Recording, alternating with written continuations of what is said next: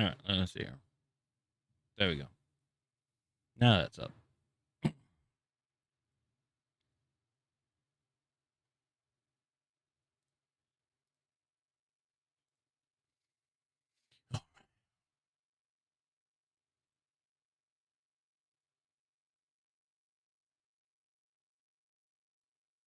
There's so much I gotta click through. Oh, so here's the thing. Okay, YouTube has still, um, like they can't delete my thumbnail. Let me put it that way for just simple. For simple terms, I can't delete my thumbnails for YouTube. It's dumb. So what I am doing. Oh shit. Yeah. So what I'm doing basically is I gotta go in, like, I tagged them in it, and I said, hey, I can't delete my thumbnail. It's very annoying. I like having the auto generated ones. It's a lot better. They were like, oh, well, what we could do is we could let's see here.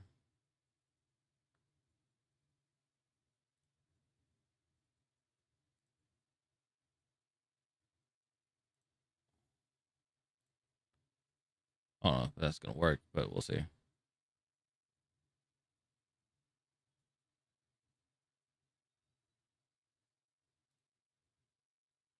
All right.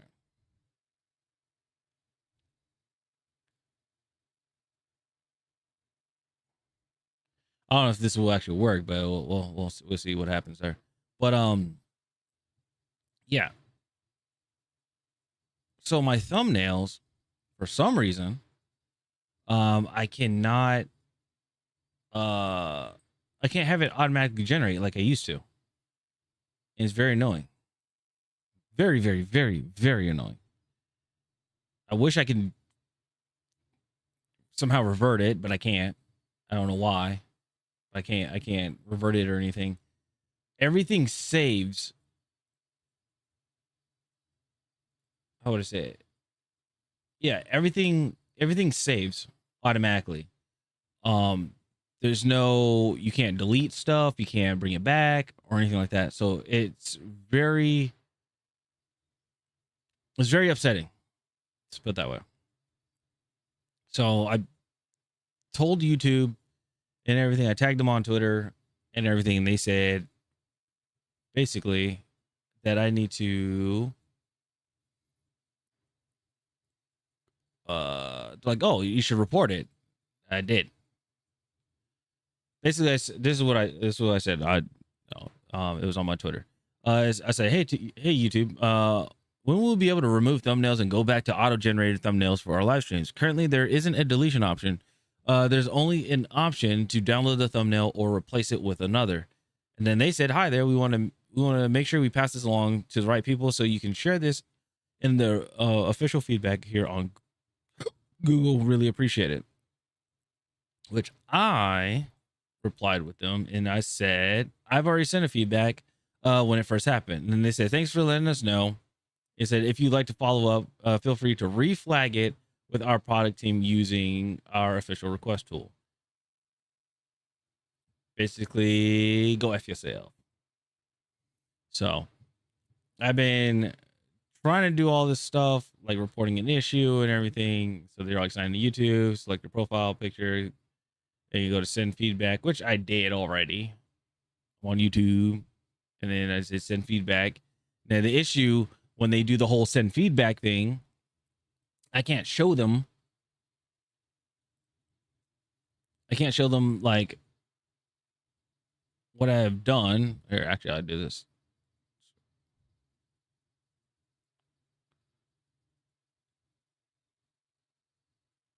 Cancel. There you go. Now, there we go.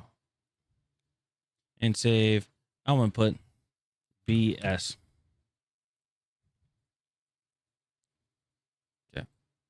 Yep. Okay, saved. All right. Because it's very annoying. Here, let me do this. So I'm gonna do it again. I'm gonna send the feedback. All right. Screen captured. Nope.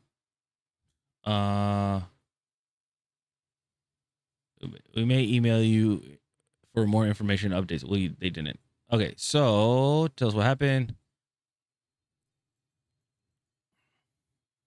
on the live tab in YouTube Studio. If you accidentally add a thumbnail, you cannot delete it. You cannot delete it and go back to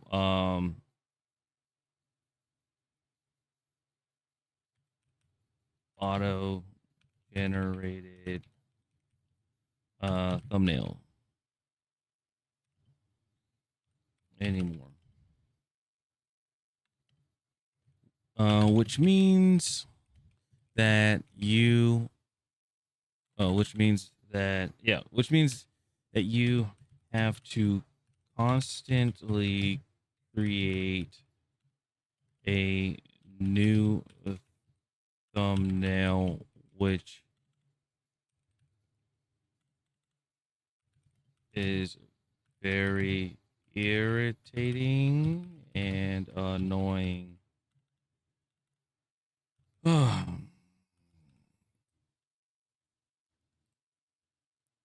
And I like how they say to better like a screenshot, send us a screenshot to better understand it, but you can't, because when you say send screenshot, when you click the button,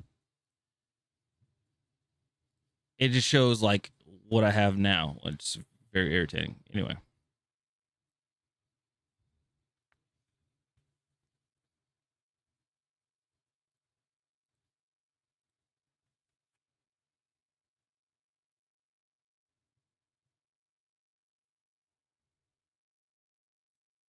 Yeah. So basically, every time when I go live on YouTube and you guys are going to see the thumbnail, literally, you guys are just going to see the same exact picture over and over and over until they fix it. It sucks, but it is what it is. Anywho,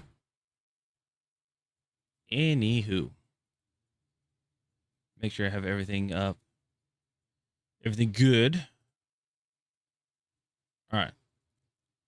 So we got some stuff. Yeah, read. We got some stuff. We got 1, 2, 3. We got 3 videos, and then Battlefield 6 came out with some update notes. So this is gonna be interesting. But first, let's go ahead and let's see what's going on with High Guard. Remember how we went over a little bit yesterday with a little bit yesterday with High Guard. Before that, let me throw myself into just chatting because it's going to be a bit. I don't want people people being upset that I'm sitting in Battlefield 6 while watching these reacting to these videos and stuff. Okay. TikTok will be up later when we start doing the article read for the update, because don't want them to get flagged. Like TikTok is a different thing, you know. You don't want to get flagged or anything. So, all right. So we got Mr. Young Yeah again. If you guys haven't checked this guy's video out, this man's channel is amazing. You gotta check his channel out, Mr. Young Yeah. Okay. This is about High Guard. It says High Guard dev publicly blames gamers for games failures and goes very poorly. So people pretty much are, they're trying to say, oh, it's the gamers' fault. It's all their fault, and pretty much everybody else is like, no, it's not our fault. It's not our fault. It's your fault. because you put out something that wasn't good. So let's go ahead and let's check this out. All right. Go ahead, pause this. And here we go.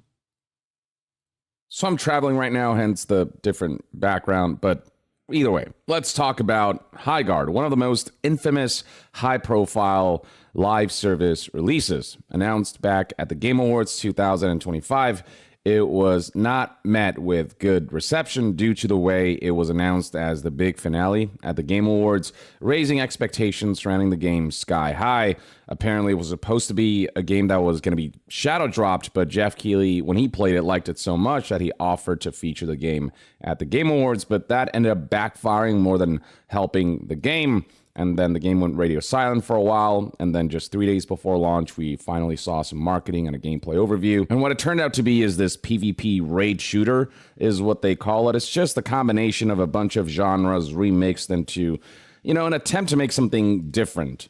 But the end result was that the game was ultimately met with mixed reception, 44% as of the recording of this video. Now, a lot of people did show up at launch due to the general interest surrounding how this game would fare, peaking at over 97,000 players at launch. But that player number very quickly plummeted, losing over 80% in 24 hours and much more throughout the course of the following days and weeks, to the point now where we're seeing 24-hour peaks of just like 2,600 players, which is not good enough to support this free-to-play live service. Now, I'd highly recommend watching this video right here that I published not too long ago. HighGuard is already as good as dead, highlighting the most recent development, which was that most developers at HighGuard's development studio, Wildlight, got laid off. This is something that developers confirmed via LinkedIn posts when layoffs happened.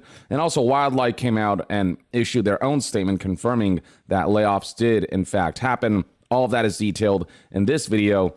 And Wildlight did emphasize that they still have like a core team who are dedicated to supporting the game, but it just feels like they're ultimately just going to maintain the game rather than make this a full-fledged live service with tons of new content in the coming days, weeks, and months. It feels like this is the beginning of the end for HighGuard. As a free-to-play title with not a whole lot of players, it's just not going to make the money that it needs to make supporting the live service and, the recurring costs involved in maintaining a live service. And Wildlight had a lot riding on this. They're an indie studio who aimed high with this live service, but ultimately, despite coming from developers who worked on Titanfall and Apex Legends, the game ultimately couldn't stand out from the oversaturated market of live services. It wasn't exceptional enough to convince people to play HighGuard over all the other games that are out there right now. While the game hasn't been shut down yet, I feel like that's just kind of inevitable at this point. And how that will impact Wildlight remains to be seen, but I can't imagine Wildlight will be in a good financial position after failing to execute on HighGuard and make it a profitable business venture. Now, amidst all of this, one of the former developers at Wildlight, Josh Sobel, published the following article on Twitter titled "Reflecting on Shipping My First Game, HighGuard." When he worked at Wildlight, Josh Sobel was a tech artist and a rigger, and in this post right here, he expresses his discontent at the way everything played out, blaming gamer culture, blaming content creators, and the way they bashed on the game, expressing his belief that HighGuard ultimately wasn't given a chance. And as you'd expect, it's a statement that is ultimately not going down well, with a lot of people spotlighting this as just like an inability to truly reflect on. Now, hold on. I wouldn't say that you can't blame this time that you can't blame content creators and stuff. Because the thing is, you didn't have a beta, you didn't have an alpha. Once it was announced at the Game Awards, you guys went radio silent, so we didn't hear anything else about it until I think a week before the game came out, or like a few days before the game came out. So there was nothing to actually look at, nothing to look forward to or look at. The only thing that we can reference off of is the trailer that they had. So can't really blame content creators and gamers over it because, well, first of all, if you're a studio and you're blaming your gamers, if you're blaming the gamers, which are your consumers, of your game not doing well,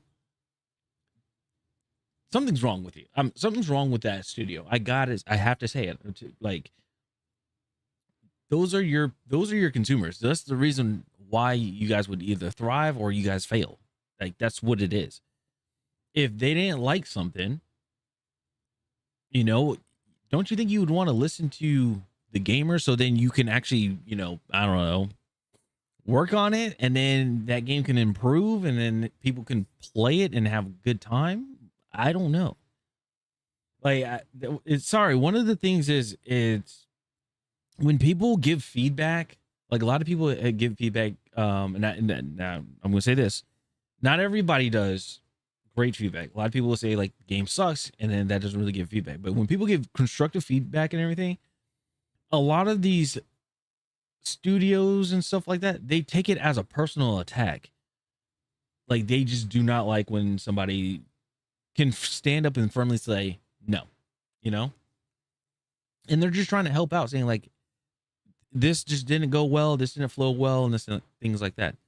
It's with any game, even big titles, smaller titles.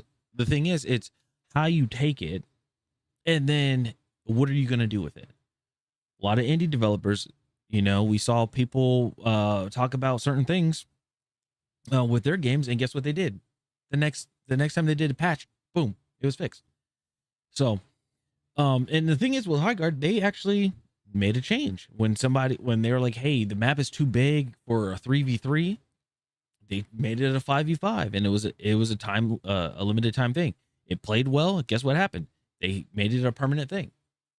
The issue was, again, it wasn't enough people playing it. They just weren't that interested.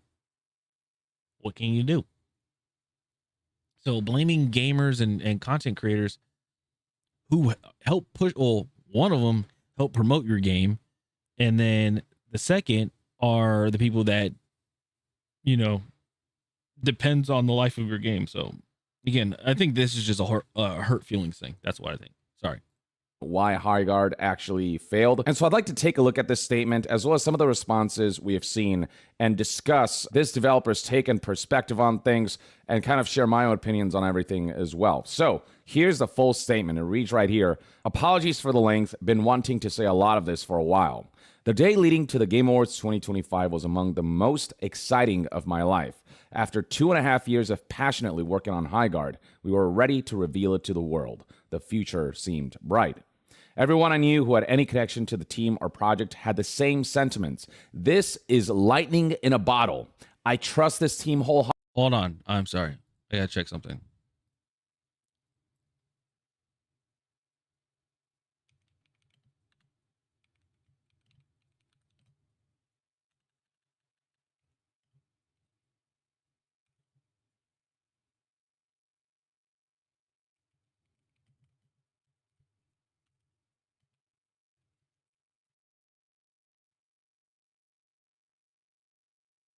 Okay.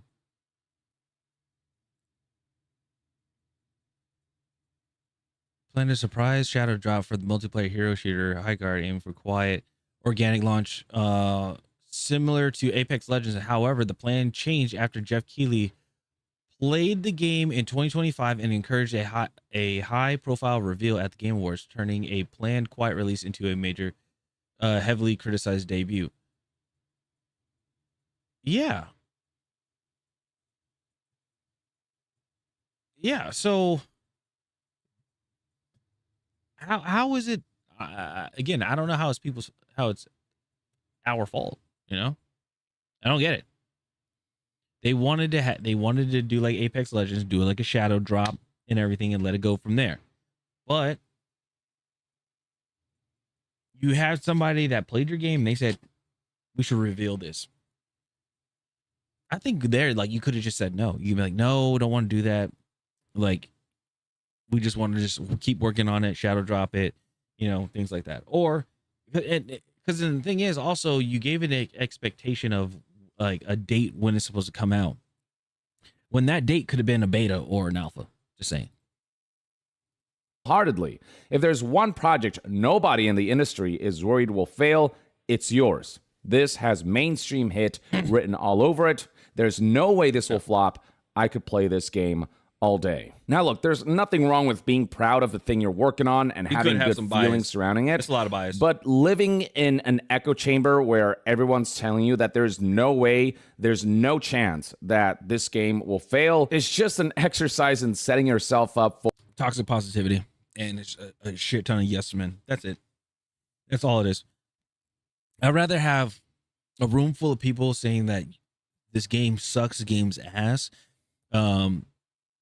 This is actually a bad game design, or like we need to set this game, or we need to set this game back. Then people will say, then a room full of people saying this game is awesome. I like this game. People are gonna love this. Yada yada yada. for potential disappointment, because the truth of the matter is that you never know what projects will succeed and what projects will fail, especially if you're in it, especially when you're part of the team making the project. It's hard to see from the outside in. You can only see from the inside out. You can say you believe you have a pretty good product here, but to try to predict that there is no way something will fail can be construed as potential arrogance, especially for a live service game that has a massive mountain to overcome because of how competitive this particular landscape is. When you're working on such a high-stake project like Highguard that will define the fate of your brand new indie studio.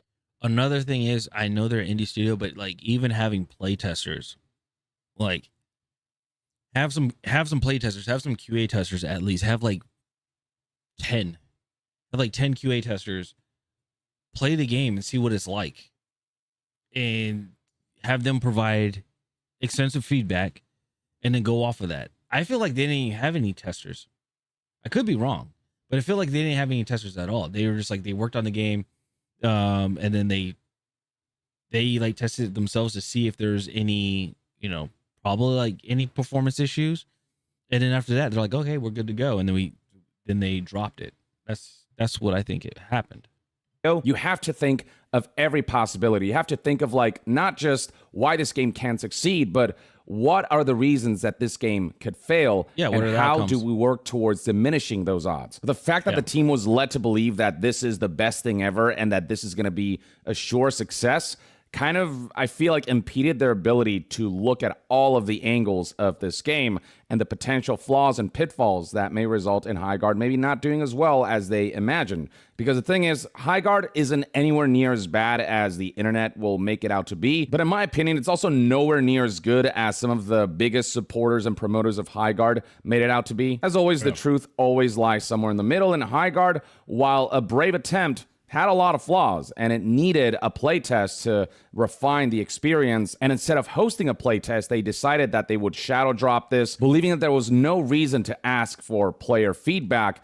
And all of that stems, I think, from this echo chamber of being told that there's no way this game will flop, that it's pretty much as good as it gets at launch. That, I think, ultimately contributed to the downfall of the game. I think they got a little too cocky in the quality of the title and the tuning that it didn't have and that it needed in order for it to hit harder at launch than it ultimately did. The statement continues, the internal pre-reveal feedback, even from unbiased sources, was quite positive. And where it was negative, it was constructive and often actionable. People who play the game, including us, had a blast, and since we were an independent, self-published studio built with royalties in mind, many of us were hoping this could finally be the thing that broke the middle. Wait, hold on. I gotta see that again. Hold on. So internal pre-reveal feedback. So within the studio, even from unbiased sources, which are who, was quite positive, and where it was negative, it was constructive and often actionable. Did it make the change though?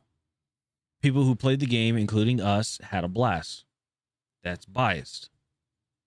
And since we were an independent, self-published studio built with royalties in mind, from the makers of, basically from people from Respawn, that's what it is, because they kept saying from the makers of Apex Legends and Titanfall, which is Respawn Entertainment. Many of us were hoping this could finally be the thing that broke the millennial financial curse. The thing is, it's just there wasn't anything unique about the game. That's the issue. there was a lot of, again, they say that they're like, oh, it's unbiased, but then there's some biasness in there because they were like, well, the people that worked on the game, they had a blast with it. They're saying it was amazing. I feel like there's some people there that were like, no, because there is no matter what game, there are some people that have a little bit of pushback because they're like, I don't know, this game could be a little better, or like something could be changed on it. There's always one. Millennial financial curse. So they did internal play tests and the feedback was positive. And that's nice and all, but trust, like I've seen many stories of live services or just games in general whose internal feedback was really positive, and then when it hit the masses, the feedback turned out to be harsher than expected. And that's because when you release your game, you have a significantly bigger audience base to really tell you the full range of feedback. The sample size is much bigger, so you just get more accurate results versus doing internal tests where your sample size is ultimately limited. This is not the first time that a developer was taken aback by the disparity between what the internal feedback said versus what the masses said about the game. While internal feedback can be a good indicator, it cannot be the sole relying factor when it comes to determining the fate of a game at launch. You can't just fully trust that because the sample size just isn't going to be realistic to what it's going to be when the game launches. The statement continues, but then the trailer came out and it was all downhill from there. Content creators love to point out the bias in folks who give positive previews after being flown out for an event, but ignore the fact that when they're negative... Basically what happened was somebody, I think it was Kata. Kata posted a tweet. Guys do not know, Kata is a YouTuber that talks about video games and the gaming industry and things like that as well. He talked about how a lot of the creators flew out, they got flown out to LA to play test or to play High Guard early, and he was like, people got paid to go out there, or they got flown out there, and they did all this stuff for them in exchange to say good things about the game. Like, that's what they said. That's what happened. Negative leaning content gets 10 times the engagement of the positive. They've got just as much incentive to lean into a disingenuous direction, whether consciously or not. So now the insinuation is that anyone who did negative coverage of High Guard were biased and did it just for the views. But the thing is, like, positive coverage, especially for games that are incredibly impactful, also gain tons of views. True. And a lot of content creators are happy to hype up something that they truly find exceptional. But High Guard just wasn't that. It's not what people wanted out of the developers of, Titanfall. I think the way High Guard was marketed was a massive misstep. Not only was it the big finale at the Game Awards where expectations are sky high, but the big selling point for the game was made by developers of Titanfall and Apex Legends. Yep. And you use those brands to try to boost the perception surrounding your game, except when you come out... Basically, they set the bar really high. So they had this game had to blow people out the water, but it didn't. It's just unfortunate. That's how it is. Let's just say, for example, Battlefield 6, right? If Battlefield 6 wasn't called Battlefield 6, if it was just if it was an indie studio that made this game, it would have a good amount of players. I'm not sure if it would sustain, like, just the way how the state of it is in, but it'd have a decent amount of players.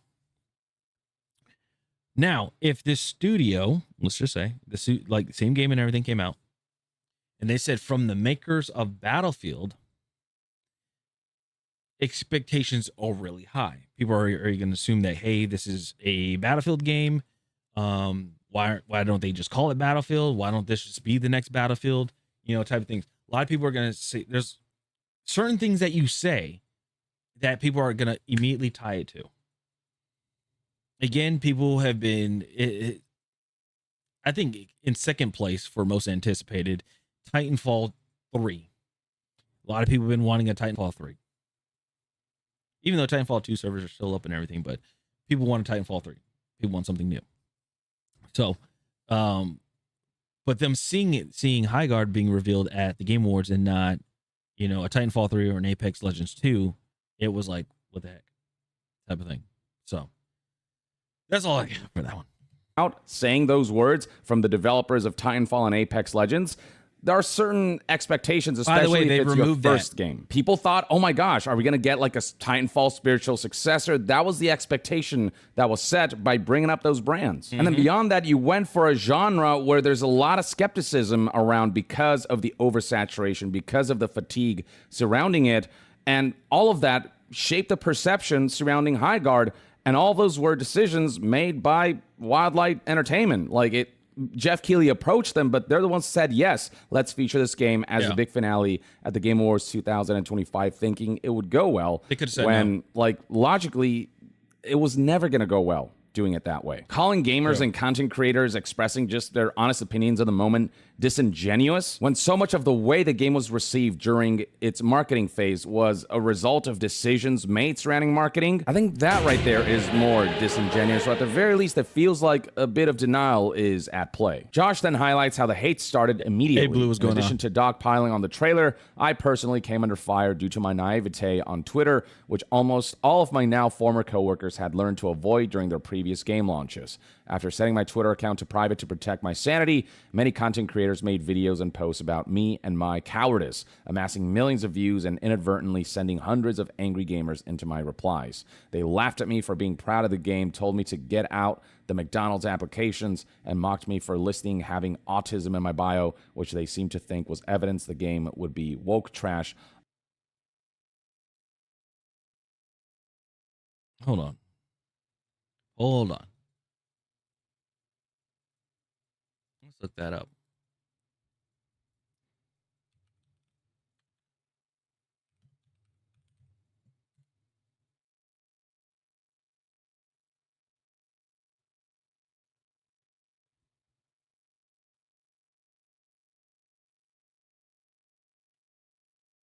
Okay. Let me see.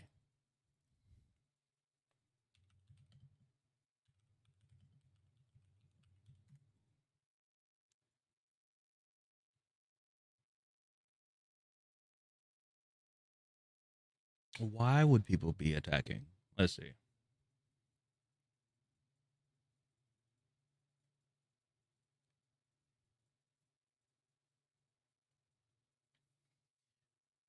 Okay, so I pulled up their LinkedIn. Nothing wrong. Okay. And that Imaginary Studios, okay, senior tech artist.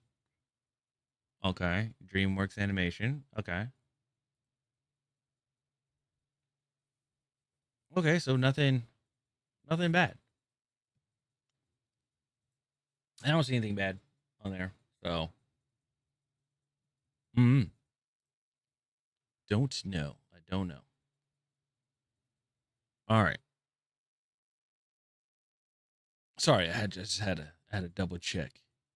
Had to double check and take a look at it. I was like, that doesn't make sense. What I was looking at, what I was looking for to see if, because I know a few people from Concord came over to work on this game. All of this was very emotionally taxing. Now, that's one area where I think Josh has every right to vent about. I think harassment of any one individual, especially when it's a developer who had no say in the decision-making surrounding Wildlight, a developer who was just doing their job, I don't think that's acceptable. That is not constructive. It doesn't help anyone to go around insulting people instead of providing constructive feedback, dishing out insults and sending threats. Well, and I agree with that. Another thing is, because QA testers get the same thing too. I'm sorry, because I've experienced it. If you're a QA tester for any game, you're gonna receive, you'll receive feedback and everything like that. But then again, it's true. We don't have a say. It's like one or two people that actually have a say when it comes to things getting fixed, things being added, things being removed, things like that. We can have a game can have 1 million QA testers, and we can all provide the same feedback, say like word for word or along the lines. We can provide that feedback. They could still say no and just not fix it or not make that change. That's how it is. And that's why it sucks when studios close, because of people that say yes or no. They still have a job making six figures and higher, while the people that were being honest, making feedback, doing constructive feedback and everything, and providing the feedback, we get laid off because they can't take a pay cut. Threats to developers, especially to those who are not directly responsible for how And that's why the game aspects of industry is so turned fucked. out. That's always something that I've always disapproved of, and I think Josh did not deserve that, no matter what. Nor did any member of the Wildlight Entertainment team. Like, to me, that's just unreasonable and garbage levels of discourse. Josh proceeds to say that there is much constructive criticism that can be and has been said about Highguard's trailer, marketing, and launch, but I don't think it's my place to commentate on that. I also don't think there's any way to know whether the launch would have fared better or worse without the massive spotlight that was thrown onto us in response to the Game Awards trailer placement. But we never got that chance. Honestly, I also can't say for sure if the game would have fared better if it had just shadow dropped instead of being, the big finale of the Game Awards and this game that Jeff Keighley holds. I think it would. I think it would have. I think it would have done better as a shadow drop, because they wouldn't have that. They wouldn't have that many eyes on there. There wouldn't be super high expectations. The bar wouldn't be created so damn high, especially being an indie studio, because of that the makers of, from the creators of Apex Legends and Titanfalls. Again, that is the big takeaway, is having that bar set so high because those games are so good. That's the issue.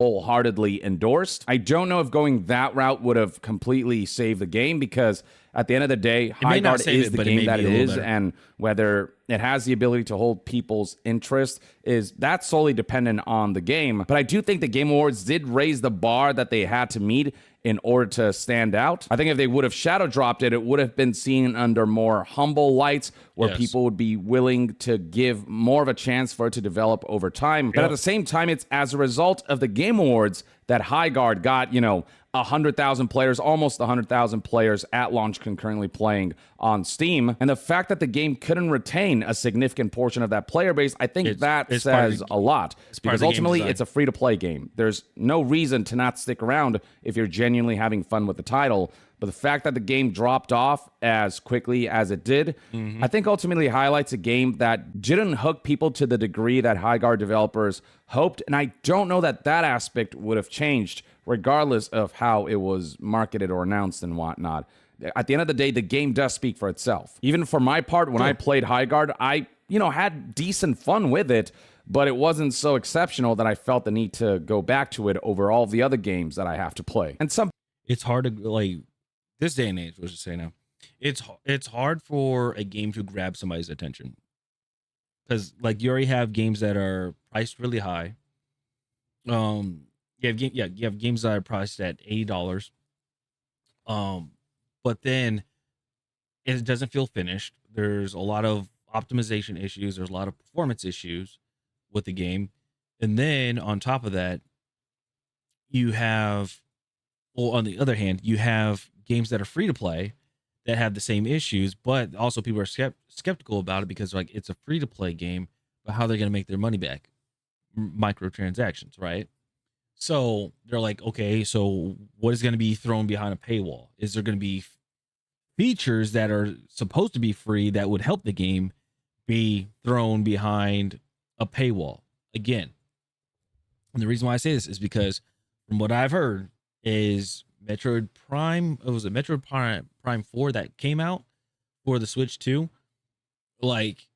There's a part in the game where you're like Samus and you're riding on a bike or something like that, across an open world, and it's supposed to be it's supposed to be very cinematic, it's supposed to be music playing and stuff like that.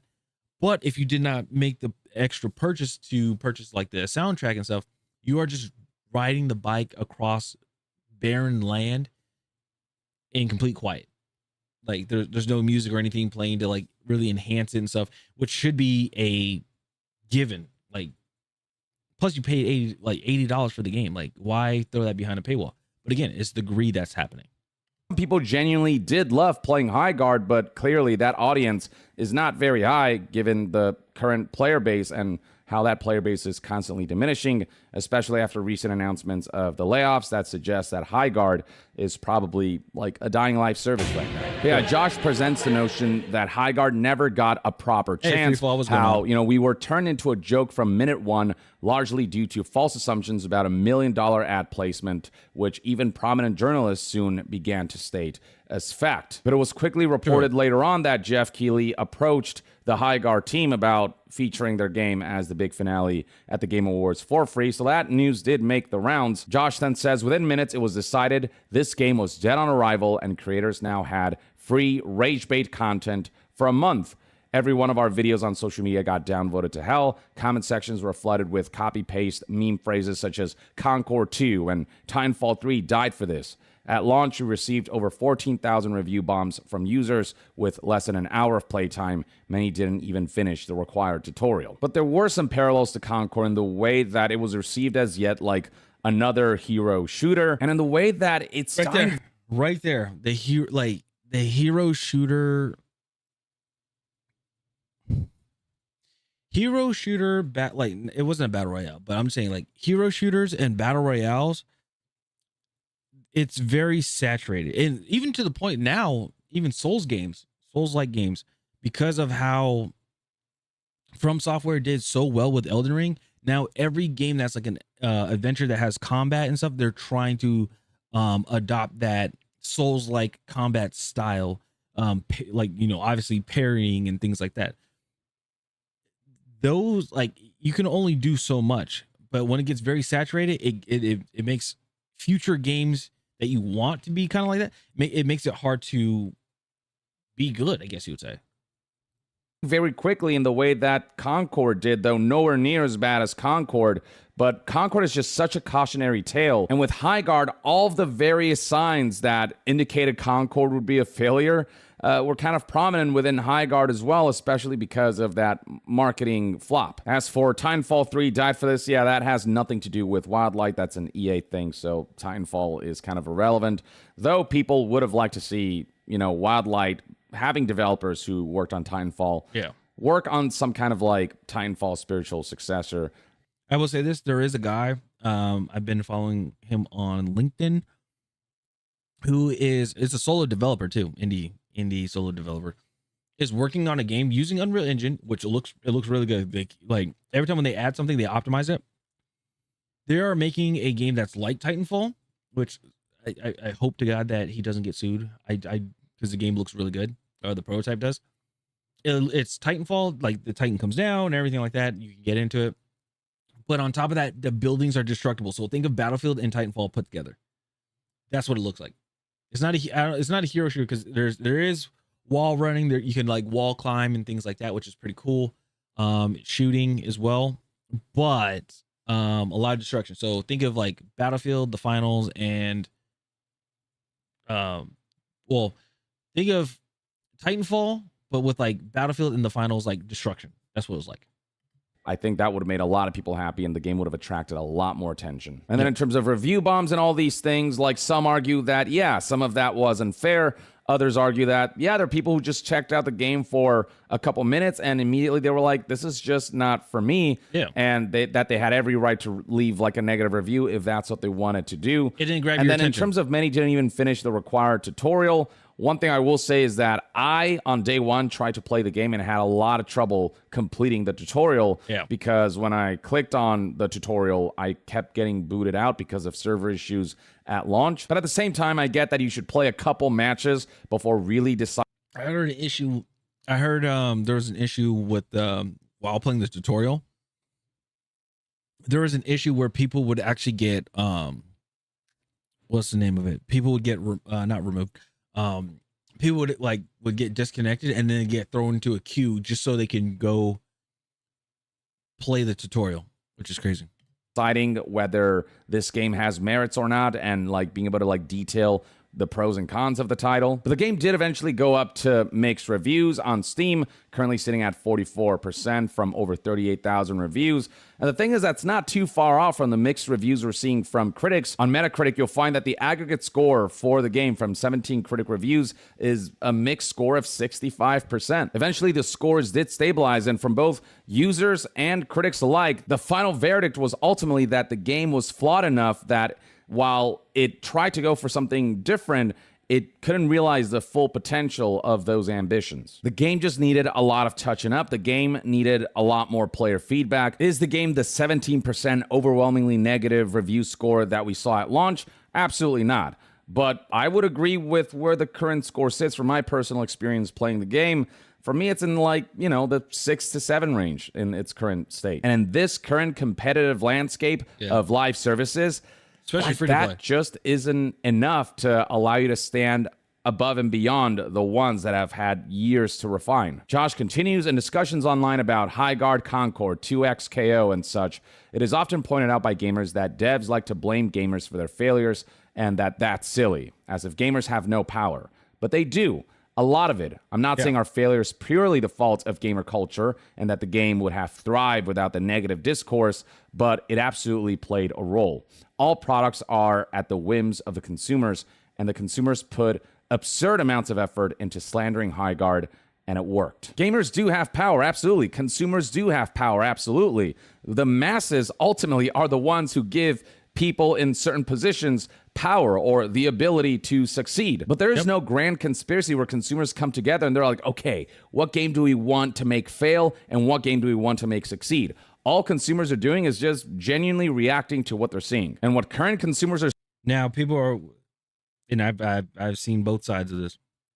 People were saying, like, for an example, Xify, people were like thinking that there's a group of people that are conspiring to say, hey, Xify sucks, let's just review bomb Xify, so then Call of Duty can still be on top and things like that.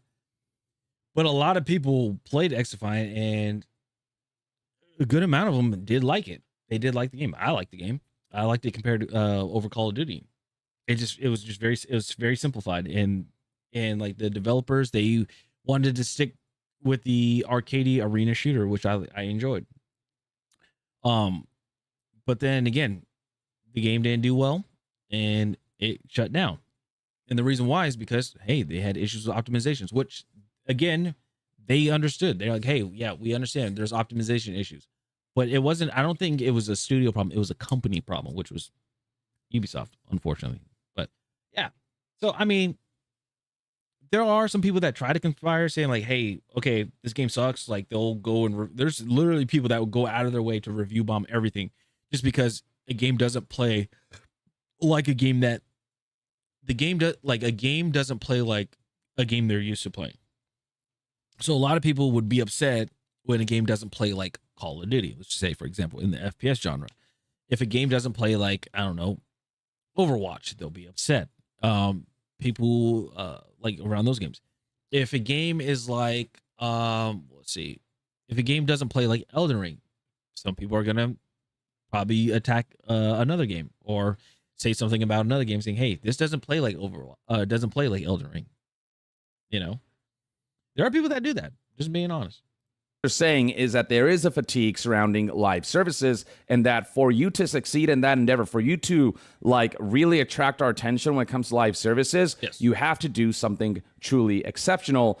And Highguard just wasn't that. Also, consumers don't collectively owe you success. You have to earn that. And Highguard tried its best, and I appreciate its effort and what it strived for, but it didn't quite pull it off. It's as simple as that. And it tackled a genre that's incredibly difficult to succeed in and where there's a lot of fatigue around. Even if Highguard tried something new, it didn't push the boundaries to the level that Wildlight thinks the game did. And coming from developers of Titanfall and Apex Legends, again, I think they could have leaned into that for their first game, particularly where Titanfall is concerned, given the demand for a game like that, and given that Titanfall as a series currently, like, it's been hibernating. So it was like the perfect time to make a Titanfall spiritual successor. That would have been the better strategy. Whereas with something like Highguard, you took a tremendous risk, a tremendous bet in tackling a game like this, and unfortunately, it just didn't pay off. Ultimately, that's what it comes down to. Josh then says that many of Wildlight's former developers will now be forced to assimilate back into the actual corporate industry many gamers accuse Wildlight of being a part of. Now, every time someone thinks about leaving the golden handcuffs behind in favor of making a new multiplayer game the indie way, they'll say, but remember how gamers didn't even give Wildlight a chance. Soon, if this pattern continues, all of that will be left our corporations, at least in the multiplayer space. Innovation is on life support. So Josh emphasizes here that Wildlight is an independent studio and that this format is better than the current AAA publishers format where, corporate heads make decisions that are detrimental to the potential and the creative autonomy of a game. I do agree with that, but just because you're indie doesn't mean that people have to automatically support you or automatically make you a success or automatically just give you praises. Like what they're doing is because they're looking at Expedition 33, they're looking at Silk Song, they're looking at Mega Bonk, Balatro, like all these indie, a lot of them solo devs too. They're looking at them and like, oh, because they're indie, they were very successful. No, it's because they have the creative control, and they listen to their community. They listen to their players. They listen to the target audience that they were making the game for, and they catered it towards them. That's what it was. But for them, they were like, I think they went in assuming that because we're indie, we're going to be successful. I think that's what it is. They didn't take into account that they could fail. It's a similar, like an easy thing to, I guess to, how would I paraphrase this? It's like, comparing, I'm sorry. It's like being a streamer, right? During 2020, especially 2020 during COVID, a lot of people, saw live streamers making millions of dollars. You had Ninja making like multi-million dollars, Shroud making multi-million dollars, Pokemon making multi-million dollars, Nick Merckx making millions of dollars, and things like that, right? People racking in all this money, and everything because there's like, all right, I'm just gonna play video game. I'm just gonna play video games. I'm gonna do this. I'm gonna do that. And a whole bunch of people are just gonna come in. I'm gonna make partner. I'm gonna make this many subs and things like that, right? That's what the mindset they were going into. A lot of people from 2022 to now, I believe, a lot of people left. A lot of people stopped streaming. A lot of people quit streaming because they weren't making that much money. They weren't making the money that they thought they would make. Again, it's not for everybody. It all depends what you do. Like, and also that's another thing when that comes into streaming is, are you doing it for the love of the game or are you doing it for the money? A lot of people just did it because they thought they could make a quick, a quick stacking of money to pretty much, be successful, like and live off of. But it doesn't work that way. So there's that. Like even indie games are bound to the same standards and criticisms as all other video games. Yep. Ultimately, it's about like, am I having fun with this game? Is it addictive? Do I want to keep coming back to it? Yep. Obviously, some things are more forgivable when you're an indie studio, but Wildlight, despite being indie, pursued a venture that is often reserved for AAA, a live service that has a lot of costs associated with it that is an incredibly high risk. The fact that mass layoffs happened just 2.5 weeks after launch, after player numbers plummeted, like that says everything about how risky a live service is, and that's what Wildlight decided to go for their first game. On one hand, if they succeeded, they would have made tons of money from the get-go, and Dylan, they would have been set up for the it. long-term future. But the alternative is that the live service fails in the case of Highguard, which it did. Yeah. And like it just leads to Wildlight as a studio collapsing. And that's what's happening right now. And this notion that gamers didn't even give Wildlight a chance. Yes, they did. Highguard kicked things off with almost 100,000 concurrent players on Steam. That's a huge number. Like, that's a great launch. The real issue was that players who checked out the game ultimately weren't compelled enough by it to stay. That's the real story here. It's not that the slander influenced everyone It's the to retention. like It's the player drop the retention game. that was missing. Because ultimately, if a game is fun, people will stick around. True. Not everyone engages with social media online. Oftentimes, the general masses will make their own conclusions and decisions about a game based on their own experiences. And in this scenario, most people quickly left the game after checking it out. Because Highguard does have a steeper learning curve, and it's like multi-phase gameplay design has some flaws to it, especially that initial looting. Sorry. That very interesting pause right here. But yeah, this is like game design 101. When you're building a game, you can have a game like you can have a game that's very terrible. You can have a game out the door, 1 million people play it. It will look highly successful, but what it is, it's the player retention. It is the retention that or the mechanics. Basically, it's the game mechanics and the features that determine the retention of the or that determine the player retention. That's what I mean to say. If you have a pretty good player retention, you will keep those numbers. You'll keep somewhat of those numbers. You'll still lose people. Obviously, you'll still lose players. But if a game that comes off as 1 million players playing right out the door, you'll drop down to a few 100,000, which is fine. Now dropping down to 100,000, that's really crazy from 1 million. But like if you're like at 600,000, 500,000, you lose half the player base. That's where you're like, okay, we need to do a little more on the retention or on content. It all depends based off the feedback. They had 100,000 people out the door, but it rapidly started going down to the point where in 24 hours or 48 hours, 90% of the player base dropped. That was a problem. That's a problem. That's a retention problem. What was the retention problem? It was the 3v3. The map was big. That it was a 3v3. They tried to make a change to it, doing the 5v5. Yeah, exactly. It's a massive drop. Yeah. So it was the 3v3, and they're like, hey, we need to do a 5v5, or we need to have more players. They made a 5v5. But when they did that update, it wasn't enough. So what else is the player retention? Like, what else is an issue? A lot of people said it was performance. A lot of people said that there was just flaws with the design of the game. So again, that affected player retention. That's your issue. So what else is he going to say? Let me back up real quick because I kind of paused when he was saying stuff. So here we go. Experiences, and in this scenario, most people quickly left the game after checking it out. Because Highguard does have a steeper learning curve, and it's like multi-phase gameplay design has some flaws to it, especially that initial looting phase and the capture the flag segment. I didn't find that part to be all that compelling, whereas like when you start raiding a base, that's when things kick up a notch. But overall, the way the game flowed didn't. Okay, so he said looting, capture the flag, and then like base raiding, like raiding a base. Okay, those are 3 huge separate things. Like, it's like having basically 3 modes into one.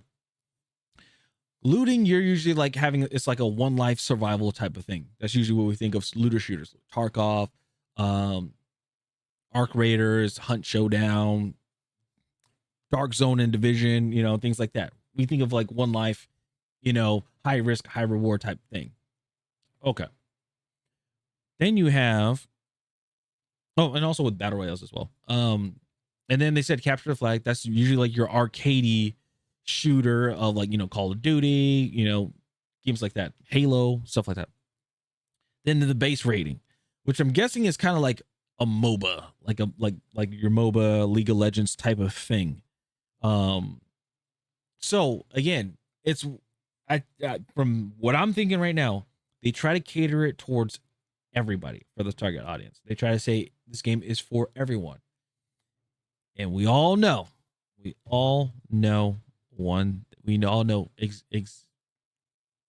We all know this. Let me go ahead and show it.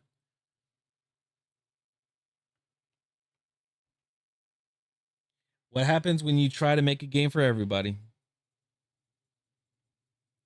A game for everyone is a game for no one. And if you guys are trying to figure out where this is from Arrowhead Studios. This is what they put. This is what they said. They said this, and I was like, exactly. This is why we have a target audience. This is why developers have target audiences. Because if you try to do this, your game will fail automatically. It will automatically fail. Didn't feel quite right, though. It was 3v3. Didn't feel quite right, though. That was quickly addressed with the 5v5 patch, which was nice. But it didn't start out with that mode. It wasn't enough. And that immediately put a damper on people's interest in the game. So it was a lot of aspects of the game design, really, that dissuaded people from staying with the game, and less to do with like what could have been better. I could be wrong. But Haggard, if you guys, or Wildlife, if you guys ever see this, what you guys probably could have done, it would have been more of a, you had to do an additional level design. But if you guys wanted to stick with the 3v3, do 14, do a 3v3 v3v3, right? So basically total of 12 people in the game, and if it's and basically have 4 bases, have 4 bases. So it's 4 teams of 3 going at each other. Or if you want to upgrade it to the 5, have 5 teams, or sorry, not 5, but have 4 teams of 5. And it's whoever can go against the, like, you know, whoever can capture the objective or whatever, the artifact, and then raid the base, raid a person's base and destroy their base first, wins. Then it's just pure chaos. Thoughts, guys? Anybody? Thoughts? Chat? I think that would be more, because it's just very chaotic. Like the initial quote-unquote slander surrounding it. But yeah, gamers did give Wildlight a chance, and they will give other interesting-looking multiplayer games, even from indie developers, a chance, but they will express their honest opinions based on what's presented to them and how it's presented to them. And yeah, even indies have to like step it up when it comes to making a live service. They can't just make your box standard live service if they want to succeed. Indies are not competing separately from AAA games. As an indie game, you still have to be exceptional, especially if you're doing like another hero shooter style experience, because there's so many other experiences that are similar to it that are kind of the standards, the go-tos for that genre. And if you can't surpass those from the outset or show the potential of surpassing them, then you're dead in the water. That's live service for you. The statement closes off with, even if Highguard had a rocky launch, our independent, self-published, dev-led studio full of passionate people just trying to make a fun game with zero AI and zero corporate oversight deserve better than this. We deserve the bare minimum of not having our downfall be gleefully manifested. I do agree that it sucks that some people find joy in the downfall of a game or studio that's a given. Or of individual developers. Like, I want every single game to succeed. That's my hope. I did want Highguard to be good. I did want it to punch above its weight. I did hope that at the end of the day, it lived up to that Game Awards hype, but it didn't. And while, yes, this is an indie studio, yes, the developers were passionate, yes, they genuinely tried to make a fun game, they didn't use AI, there was zero corporate oversight, all those things are admirable, but having those things doesn't mean you deserve success or that you're owed success by the consumers. At the end of the day, consumers care about the end product, and Highguard being, yes, free to play, but monetizing heavily through microtransactions and the progression system being tied to you having to recurrently spend money, like you had a certain responsibility for your product to live up to a certain standard. And for consumers who are inundated with live services, Highguard specifically just didn't quite do that, so they naturally just moved on. That's what happened. And that's kind of where the statement ends. The rest of it is just giving thanks to certain people. But yeah, the responses are not being kind to the statement. You can see right here from the 2.1 million views that it got compared to its low 2.1 thousand likes, and the significant amount. And Madam Savvy said it best. Yeah, thank you for admitting toxic positivity is indeed a killer. Truth is, you guys were high on your own farts. People pooped on it because it was bad. It was generic. it looks like you outsourced everything to people who just buy assets. People are giving you quote unquote positive. I'm not Out sure of responses exactly here, what you said. 1.7 thousand responses, But yeah. that this post is being ratioed pretty heavily. In fact, one of the top posts here with more likes than the original article reads, "Thank you for admitting toxic positivity is indeed a Oh, killer. never mind. He's Nothing gonna is read it. stopping every person who likes this tweet from playing and buying the in-app purchases. Okay, so But it isn't happening." Continues with, "You cry about negativity, but you'll never improve if app purchases." he skips himself. Hold on. All right. The people giving you positive encouragement lied. None of them bought skins, and nothing is stopping them from playing. Nothing is stopping every person who likes this tweet from playing and buying the in-app purchases, but it isn't happening. So yes, back in the mill with you, because you need to be told what to do by another company, churning for the investors, to which you will eventually be laid off there again as well. It's true. He said you can cry about negativity, but you'll never improve if you don't actually ask why it happened. And you don't want to ask why it happened, because then you might cry because, God forbid, someone tells you that was made tells you what was made is unappealing.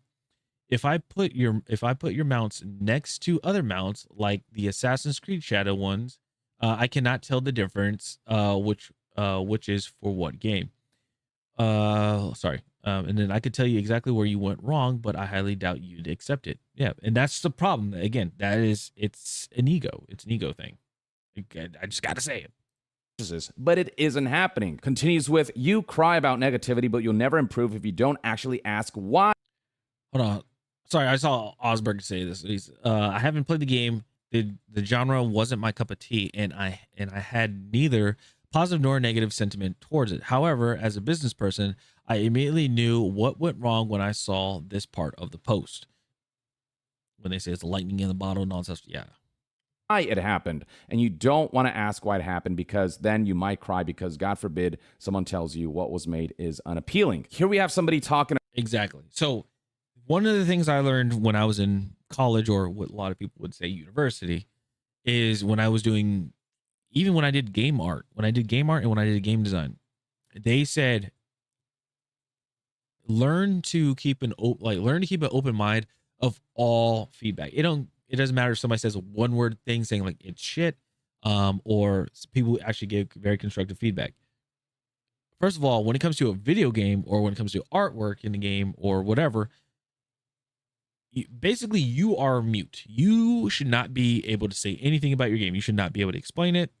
Like, the people that are consuming it should be able to interpret what you are trying to do. If it does not align, that means you need to make some changes. You need to make some adjustments. That's what I've learned when it comes to making a game or doing art assets for a game. That's simply as that. But again, when you get feedback, you need to put personal differences aside, personal feelings aside, and look at it as the consumer standpoint as well. Hey, the gameplay is boring. All you're doing is the gameplay is boring, or the map is too big for having this many players in the game. Okay, let's go back to the drawing board. What can we do that would not cost as much money that we can easily make a fix to? And then after we're done, make sure you stabilize, or make sure you optimize it to make sure that the performance holds up well. It's simple. About the echo chamber that this individual presented through all of these positive sentiments that they got from, folks that they invited to play the game, or, internal testing and whatnot. So here we have Osberg saying, "As a business person, I immediately knew what went wrong when I saw this part of the post. When you have only positive criticism and not hard truths about your games, especially a game where the market is oversaturated, you cannot rely on this type of feedback, which delivers nothing. You're asking friends, family, and close industry people whether they play this game. When you should be asking, can we get 100,000 people to switch from Apex Legends, Marvel Rivals, or Valorant to play our game? Yes. There was no validation for that feedback. No alpha, no early access, no public testing. You literally went to launch blind, believing you were immune to failure. That right there, I think, is the real story. I don't celebrate Highguard's failure. It sucks that it failed. It sucks that the developers are going through this. It sucks that Wildlight is in danger of being shut down. But I can see where things went wrong. I can see where they got a little cocky. I can see where the echo chamber kicked in and how that proved to be detrimental. You know, the fact that they were going to shadow drop this without a playtest initially before Jeff Keighley elevated it to, Game Awards finale status, to me, that's wild. To me, that's insane. This individual continues on top of all of this. You accepted the prime closing spot on the Game Awards where gamers expected a Game of the Year level announcement with a bland trailer that doesn't even show what your game actually is, followed by weeks of silence, ending that with an out-of-touch streamer event just prior to launch. In my honest opinion, this was one of the worst marketing fails in gaming. I do agree with that. I don't take joy in saying it, but it's true. The marketing was abysmal, and the mentality of there's no way for this game to fail, so we'll just launch it blind. The kettle black was a massive mistake that cost the game. This concludes with, I genuinely think that you're right about negative content farming, review bombing, and inexcusable personal attacks, but the failure of this game is not on gamers, but on you.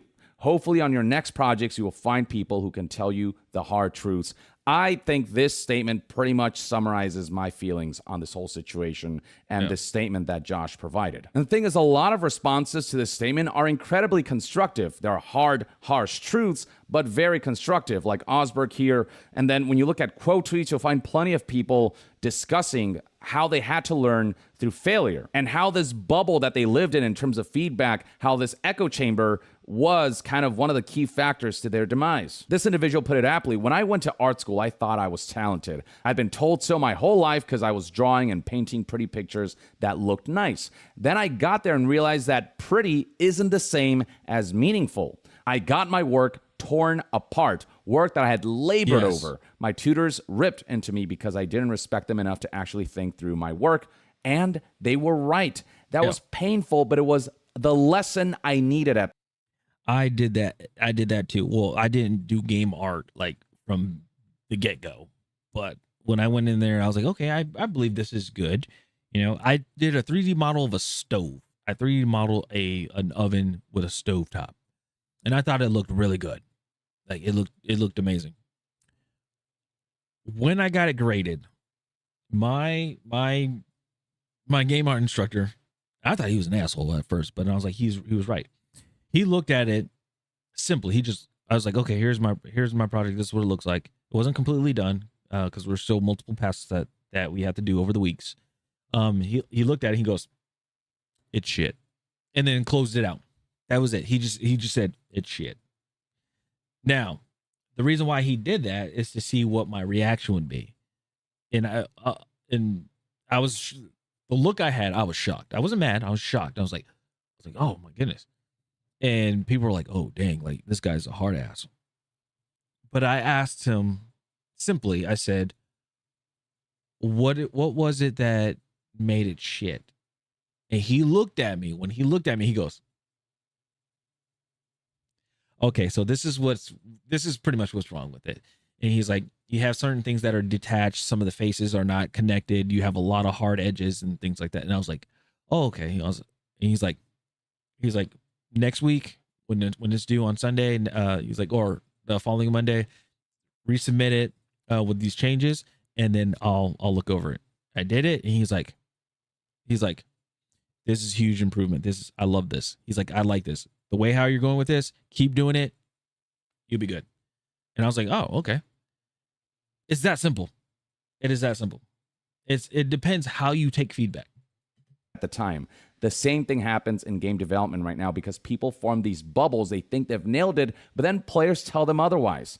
What matters is how you react then. Either retreat into defensiveness and keep making the same mistakes, or actually listen and be willing to learn. Yes. Life is short, folks. Being humbled might be uncomfortable for a while, but usually you then get to look back at some point and understand that this was the moment you started to learn something new. couldn't have put it better myself. Just because you worked really hard on something, you had every good intention, doesn't mean, again, that you're owed success. Doesn't mean that you're owed positive feedback. Doesn't mean the consumers owe you anything. Because at the end of the day, this is a transaction. At the end of the day, consumers are choosing to spend time and money on your product. And so they have every right to decide whether that product is worthy of their valuable time and their valuable money. Some people are quote tweeting Josh Sobel's statement with posts like, "This is the definition of toxic positivity," highlighting the sentiments that, people who are connected to the team or project shared when they play the game. "This is lightning in a bottle. I trust this team wholeheartedly. This has mainstream hit written all over it. There's no way this will flop. I could play this game all day. If there's one project nobody in the industry is worried it will fail, it's yours." It's wild to me that these statements were all they went on. I know it sucks to be in Josh's position. I know that he labored years over this. I know the entire team labored years on Highguard, really believing in it, being really proud of it. And I know the intentions surrounding Highguard were good. But with all said and done, you have to look at the reality of the situation. You have to look at all of the reasons that it failed, and they were many. But blaming gamers, blaming content creators who had genuine reactions to what they saw is not how you overcome this, especially for your next project. I hope there are true learnings with Highguard because, from an outside-in perspective, where I'm looking at it, there are a lot of learnings definitely to be had with how it was marketed and how the game was released. Here's another top comment responding to Josh saying, "There's no bigger mystery in game development to me than games that hundreds of people work on for years and nobody can see that they are just bad and stand no chance." Highguard is one such game, and now you have a developer still unable to believe they made a bad game. No, it's the gamer culture that killed it, and the Game Awards, and the rage-baiting YouTubers, not the boring artificial world, not the pseudo-edgy yet generic characters, not the corporal-style UI, not the tired genre. Other folks are highlighting how, despite the article saying that, this individual is reflecting on Highguard, it feels like they haven't actually reflected at all and are just blaming gamers instead of genuinely looking at what happened and what are the reasons, what are the chain of events that resulted in Highguard failing in the way that it did. But yeah, this is kind of my take on Josh Sobel's statement regarding Highguard and his attempt to blame its failure on the discourse surrounding the game instead of the choices made by Wildlight that ultimately led to this result. But that's my take. I'd love to hear what your thoughts and opinions are on why Highguard failed and Josh Sobel's statement in the comments below. And to be further updated on all things gaming news, reviews, and discussions, stay tuned right here on Young Yeah. I'll see you guys next time. Young out. All right. And that's Mr. Young Yeah there. We'll go ahead and copy this and throw it in the chat so you guys can good old Levins on that one. It was awesome. That's awesome. All right, so we got two of them. Two videos. Let's see. This one's 22 minutes long. This one is 13 minutes long. This is Enders with the State of Battlefield. This looked very interesting. It's talking about season 2. And then we also have they're finally getting what they deserve, which is basically games that are coming out. So I like him, straight to the point. Who? Which one? Which one do you like? So it all depends. Because I don't think we'll be able to do both of them. Because again, we still got to go over Battlefield with the updates, and then also yeah. Oh, the guy from the Young Yeah. Yeah, make sure to give him a like on his video. If you haven't subscribed to him, make sure to subscribe to his video too, because it's really good. Oops, but yeah, this one I'll save. You know what? Here, I'm gonna We'll save this for tomorrow. Save. Do watch later. There you go. We'll save this for tomorrow. But let's look at Enders with Battlefield 6 Season 2. Okay. So this is Enders. He's a Battlefield content creator who's been playing Battlefield for a long time. He also plays competitive on it as well. So there might be a difference of opinions and things like that of that nature. Just giving you guys a heads up on that. So, but first, let me go ahead and do this. Go ahead, go over here, do this. Okay. So, Did it go through? There it goes. Okay. All right, here we go. So this is Enders. Let's see what he has to say. I've seen some of his streams and stuff like that, but I've never seen his videos. So I want to know like what his thought is of in like hardcore, diehard Battlefield player, competitive standpoint, things like that. We'll see. All right. Hey, what's up guys? Welcome back to the channel. In today's video, we have massive news with Battlefield 6. Season 2 has just been fully revealed, including the full roadmap, and let's just say the reception so far from the community has been less than ideal. This is going to be quite a long video. Think of this video like a state of the game address. I will leave timestamps in the description. We're going to be going in depth into every single thing regarding Season 2 and the complications. Oh, wow. First of all, thank you guys so much for watching the channel. You guys have been so unbelievably supportive throughout Battlefield 6.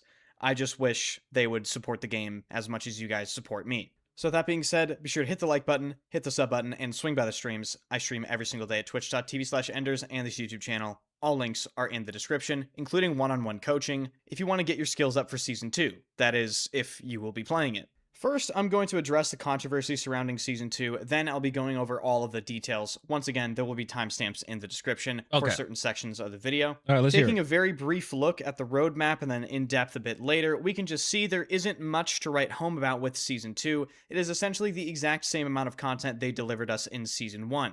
The community feels as though the amount of content is just simply not enough.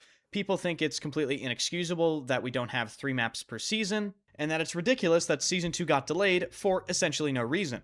I hate to say it, but this is simply what we're just going to have to deal with Battlefield live service content. They never seem to learn, and it doesn't seem like they're going to learn anytime soon because they already had 2 live service Battlefield games to learn from, and they didn't. Yeah. So I think we're just going to have to accept that the amount of content per season is not going to be increased or changed regarding Battlefield 6 unless there is some unbelievable shift in feeling from high up in the chain of command. In fact, my personal opinion is there is absolutely no way all of the studios are currently continuing to work on Battlefield 6. I'd be willing to bet they are currently working on Battlefield 7, and there is already a... Yeah, I feel like when it comes to, because like you have Motive Studios that's in Battlefield Studios. They did the campaign, and I'm not sure if you guys played the campaign, you guys probably know where I might be going with this. I don't want to spoil it. I don't want to spoil the campaign, but campaign is really questionable because there's like, we just know that they could have made the campaign better. We know.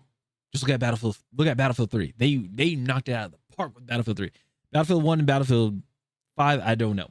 I honestly can't say anything because I haven't played them, which I have to go back and play them on Sunday Side Quest. So be sure to check that out. So yeah, like I feel like it's only 2 studios that are working on Battlefield, to be honest. A smaller skeleton crew left to work on the rest of Battlefield 6's content. Battlefield Bulletin reported that EA said they are basically up 38% year over year and that they made $3 billion largely because of Battlefield 6's sales. And to me, Battlefield 6 kind of just feels like a fairly cleverly disguised rug pull with great marketing to suck people in and very deliberate beta that used their best stuff they had at the time to sort of restore the faith within the player base so that they bought the game. Yeah. At this moment in time, my honest advice for people that are still interested in Battlefield 6 is to essentially just understand that the amount of content for this game will most likely remain disappointing for the entirety of its support, and shift your focus to worrying about whether or not these patches are truly improving Battlefield 6's gameplay and whether or not they're on the right course with the changes they are taking. He has a fair point there. He does.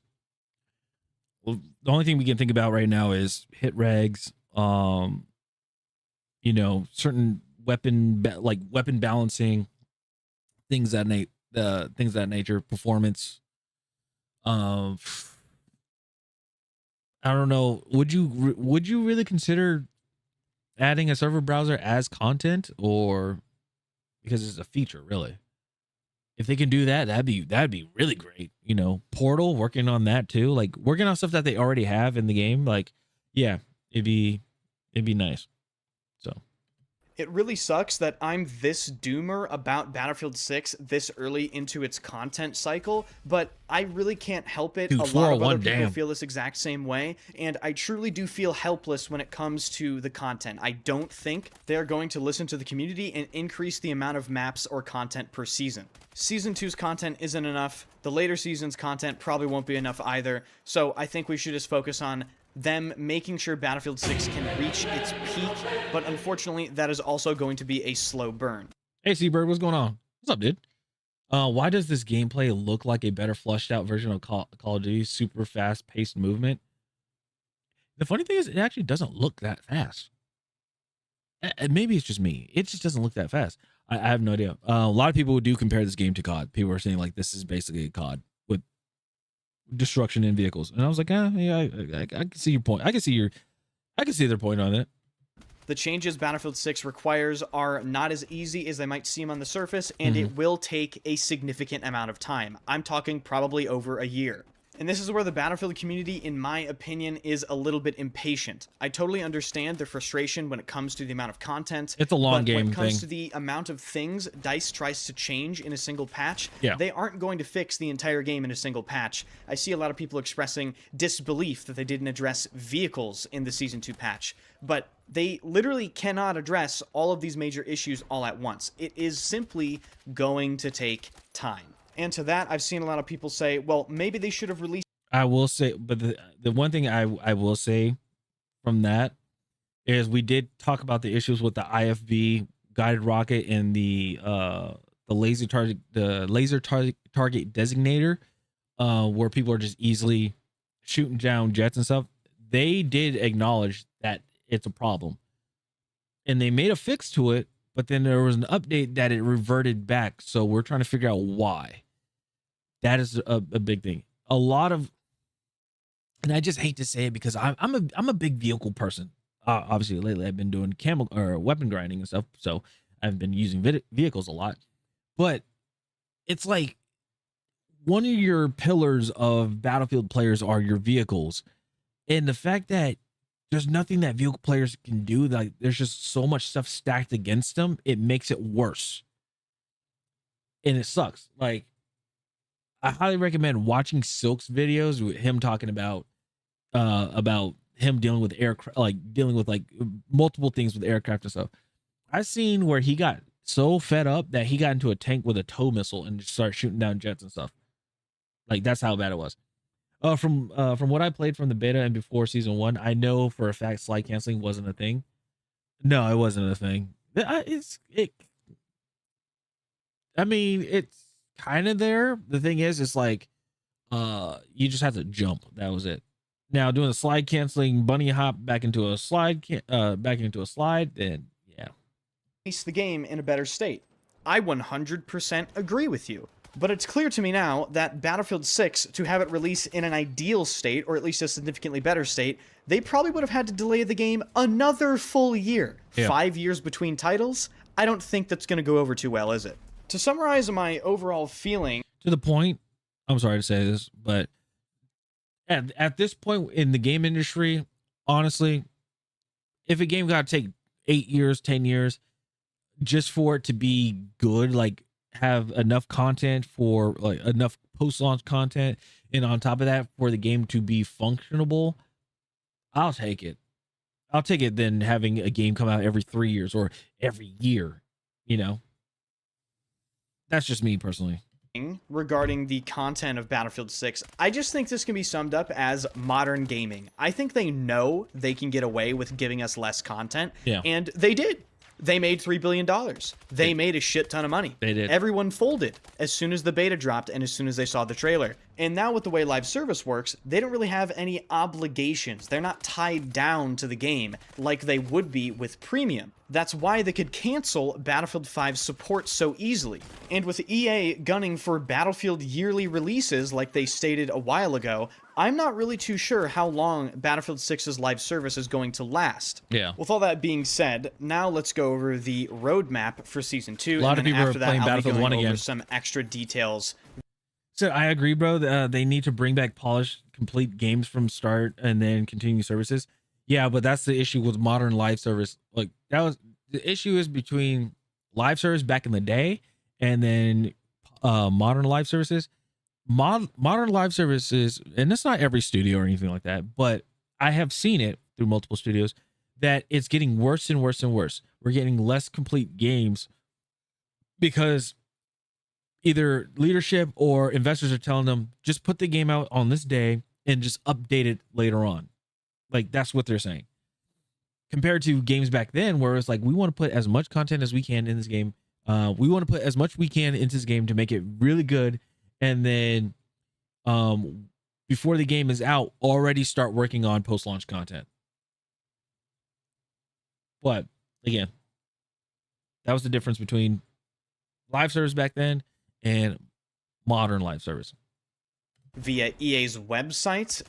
They don't post this anywhere, but there's like a gigantic article all about Season 2 that goes over details that are nowhere else. And for whatever reason, they didn't post the link to this anywhere on their official social media. And of course, the patch notes will be releasing later this week before Season 2 actually releases on February 17th. Yeah, we're taking a look check at it the out. roadmap now. The first section is called Extreme Measures. This drops with Contaminated, which is the only map we'll be getting immediately when the season releases. A limited time mode, in fact, 3 limited time modes, stretching into RedSec and multiplayer as well. The Little Bird, 3 weapons, and 2 gadgets. Judging from what I'm seeing about Contaminated and just some official screenshots they've put out, Contaminated looks to be a very interesting map. It reminds me of Monte Grappa from one of the angles, but overall it comes off to me as a very outdoorsy, hilly battlefield map, and those actually tend to be my favorite. So I'm actually highly anticipating playing on Contaminated. I do think it will be a good map. Moving over to talk about the second part of Season 2 that Temporal already data mined yesterday in a video that I covered. It's called Nightfall. It will have Hagental Base, another limited time event, a Gauntlet limited time mode, and a new RedSec point of interest with a dirt bike and 2 more new weapons. So we will be getting a total of 5 new weapons in Season 2. In terms of the map, it is very clear that this Hagental base map is going to be this game's version of Metro or Lockers. It's going to be close quarters, linear, clusterfuck, sort of meat grinder gameplay. Yeah. Then the final part of Season 2, if you even want to call it, Which I feel like is going to be shotguns and SMG galore. Or a person camping with an LMG.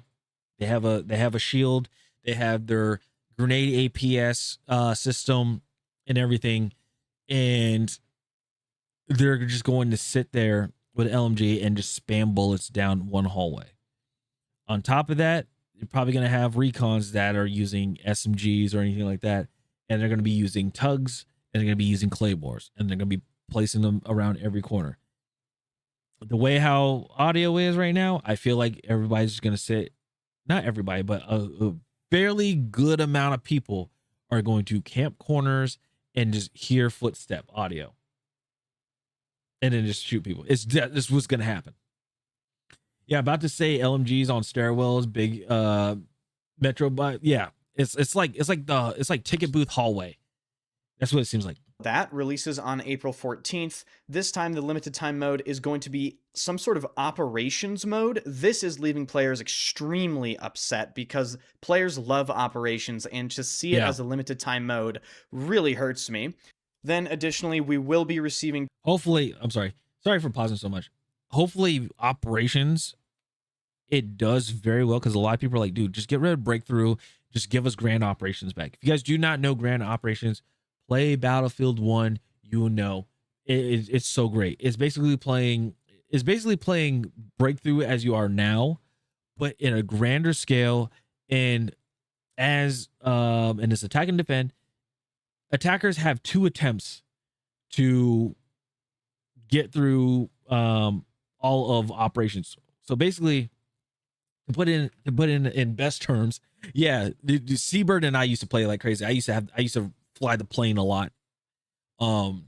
But operations, think of it this way. It's basically 3 rounds of breakthrough, or 3 breakthrough matches. You have, because it's each level. So you have, you know, if I were going to put it, let me back up. If I were going to put it in a Battlefield 6 standpoint, well, they don't have 3 maps of anything. Okay, we'll just go 2 maps standpoint. Okay.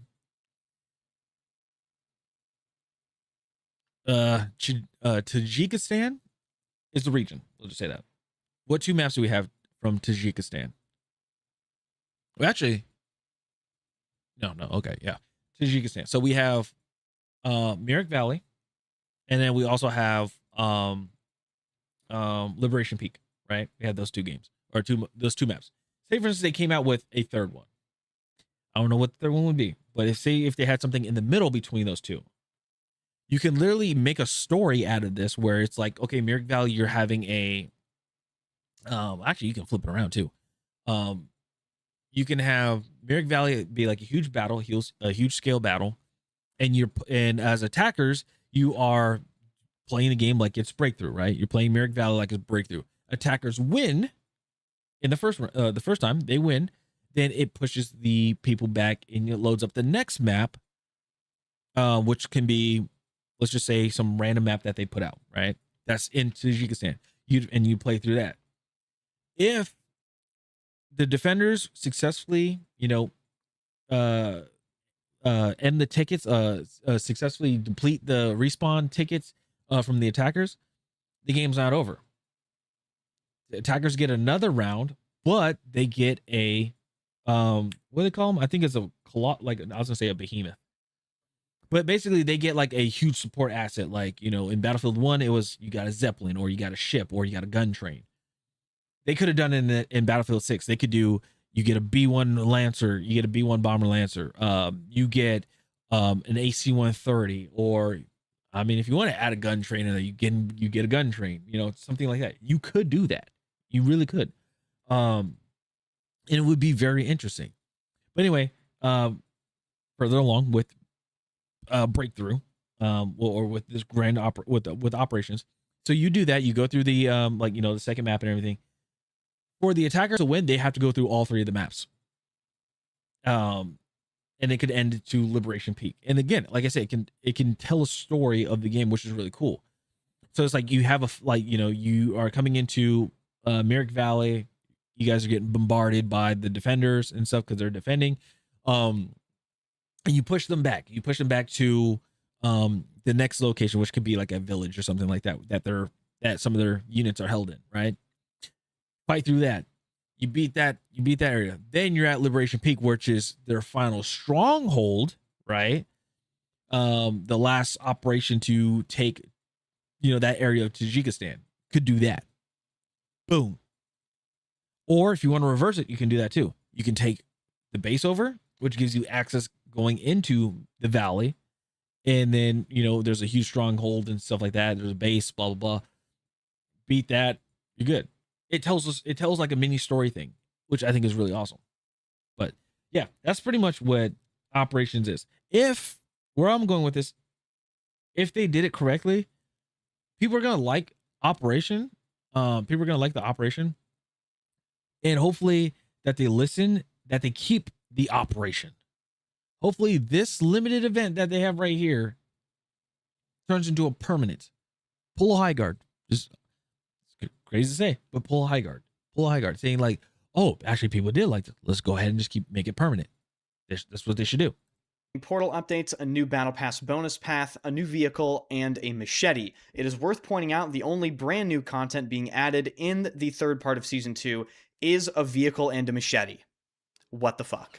Yeah. Using the post from Battlefield's official website to give you guys some more details on all of this content coming in Season 2 now, we have a lot of different views on the Little Bird, weapons, gadgets, even some attachments that they didn't mention in the roadmap itself. The first thing I want to cover is something you've seen in the trailer multiple times and is the reason why Contaminated is called Contaminated. It's this VL7 psychoactive smoke. And right here it says it distorts the battlefield with its non-lethal hallucinogenic effects. So whatever this does, it cannot kill you. Now onto some more information regarding the Little Bird. If you're playing, let me break it further into that. Basically, it doesn't kill you. If you guys have ever played Warzone Haunting of Verdansk, I think it was the second one, where they had like little safe zones, and if you do not go into like those safe areas, like you have like a little meter, and if your sanity is all the way up, you get like jump scares that pop up on your screen and stuff. Think of it like that, minus the jump scares. You're just going to be seeing images of people that you're going to want to shoot at, but they're not actually there. Or there's going to be audios of like people running by or something like that, and you're going to think somebody's there, but they're not. That's pretty much what is happening with when you're exposed to that gas. That's it. On NATO, you will have access to the Little Bird itself, but if you're playing on PAX Armada, you will have access to the MH350 Scout helicopter. They say the Scout helicopters are best used in the hands of an expert pilot, and it is fragile, leaving it susceptible to damage compared to its larger counterparts, such as the transport helicopters or attack helicopters. In terms of weaponry, expect the famous miniguns to be present on the Little Bird, but they also mentioned undermounted grenade launchers. So expect explosive spam on Little Birds as well. I can only imagine how strong that's going to be. Yeah. One new weapon that I wanted to highlight in Season 2 is the VCR-2. Those of you that played Battlefield 2042 will take a look at this and think it looks pretty familiar, and that's because it does look familiar. This is the VHX assault rifle from Battlefield 2042, meaning we can fully expect this to be the new quote-unquote overpowered assault rifle in Season 2. I expect this to have a good damage model with extremely high rate of fire. One new gadget that I wanted to highlight is the new recon gadget called the HTI Mark II hardware suppression system. This one, say that 10 times fast. It says, when equipped, the hardware suppression system spots all nearby electronic and explosive gadgets, as well as targets in the middle of a locked-on process. So basically, it is a wall hack gun. It's a wall hack gun for devices. That's all it is.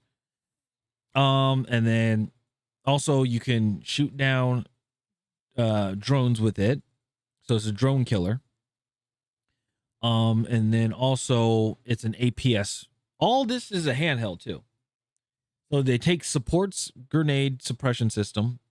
So when somebody throws a grenade, it destroys itself before it even detonates. So we have that in a little handgun sense. If there is a claymore around the corner and we do not know, we can just literally point that, like pull the gun out, point it, and it displays it. Which is also another, I think it's a perk in Recon already where you can detect if there's like enemy equipment. Yeah. And then you have the joint, again, you have the drone killer where you can literally, if a drone flies by, you can just like point at it and shoot it. Which basically the only way to do that right now is if you have the recon drone. Take aim and activate the device to intercept missiles and destroy electronic gadgets up to a total of 3 combined. Leaning into the Recon class's Spec Ops training path, the HTI Mark II is a pure disruption tool. With the ability to directly counter up to 3 enemy gadgets as well as targeted pulse, can collapse a well-placed defense or prevent a potential advance.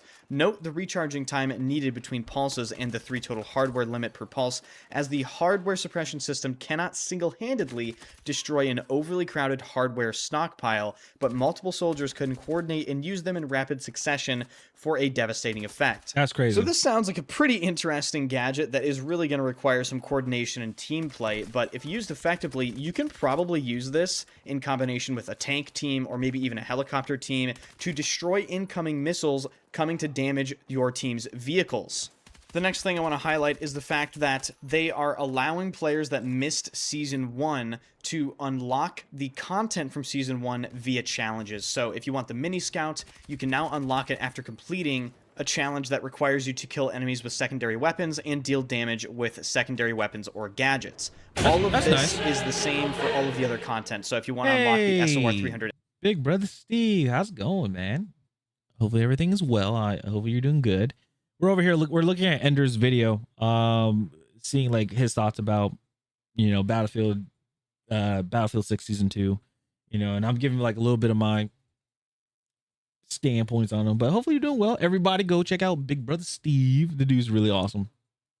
very welcoming community, and just all around great guy, to be honest.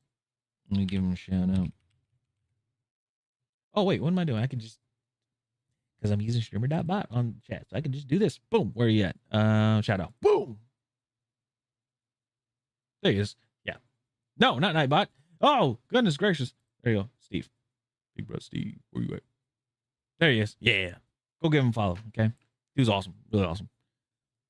Very good energy. Great energy. I'll tell you that. He's awesome. All right. Let's keep going with this. Why did it only do? That's interesting. SC or the GGH-22 sidearm. There are separate challenges for those weapons as well. Next up are the additional attachments they forgot to put in the roadmap. They say alongside the new weapons they're adding in the game, they're adding several free additional attachments, including a light and laser underbarrel combination attachment, as well as a hybrid sight combining a standard red dot with a thermal scope. After this, they go on to try to sell you some new, like, Battlefield Pro thing that costs $25. I'm not sure people are going to be too, persuaded to purchase that after Season 2's content. Yeah. But it does have to be said that the actual changes coming in Season 2 that were detailed in the community update and will be further detailed in the patch notes, those actually sound really good. And I'm hoping, just for the sake of this season, that those changes will have real, felt, impactful improvements to the gameplay of Battlefield 6. Because I think everyone knows and fully expects that the novelty of these maps being new will actually wear off really quickly, especially when everything is separated in this drip feed format, which we're just so cursed to endure. So overall, for me personally, Season 2 hinges on how impactful the changes they make in Season 2 actually are. The content itself doesn't really matter if I can't enjoy the gameplay of the game. Battlefield 6 needs some major gameplay changes. So keep an eye out for a video covering the patch notes on this channel. Hit the sub button, hit the like button if you did enjoy the content, and hit the hype button if it does exist there. Thank you guys so much for everything that you do. Battlefield 6, it's just unbelievable how they just do this every single Battlefield game. They're the best in the world at fumbling. They have to be, right? Like, they are #1 uncontested game hype fumbler, definitely on Mount Rushmore. But again, appreciate you guys watching, and I'll see you guys in the next video. There you go. That's from Enders. From Enders. Let me go ahead and I'll give you guys, or let me go ahead and put it in the chat. And put it in the chat. There you go. Boom. All right. Let me shout out Steve. I don't know why YouTube, or not YouTube, Twitch is doing weird on the shadows thing. So only give me 1 second.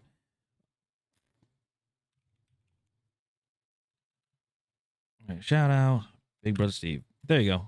Boom. There we go. Now the shout out works. Yeah, make sure to go give him a follow. Check him out. Dude's awesome. Dude's great. Let's see here. We do got an ad break. So I'm gonna get everything situated here, and we're gonna go over what is up with the this here. Sorry. Yeah, we're gonna get everything situated here. Okay. Make sure I get this up. All right.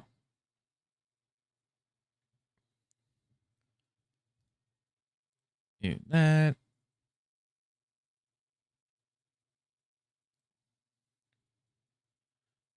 All right, let's see.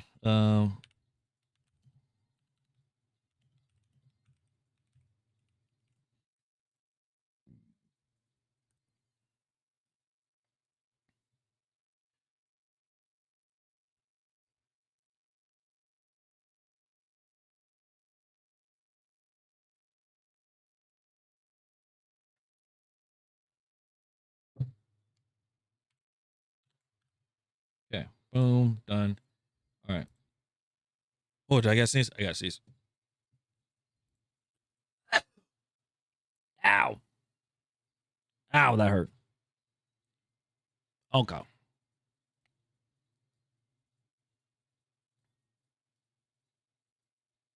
Okay, we are good. All right, give me like 2 seconds. 2 seconds. Sorry, not 2 seconds. Give me a minute. Give me a minute. Hold on. I use the bathroom. I'll be back. Just give me a minute.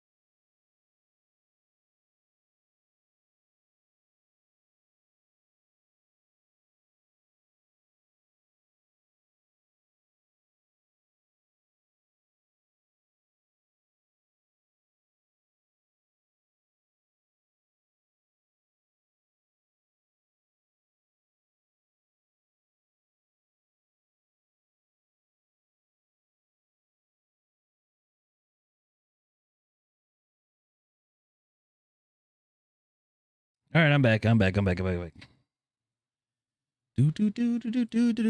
All right.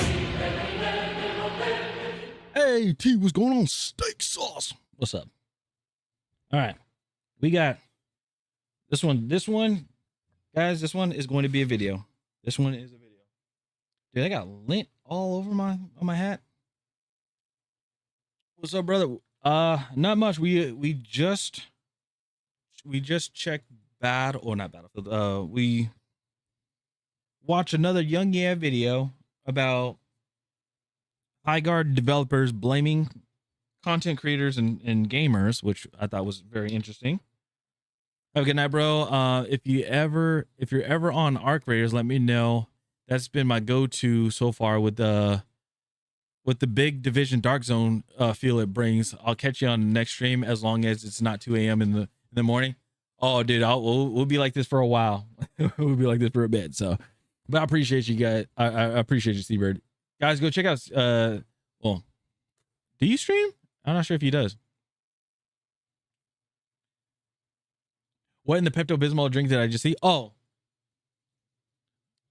my G Fuel. That's in a water bottle. Yeah. I have a shaker, but the thing is, I put it in the washer, or I put it I washed it. I put it in the dishwasher. So, yeah. Anywho, let's get into this. Let me go ahead and send a little more. All right, so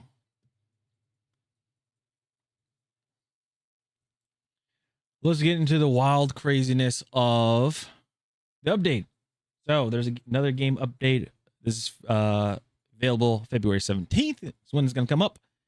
So this is going to be interesting. If you guys do like the content and everything, make sure to drop a like on it. Make sure to subscribe to the channel. And also, comment down below what you guys think about these update notes. This is fresh. I just had to save this because immediately right before I went to the movie theaters to go see Crime 101, which is a very interesting movie to go see. I was like, let me just go ahead and like it, and then we'll react to it now and see what they do. Now, there's a lot for this, so I'm just gonna let you guys know now. I'm gonna have to do some timestamps and everything, and also I'll make sure I have this linked in the description below so you guys can check it out yourself, so you don't have to constantly hear me yap and everything. But anyway, here we go. So they said Battlefield 6 game update. This is 1.2.1.0, available February 17th. That's when season 2 starts. It says season 2 begins February 17th with the game update 1.2.1.0, 1210. I'm just going to call it that. Introducing a new map, limited time modes, the Little Bird helicopter, weapons, gadgets, and progression to Battlefield 6. All right. And then usually there's the, excuse me. There is the trailer that happened. Did they make the sniper grind easier for you?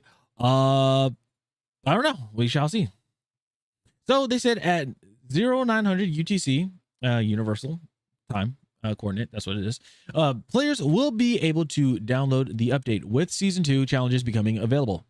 They said at 12 UTC, all Season 2 content goes live, including a new game modes, maps, weapons, titles, and the Battle Pass, and additional progression content. Okay. Whoop. All right, let's see here. Play download update. Yep. Okay. All right. So this is basically preloading, and then 3 hours later will be like, well, actually, it will go live and everything. So it said new map is contaminated, and a lot of people say it looks like Monte Greppo, I believe, from Battlefield 1, which looks very interesting because honestly, I don't think this right here is playable. I think this is just a spawn. Like, I think it's a spawn because you see this helicopter down. Oh, you guys can't even see it. Hold on. Let me remove my camera real quick. Boom. And then I'm going to do this. All right. So time to try to do my John Madden drawing on the whiteboard thing. This right here looks like a playable helicopter. Right there. That is the, oh my goodness. It's the Pax Armada assault chopper.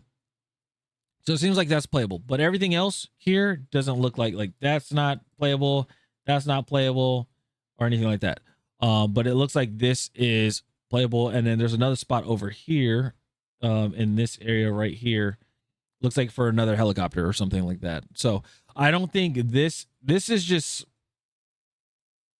oh, hold on.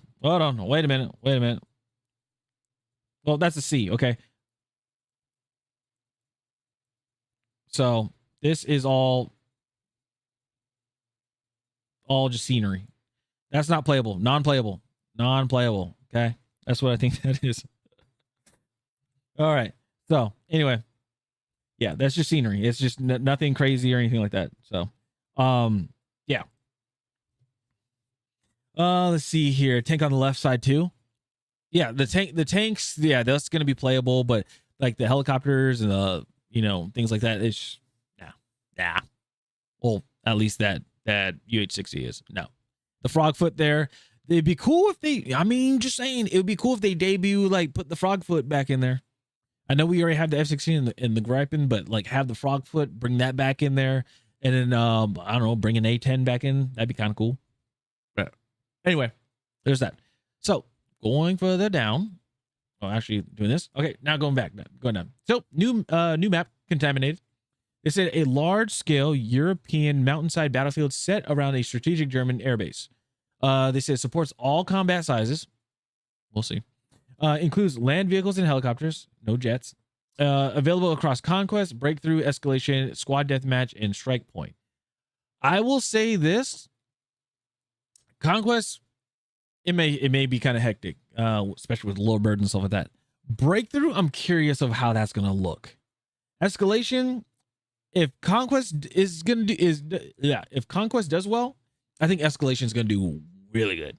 Because if you guys have played Escalation, that's my favorite mode in Battlefield 6. Basically capturing points, and whoever has the most territories, then they gain a territory and their spawn builds bigger.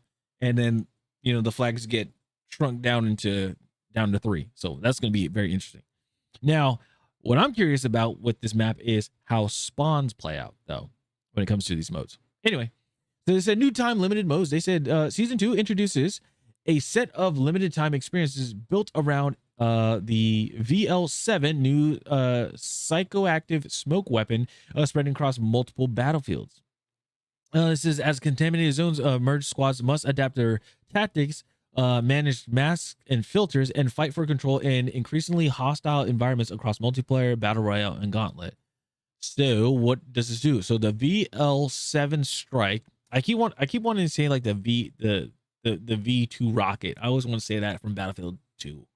I always want to, or Battlefield 5. I can't remember which one. Anyway, it's a limited time mode where the psychoactive smoke VL7 spreads across select areas in multiplayer in RedSec. I wonder how that's going to be deployed. Is it like an airstrike that comes in, like a mortar, or what? Or is it a bomb that we set off? I don't know. Players must use masks and manage their filters carefully, as running out will leave them exposed to the VL7's disorienting effects. What are the effects, though? You know, you hallucinate, but like, what are the effects? What are we gonna see? From looking at the trailers that they showed of people running and you seeing like images, I guess you hallucinate and see like images of soldiers, but are they your soldiers? Are they enemy soldiers? Like, what's going on? How do they do that? How does it work? Battle Royale, I don't really do that. Synthesis, smoke engulfs Fort Linden, transforming the background. What do the numbers mean, Mason? I know, right? It seems like that's what it is. Oh yeah, it does. It seems like the Nova, what is it? The Nova 7, Nova 6 gas, except it's not going to kill you. It's a non-lethal version of it. Fight and loot within contaminated zones while securing masks and filters to survive the smoke effects. Okay. So you need to use a gas mask so you don't get affected by it. So interesting. Anyway, Gauntlet Altered State. Gauntlet returns with a new twist. Squads compete in a knockout style elimination format while navigating a psychoactive smoke and racing to complete missions under pressure. It seems like Gauntlet, just throw the smoke in there. That's it. Okay. New vehicle, which is the AH-6 Little Bird, which they're not really calling it the AH-6 Little Bird. They're calling it something else. Anyway, they said the iconic attack chopper returns for NATO forces, offering a high mobility and lethal firepower and skilled hands. Well, what about Pax Armada? What do they get? Oh, they probably get the same thing, but they just name it something different, probably. All right, new weapons, new weapons. They have the M21A2, a belt-fed machine gun delivering high damage, especially effective at close range. What I've heard, this is like the MG3 or the MG4 to MG5 or something like that. So they have the GRT CPS, a semi-automatic designated marksman rifle designed for mid to long range engagements, featuring a high capacity magazine for sustained fire. High capacity magazine, I'm going to assume 30 rounds at the most. If you go beyond 30 rounds, that is going to be a very broken DMR. And then we got the VCR2, which is the VHX, I believe, from 2042. It said a short range assault rifle with a rapid rate of fire, built for intense close quarters combat. Okay. And let's see here. So it does show all the weapons, it looks like, in this one, in this image right here. So this is the new DMR, which looks pretty cool. This is the VHX 20. It's EA. I think that's honestly going to be like the base, or like the middle ground of it. I think there's going to be like a 10 round magazine or a 15 round magazine starting off, and then you get a 20, and then then if you want to get a little crazy, you can spin, attach a 30 round mag on there probably. So then this is a new one, the new weapon right here. Looks, I mean, again, if you play 2042, you know that weapon. All right, so new gadgets. They said now we got the Igla. You guys remember the Igla from Battlefield 3, Battlefield 4? It is basically it is the Russian Stinger. That's it. It's the Russian version of the Stinger.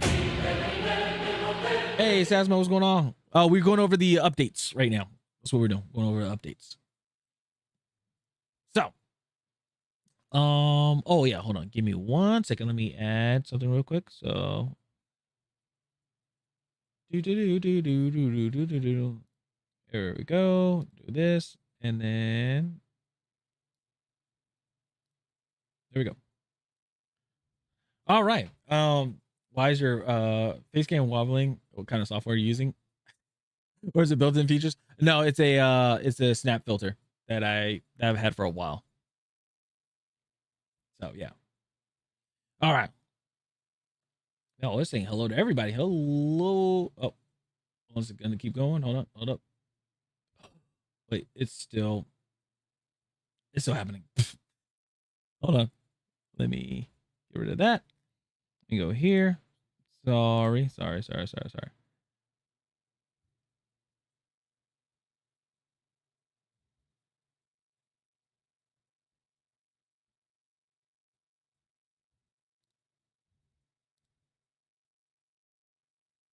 Oh, okay. Never mind. It's just not working. Anywho, I'll fix that later. Anyway. All right. So you have the Igloo. They said it's a lock-on anti-air missile launcher that requires active guidance from engineers to stay on target. So you have to fire it and stay ADS, I guess, for it to keep going. Okay. All right. Provides a superior missile maneuverability, goodness, to adept users. All right. So we have the HTI MK2, a short to medium range recon device that can detect and reveal enemy gadgets, wall hacking of gadgets. Okay.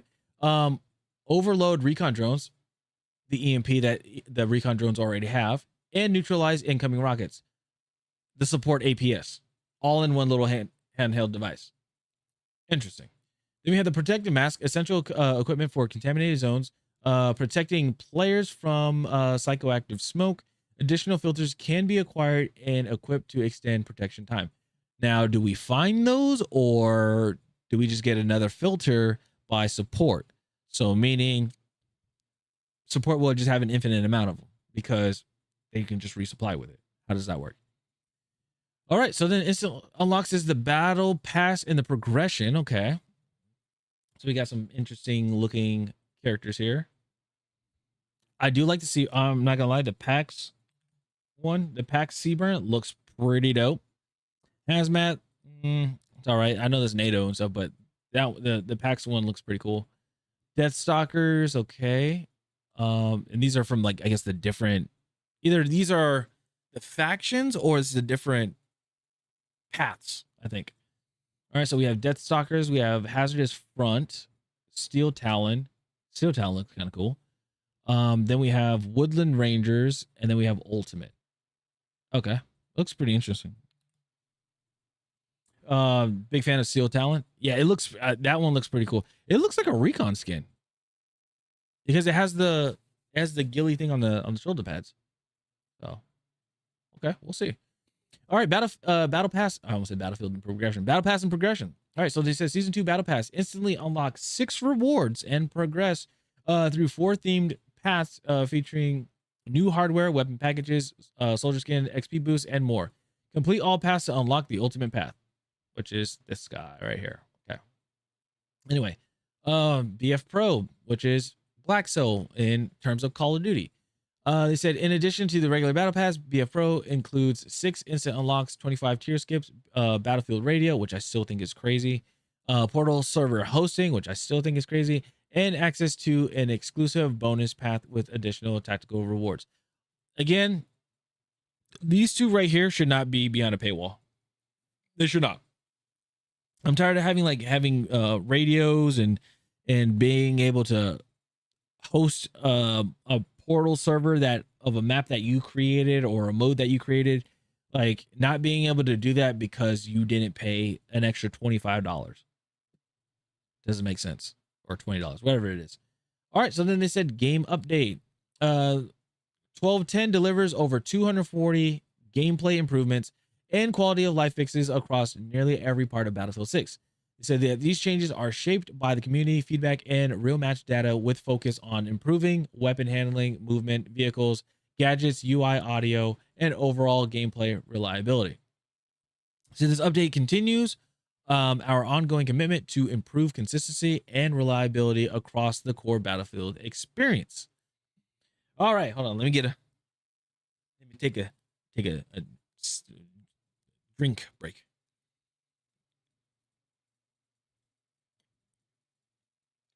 Ooh, stay hydrated, people. Pepto, it ain't Pepto. It's not Pepto. All right, here we go. So then it said major updates for 12.10. It said balance weapon balance and recoil improvements. Delivered a broad recoil tuning pass across automatic weapons alongside targeted balance fixes to improve consistency, roll clarity, and long-term weapon handling. Movement and traversal fixes. I don't know. Okay, so this is either going to be a make or break for a good amount of people in Battlefield. Either the people that, or the quote unquote battle dads that a lot of people say, either they're going to be mad that it has been adjusted where movement's going to be crazy, or the movement people are going to be mad because they can't do the movement and be techie like they used to be. I don't know. We'll see. Improved soldier movement, predictability. Oh yeah, so the movement people are probably going to be pissed. With refined acceleration, slide jump behavior, smoother vaulting logic, and improved ladder animations in both first and third person.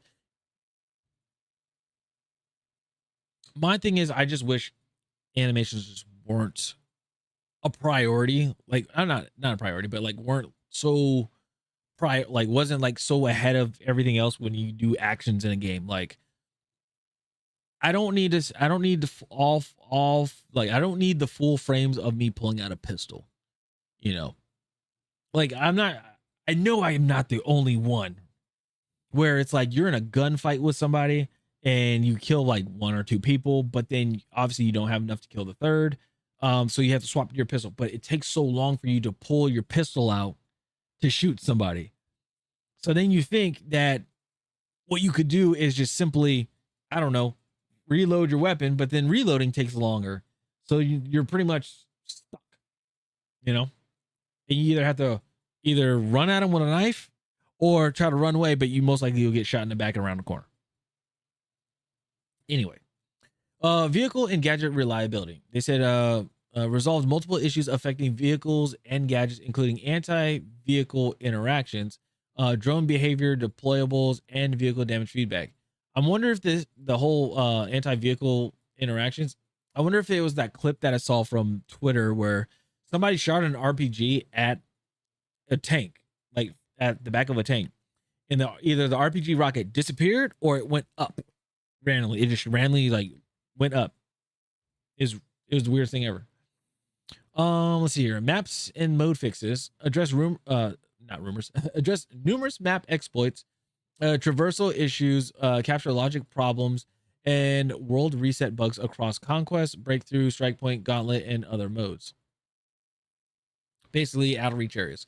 All right, so then they said UI and HUD progression polish, introducing a new stat screen in the player profile. Okay. As well as improved clarity and reliability across the HUD, battle pass challenges, end of round flow, matchmaking, and party systems. One thing I would love for them to, hopefully it's part of this UI fix, is I want to know exactly where I'm at on progress when I'm leveling up a gun. I'm tired of going through like a match, like having to go through a match just to see where the meter is actually at. Because when you're in the main menu and you look at your weapon and you try to look at like, you know, where your progress is at, it shows the weapon level, but that meter underneath doesn't move. It doesn't move at all. So you don't know where you're at. All right. So they said portal stability and tooling updates fixed a wide range of issues affecting portal creation tools, scripting, mutators, assets, exploits, and server stability. Okay.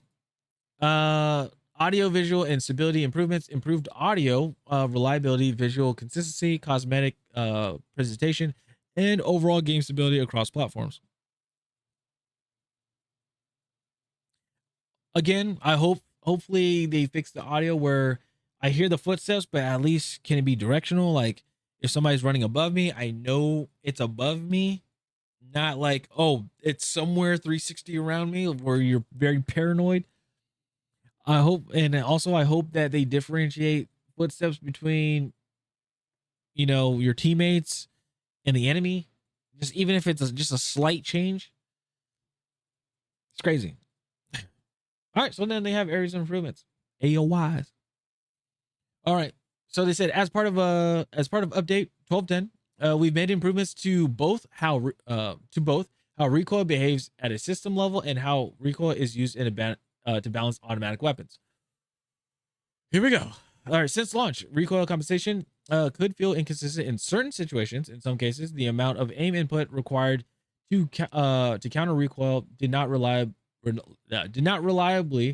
master recoil being applied, which could make weapons feel harder to control than expected. While improvements were made during season 1 to reduce the most extreme cases, some inconsistency could still be noticeable during regular gameplay. Well, you did have an update that kind of reverted everything back, so I'm just saying. They said with this update, recoil compensation has been made fully consistent, ensuring that the aim input required to counter recoil now correctly matches the recoil applied. This results in more predictable and reliable weapon handling. Okay. It says separately from this systematic fix, we've also made a broad recoil tuning pass across automatic weapons. Recoil is one of the main ways we balance weapons across different engagement distances. Higher damage weapons are intentionally harder to control, so bigger caliber should be harder to control. That's fair. And then while lighter weapons trade raw power for ease of use and consistency. Over time, we saw this balance starting to drift once we looked at how these weapons were actually being used in live matches across common combat ranges. Okay. So the different caliber of the bullet, the different style, or the different type of recoil you get. Is that what I'm getting? So then they said this tuning pass brings recoil behavior back in line with each weapon's intended role. You should expect automatic weapons to feel more consistent and better differentiated across ranges, with higher impact weapons demanding more control and positioning, while others remain reliable and forgiving in closer engagements. Guessing they mean shotguns and SMGs. Okay. A change logs. Oh, goodness gracious. A lot for players. Let's see what they changed. All right. Strap in, buckle in. Actually, hold on, give me 1 second.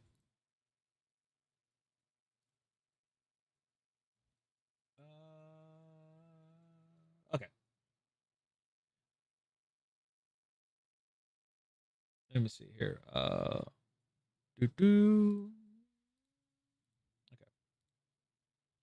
All right.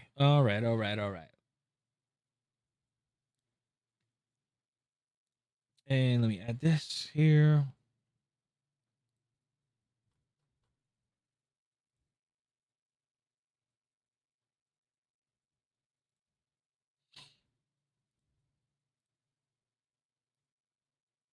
There we go. Sorry. All right. Anyway, here we go. So player locked. So adjusted the acceleration curve for of slide and jumps to better account for the player's speed when entering a slide jump. I'm not really a movement person, so I don't know. All squad members now display animated health icons when down, clearly indicating who is able to revive you. Oh yeah, because they did have an issue with that. Okay. Fixed matchmaking error that could occur when a player left the party while the party leader is already in a match. Fixed a movement extrapolation issue that could cause other soldiers to appear jittery when traversing uneven terrain or changing states. Ah, yeah, that's a good one, especially for sniping. Holy crap, sniping on a rock. Oh, it was terrible. All right, so then they said fix a rare issue where melee could become unusable if switched to immediately after being revived. Let's see here. Fix an issue where a player's legs could clip through thin walls or objects when backpedaling into them. So we can't shoot people's legs through walls anymore. Aw, when they're prone. Aw. It's okay. Anyway, fix an issue where a soldier could become invisible and continue moving after dying in a swimming pool. I've never seen that before. That's interesting. Fix an issue where a victim's facing direction could briefly incorrect when starting a melee takedown on a prone target. Fix an issue where accepting a squad invite on Xbox could unintentionally select a highlighted tile in the main menu. Oh, UI issue. Okay. Fix an issue where battle pickups would sometimes be dropped after being revived. When was the last time we saw a battle pickup? I haven't seen it ever since they launched. Remember when they launched Eastwood? When they launched Eastwood, it was like out for a week and then it disappeared. What happened? It just poof, it's gone. Let's see here. Fix an issue where deployable gadgets could be used while on a zipline. Wow, okay. Fix an issue where equipping the camo skin on one vehicle could cause vehicle thumbnails or icons to incorrectly appear camouflage across all vehicles. Oh, fix an issue where melee animations could break. Okay, I'm gonna stop saying fix an issue. I'm just gonna say that. Let's see here. Melee animations could break when initiated immediately after exiting a vehicle in first person. Revived players could occasionally receive an unintended weapon state. Soldiers could be launched unexpectedly when entering a ladder position above the camera. This happened a lot with Breakthrough on Blackwell Fields. People were able to just launch in the air and then they were able to just be in the back of the defender's spawn and they would just gun down people. It's crazy. Fix an issue where stickers dang it, I said it. Stickers were not applied correctly on the Warwolf legendary weapon skin package on the L85A3. Anybody use stickers? I'm very curious. Let me know in the comments down below if you guys use stickers. Okay. Left hand would be seen floating while doing a takedown with the knife equipped. That's interesting. Selected player patch could appear duplicated or and incorrectly placed on the backpack when using the Veritas weapon or epic skin. Don't even know. A spiteful Mirage skin was missing hair during the end of the round flow. Thunder Engineer skin did not focus the camera on the correct uniform patch location. Okay, so these are just cosmetics pretty much. Yep, cosmetic. Let's see here. The Wraith Recon skin could become particularly transparent in a first-person view when starting a match. Okay. Anything on the Phantom skin with the gloves, because the gloves are still ghost transparent. Unlock characters via Battle Pass. Deep Link would not correctly unlock the character. Ooh, okay. Unlocking the Brody character via Battle Pass Deep Link would not correctly unlock the character.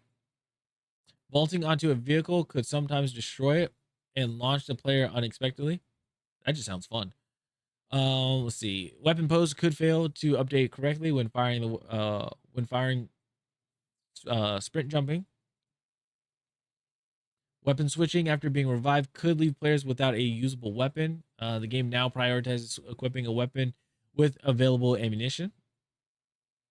Fix case scenarios where it would sometimes be possible to grab ledges much higher than intended with vault grab. Duplicate naming for some sort of weapon charms. Mud weathering and two-phase. Okay. Ladder animations for entering, climbing, and exiting. Foot placement when climbing ladders. So this is ladder stuff. Predictability and consistency of player movement with new acceleration curves instead of linear accelerations. Those updated accelerations retain responsive movement while allowing micro adjustments of movement, i.e. to beat corners, and ensure that other players' movement looks more correct to improve the quality predictability of gunfights. So I'm guessing if the gun is facing one way, the bullets aren't going another way, killing me. Because I'm like, oh, maybe this person didn't see me. And I start shooting at them. But apparently they just light me up with an SMG because in their camera, like in their game, they turned and look at me. But if I'm looking at them, they're still looking at another way. All right. So then we have here, improve the transition of the soldier's lower body in the first person view when stopping movement. Third person ladder animations, including hand and foot placement on ladders. Vault detection near overhangs while airborne. Made animation and logic improvements to vaulting over medium-sized obstacles, refining momentum and smoothing transition into movement. Prevented players from vaulting back onto the same ladder when jumping down backwards from it. Okay. Reduce the intensity of hit reactions while on fire to improve visual clarity during combat. Reduce the maximum slide impulse strength or impulse length by 25 to improve balance and readability during fast movement. So you can't just go like super fast. Updated the winter warning cosmetic to better align with Battlefield's visual identity. I think this is the patch, that winter warning sticker that people that had, like, you know, the dual barrels and stuff. I heard that got fixed. All right, vehicles. Let's see what's going on in the vehicles. Now we're in vehicles. Disabled angled based damage mitigation on the Traverser Mark II, the armored truck, to better reflect its lighter armor profile. It now takes consistent damage from all directions. So you can't hit a specific thing that causes more damage than the others, or, you know, less damage. Okay. Fix an issue where attack chopper rocket trails would disappear when firing at long distances. As long as the rocket's hit, if you're firing it from long distance and the rocket's hit, I'm totally fine with that. Fix an issue where helicopter rotary cannon tracers could sometimes originate behind the muzzle. Fix an issue where jet throttle input could remain active after ejecting from the aircraft. So UI, okay. Fix an issue where the tank turret aiming speeds differed between first person and third person zoom views. Unreliable bullet collision on anti-air vehicle radar dishes. Oh, okay. Reduce muzzle flash intensity on anti-air tanks and stationary anti-air weapons when zoomed in. I mean, I liked it when I was on the jet, because then I knew where the tank was. You can no longer move vehicles forward or backward while the big map is open, preventing input conflicts with map zoom and controls on controllers. Okay, fair. Now we got the gadgets. What they do on the gadgets? Oh, Lord Jesus, they have a lot on the gadgets. Okay, so let's see here. Fix an issue where anti-tank mines could fail to deploy correctly in first-person view. Fix an issue where attached M4A1 slam M4A1. That's the carbine. Okay. Slam AV mine explosives on top of the XFG 6D recon drone, or basically on the recon drone, did not correctly affect battery life or top speed. So that thing can haul ass with a mine on top of it. Okay. Attached explosives can now behave consistently and detonate when the drone is destroyed. I get it now. I get it.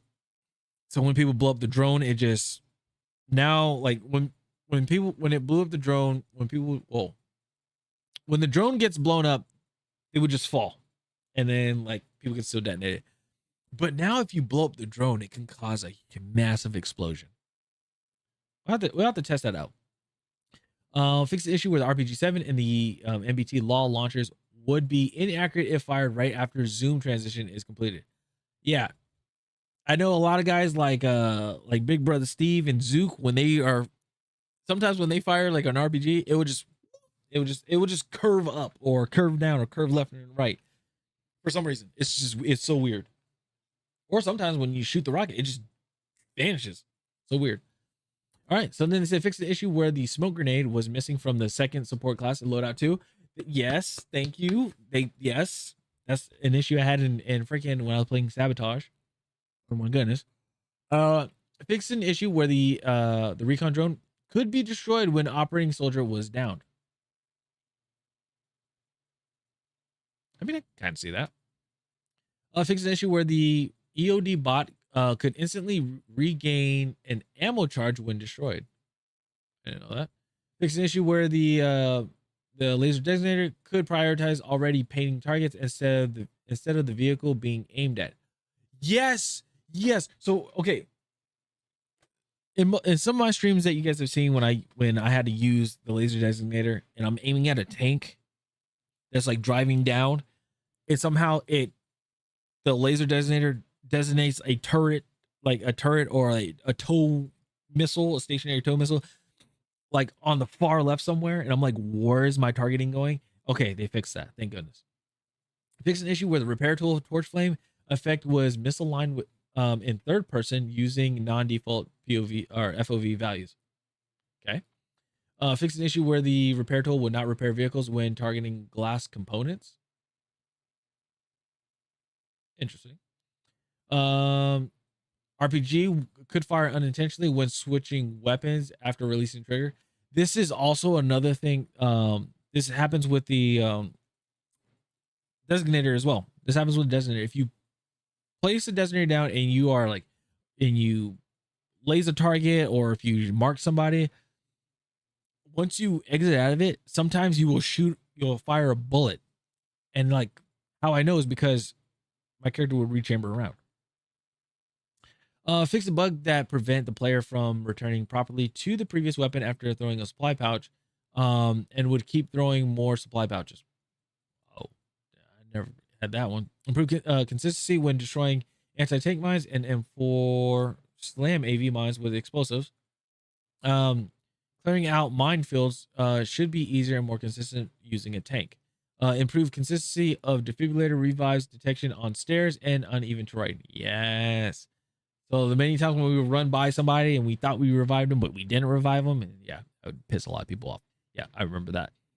I just wish if you shot, like, if there was a mine, if there was like a mine next to another mine and you shoot one mine, I wish it had a chain reaction of explosions. Hopefully this is what it means. We got weapons, a lot of them, a lot of adjustments with weapons. All right, so buckle in. This is what a lot of people go for, or people talk about. This is weapons. Adjusted in-world spotting range when firing a weapon without a suppressor or a flash hider. Reducing it from 75 to 54 meters. Adjusted minimap spotting range when firing suppressed weapons, increasing it from 15 to 21 meters to better align with intended balance. Fixed consistency, recoil compensation, making sure that the amount of the aim input needed to compensate for recoil matches the amount of recoil. All right, visual issue with standard fire mode with the SL9 being incorrectly set to safe. It is now set to full auto by default. There's a safe mode. Okay. Locked weapon skins could be used in the firing range. Didn't know that. Shooting the first target dummy could generate particle effects. Don't care. The 5 megawatt green laser was too expensive for to equip on the DRS IR. I didn't know that. I didn't really use green lasers. Okay. Let's see. Flashlight could appear slightly misaligned when equipped on the MP5. Let's see. The LA23 laser pad could appear floating when equipped on the RPK. Scope glints and laser sight lens flares would be visible through the cover of smoke grenades. That's why there's times where I get shot through the smoke and I'm like, how the hell did they see me? Oh, okay. I didn't know that. Fix inconsistent melee knife melee timing to improve reliability during close quarters combat. Multiple weapon attachment visual issues, including lasers, flashlights, and optic alignment. LMR, fast 15 and 20 round magazines, not reducing reload time as intended. SGX, which is the MP or the MPX basically. 1.75 sight to function consistently with other weapons. Fixed visual issues with bolt action rifle animations, including intrusive ADS motion and incorrect finger placement. I have to look that up. Let's see here. Scope glint orientation and long distances. I don't know why I said it like that. So enemy aim direction is more accurately telegraphed. Knife takedowns against enemies who are prone to their back now correctly connect with the defender. Yes. So now I don't have to be at an angle or have to be at a specific angle or directly right behind them to get the knife kill. Reduce mini scout muzzle velocity from 880 to 800 milliseconds. Ooh. Reduce the mini scout. So mini scout's getting a nerf. Reduce the mini scout limb damage to better align with the lower torso better or damage value. Sorry. Let's see. The M433 level 50 mastery package updated. to use the correct magazine mesh. Cosmetic issue. Okay. Update the rangefinder custom zeroing to not apply its effect instantly. It now requires a short delay before taking effect. So, okay, this is a very interesting one. So, I have, and I know there's some other people that have used it, but I have, and I talked about this in previous streams, where I have my rangefinder zeroing keybind to the right trigger. So when it comes to my recon settings, ADSing and holding and steady aim, or holding your breath, is the left trigger. It automatically applies when I pull the left trigger. Then I have rangefinder zeroing set to the right trigger, because when you fire, it instantly zeroes to that range, and the bullet will go that way too. Now when it's a moving target, it's a little hard. It's a little difficult, because again, it's at a different range and everything like that, especially if they're going up a ladder. So having that delay, yeah, it is a rip, T. Yeah, it is a rip, but it's better. It's better to have that. So this is a good thing, I would say. So now I got to change my settings. But I wish they just changed the rangefinder to where you still have to zero it. And the rangefinder just gives you, like, on the scope, gives you a value of where they're at, and then you just have to manage between the two. It also save you. Not everyone sees your pings too. Yeah, that's true. All right, updated player-facing descriptions for non-sniper grip pod attachments to better reflect their gameplay effects. Wait. Excuse me, sorry. Player-facing descriptions for non-sniper. Okay. I have to, again, all these, I'm gonna have to go over these, like write some of these down, go over these, and then like when season 2 comes out, check this stuff out. Okay. Updated player facing name of the TR7 fluted barrel to match the formatting of its other barrels. Oh, was it called something else? Weapon recoil tuning. Adjusted recoil behavior across automatic weapons to better reflect real combat ranges and ease of use expectations, improving range consistency while preserving intended weapon rolls. AK-205. Adjusted recoil behavior to better match expectations for the 545 39 millimeter weapon with minimal impact on overall handling. Okay, that seemed like it seemed like it's a buff, maybe. Looks like it's a buff. So, all right. So now we got the B36A4, L85A3, M433, SOR 555 Mark II. Reduce recoil randomness, improving consistency and effectiveness at longer ranges. Yeah. So when I get to use assault rifles, I get to finally use a gun that I can finally use these guns and not have to worry about freaking crazy ass recoil. The DB12, increased rate of fire and faster pump action to improve reliability in close quarters combat. Oh. L110, which is LMG, reduced recoil to reinforce the handling differences between belt-fed machine guns and assault rifles.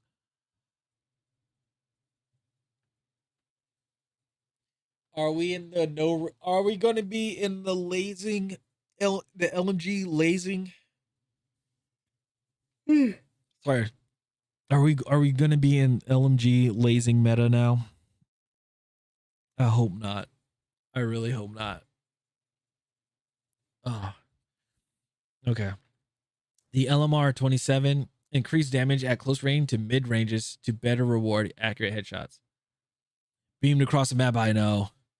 The MK, the M123K. These are all the guns I've that I already got Mastery 50 on. I did videos on these.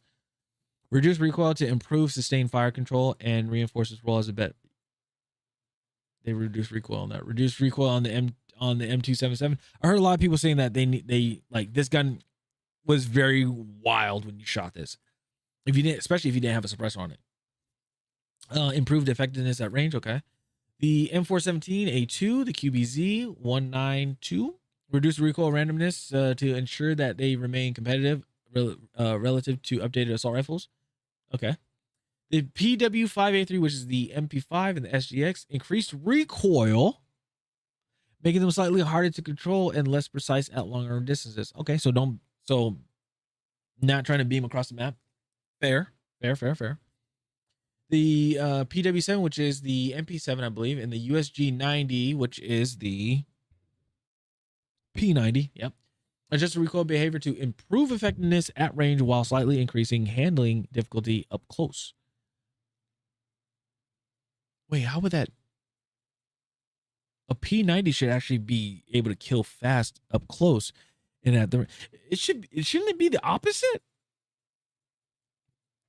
Recoil behavior to improve effectiveness at a range while slightly increasing handling difficulty up close. I don't know.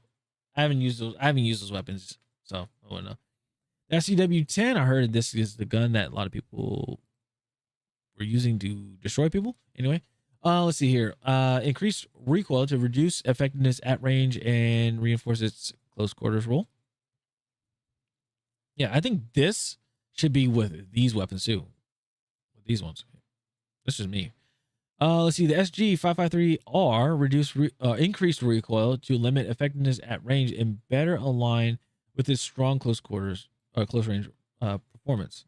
The SOR 300C, which is the little baby scar that they have, adjusted recoil to ensure it remains competitive alongside its updated assault rifles. Maps and modes. All right, so we're out of the weapons. So we see that there has been some buffs. There has been some nerfs. LMGs are pretty much going to run Battlefield Season 2.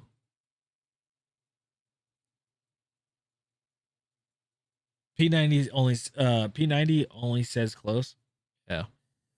I don't know. Again, I haven't used LMGs, or not LMGs. I haven't used SMGs really. The only one I used was the UMG. Was it the UMG 40? That's the only one I used. Either say close quarters or close range. Yeah. It basically, what is happening here is the new map contaminated, or no, the base one. It's going to be LMGs and SMGs central and shotguns. All right, maps and modes. They said added rush as a new mode. Wait, added rush as a new mode to Myrick Valley.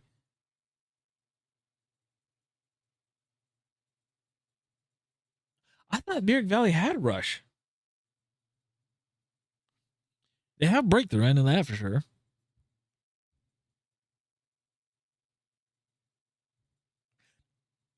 I think that's I could have sworn Myrick Valley.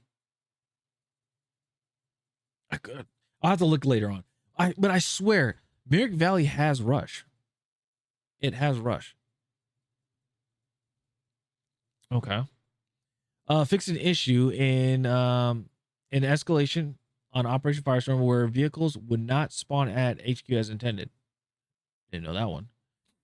Fix an issue in squad deathmatch where locked squads could cause the scoreboard to appear particularly empty. Fix an issue in sabotage where attackers could reach elevated positions and spawn camp the defending team on Blackwell Fields. Here's my question. Why is this in here? Unless they're bringing back sabotage. But why is sabotage in here? That's gone. It was an LTM. It's gone. Unless they're adding it to the playlist. But I don't get it. I really don't. All right, fix the issue in sabotage where attackers could spawn within direct line of sight of defenders when deploying it at HQ on Blackwell Fields. Again, these two right here, basically spawn issues. These right here are just spawn issues. On Blackwell Fields too, spawn issues. All right, fix an issue on Siege of Cairo where players could reach the top of the buildings on Sector D3 using the deployable cover gadget. I have to look at that area. All right, so fix missing water and visual issues in several swimming pools across Eastwood. Okay. Manhattan Bridge. There has been a lot of stuff, especially the blinding lights. Did they fix it? We'll see. All right. So then they said fix an issue where destroying garage on D objective could trigger a whiteout effect across the map. Yes, so they fixed it. Cool. Fix an issue where destroying the office building by F objective could incorrectly trigger a blackout and cause other players to see random colors and bright lights across the map.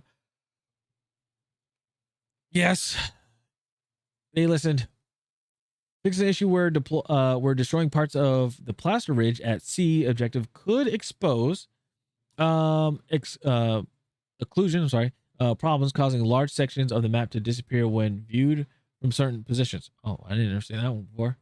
You got what you wanted? Yes, I know. So now I don't have to quit the game mid-match, or if it's near the end, quit the game because I'm getting blinded. All right, fix an issue where players could stand on top of the bridge, creating unintended gameplay advantages. Yeah, there was somebody that got banned for that, which I thought was very interesting. Somebody got banned, I remember. All right, so then they said fix an issue where points of interest on the minimap were incorrectly labeled as Dumbo instead of Manhattan Bridge. The reason why they say that is because Dumbo is the location, and also Dumbo is actually the file name on Battlefield. I don't know if they updated it, but when the game first came out, if you look at the file name for the maps, it says Dumbo. And then Merrick Valley says Tungsten, and then Liberation Peak says Capstone. It says all those things. It's pretty funny. All right. Let's see here. So Empire State. What do they got for Empire State? Fix an issue where players could capture point B, Sector 2 on breakthrough from an unintended upper floor. Was it Sector 2?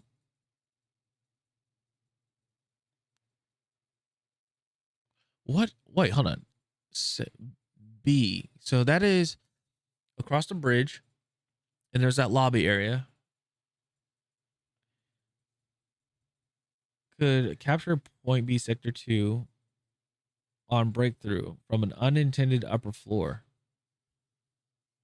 What upper floor? There's no floor where that's at. Unless I'm thinking that's A and then B.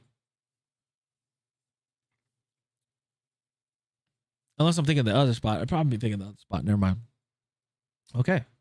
Let's see here. Fix an issue where players could place the assault ladder on the invisible collision near the NATO HQ. Okay.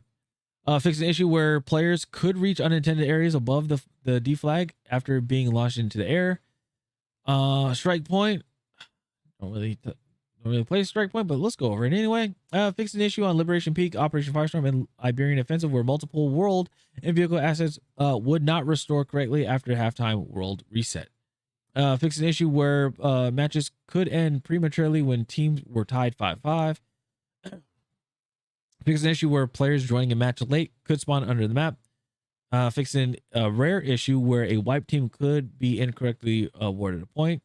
And added the scout helicopter to the following maps and modes. Okay.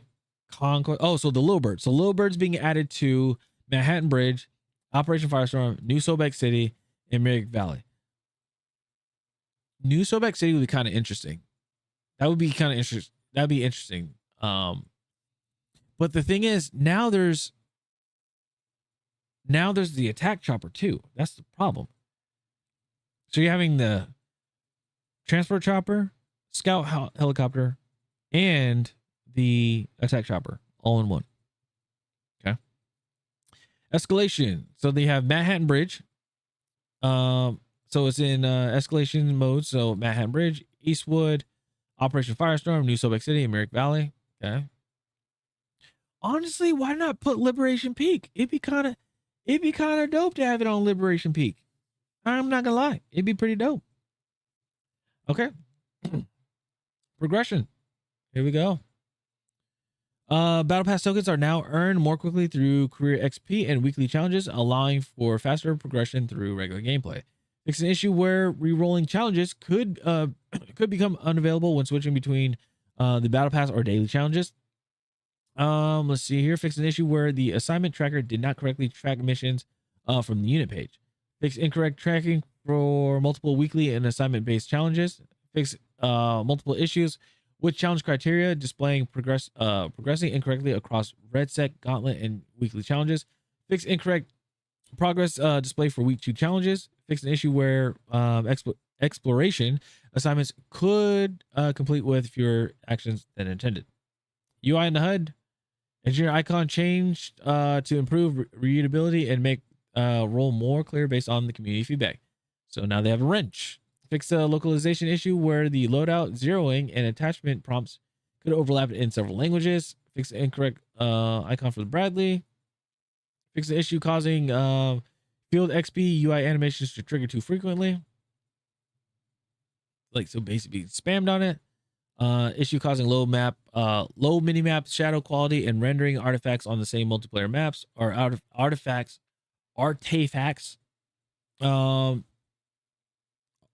That's for the I, not an E. That just threw me off. Sorry. Let's see. Fix the issue on PC where big map displayed keyboard and mouse icons even when using controller. Issue where battle pass points earned from weekly missions were not reflected correctly on the end round screen. So, okay, a lot of UI stuff. Let's see here. Anything else?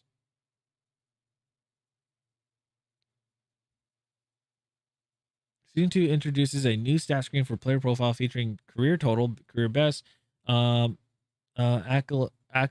stats. I think we already have that. Each of these 3 screens showcases a variety of detailed statistics. The career total stats header includes both overall totals and breakdowns by game mode, while career best stats are tracked for both in-match and in-life categories. Are they going to update it so like bots don't count? Settings added a accessibility option for flash and stun grenades that replaces the white flash effect with a black screen effect, reducing sudden brightness while preserving gameplay impact. This option can be enabled in the accessibility settings. Oh, so when you get hit by a flash grenade, the screen can go black so it looks like your screen, like your game crashed. Honestly, I'll stick with the blinding light. I'll just go with the blinding, white screen than having a black screen where I feel like my game crashed or like my PC shut off or something. I don't know. Portal, they have a lot of stuff. A memory leak.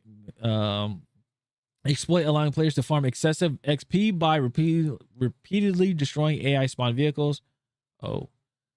Battle pickups spawn via loot spawners. We're missing minimap and map icons.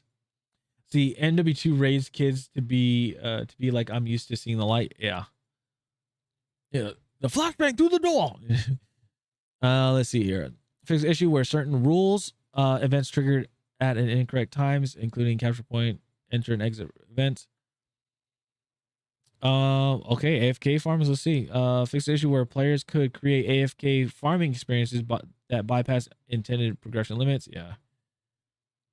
Loot spawners spawning ammo via loot spawners had no effect. So it looks like some bot farming stuff that they fixed, which is good. Let's see here. Trying to see if there's anything else here.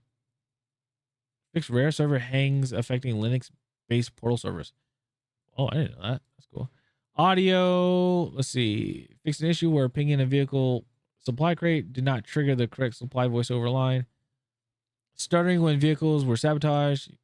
Okay. Enemy zip lines, parachutes, as well as friendly blowtorches made many sounds. Okay. Sorry, my brain will like shut off for a second. Let's see. Improved audio obstruction for vehicles, weapons, and soldier footsteps by refining sound source positioning. Improved quality, dissonant enemy footsteps by better aligning layer audio content. That's also still a big issue, is the layering of audio. That's still like a huge issue that people have. It's a very huge issue. Improved panning for close non-player footsteps at very short distances.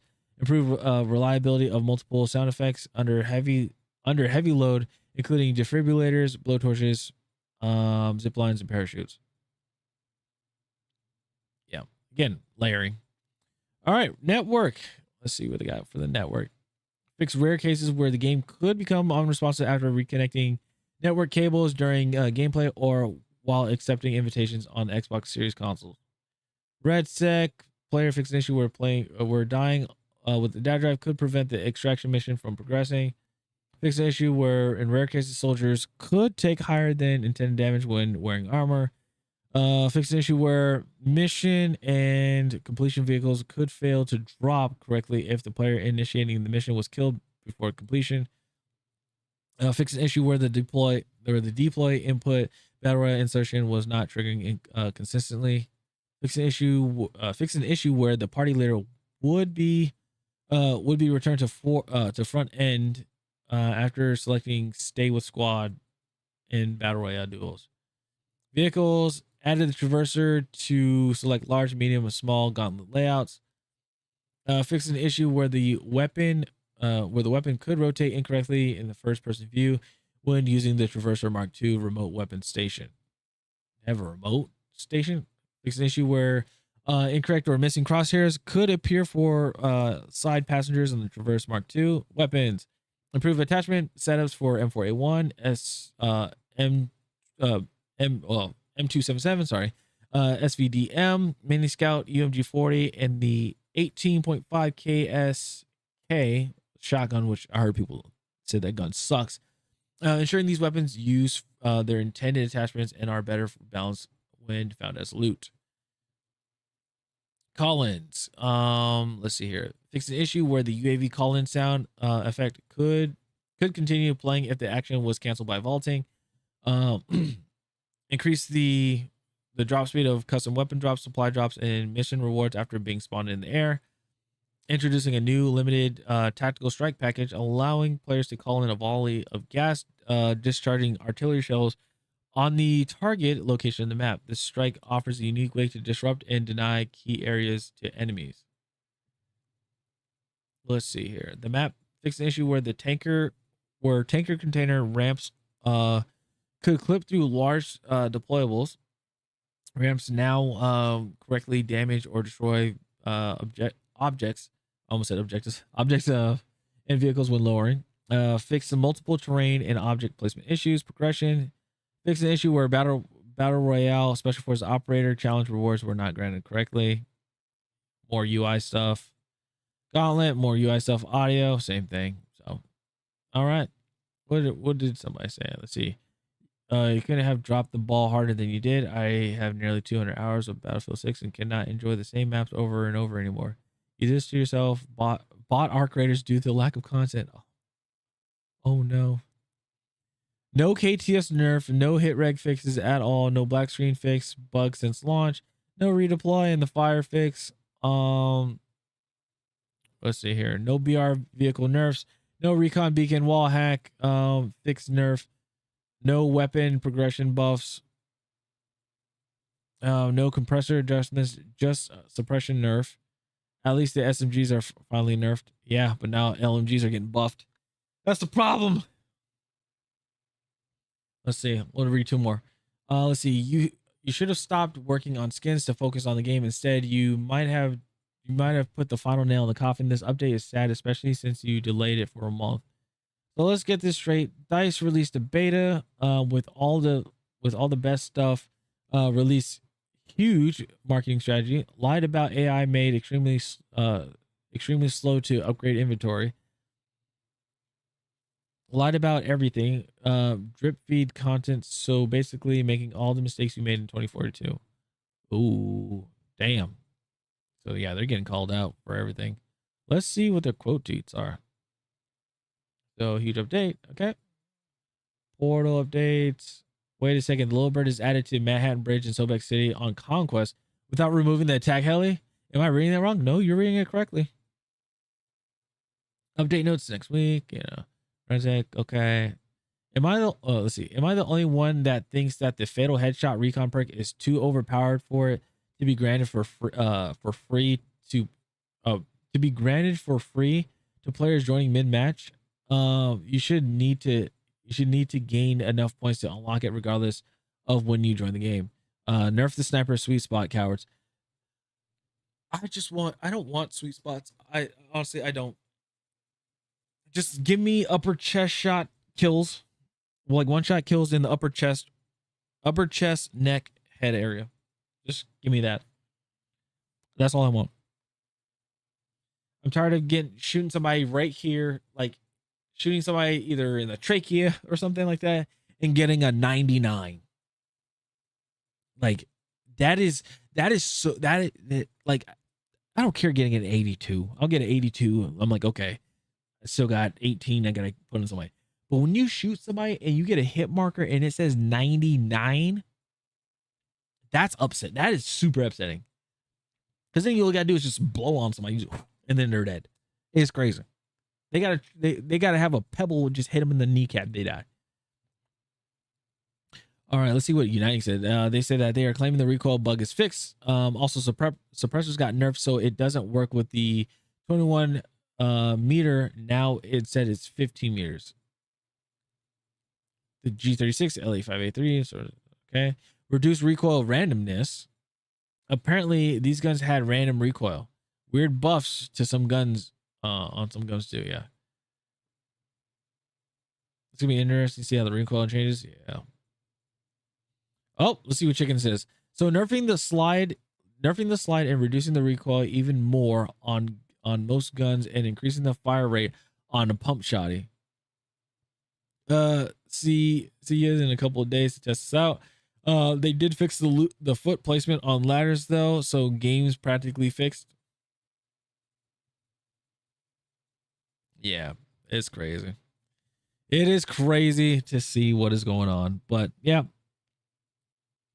Honestly, we're just gonna have to see what happens. It's concerning, but we're just gonna have to see what happens with all this. But that's all I got for this video. I'm sorry that it's a very long video. Again, I try to cover as much stuff as I could. But yeah, it's just insane. It's insane to see. But that's all I got for video. Let me know in the comments what you guys think about season 2. Are you guys going to be playing season 2, or is this still a no? Either way, I'd like to hear you guys' feedback and yeah, and I'll try to reply everything. Okay. Thank you guys so much, and it's off channel. See you guys later. Have a good one. Peace. Damn, guys, I didn't realize how long that was. I'm sorry. Kamikaze said something. Okay, Kamikaze said, hold on, let's see what Kamikaze said.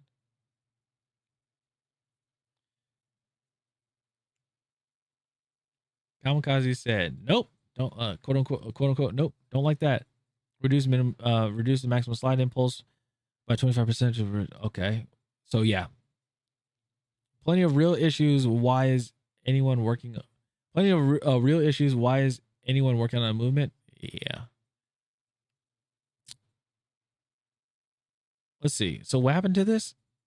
Our seasons will have more content than ever in a Battlefield game, and we will unpack that with you in more detail during an upcoming moment.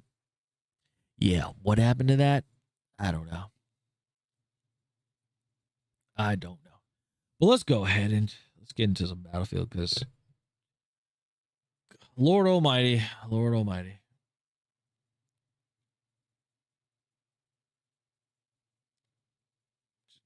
It's crazy.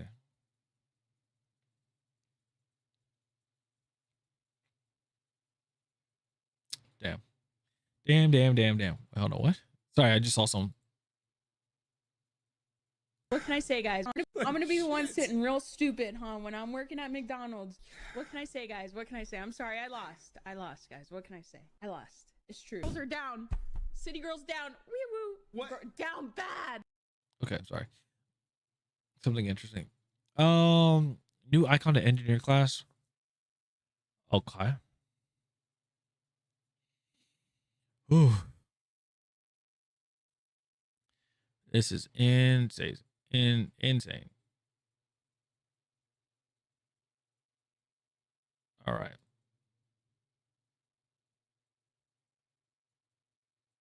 This caught my eye too. Jason Schreier claims video games need to be cheaper to buy. Most video games should not cost $70. Yeah. I would say the same. I would say the same, but it is what it is.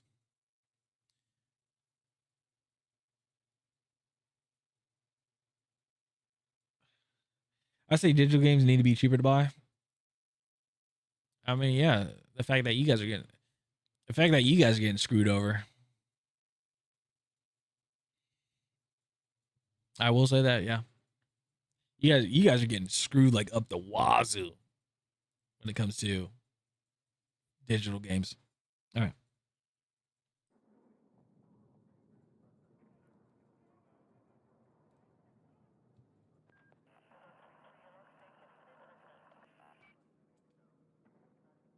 Whew. Turn down this light.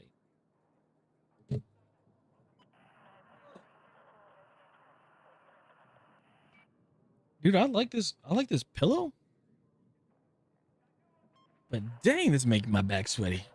I have a lumbar pillow. I bought when I used to work for EA. It's a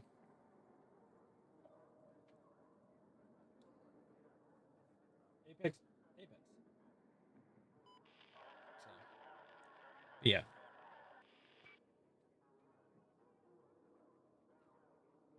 Makes my back sweaty. I feel it. I feel it in my back. It's so sweaty. Okay.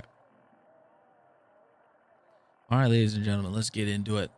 Let's do this. Let's do the damn thing. See, make sure everybody's good. Everybody's up. Okay, cool. We're good. We're all good.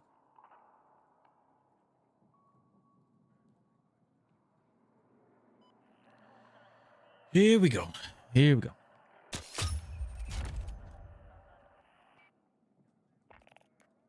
Valentine's Day daily login. Check inbox. Okay.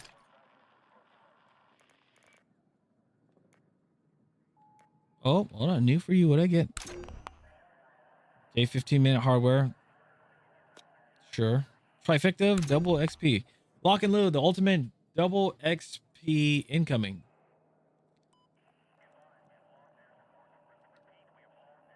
Accelerate your battle pass career and hardware progression with the 2 times XP live now until the February 16th. Oh goodness. So we don't have much time. Hydroelectric dam rush. Check that out sometime. All right. Attack and defend. And again, we're running sniper rifle. We're in the SV98. I don't want to play breakthrough on this. I really don't. No. No.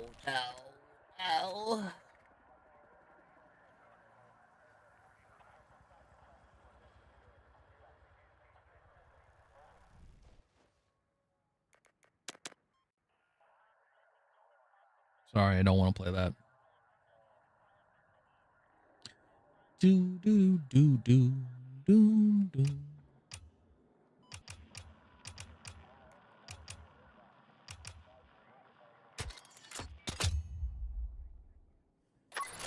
All right. Okay. I was like, don't put me back. All right. Hey, chat. I just want to let you guys know as well.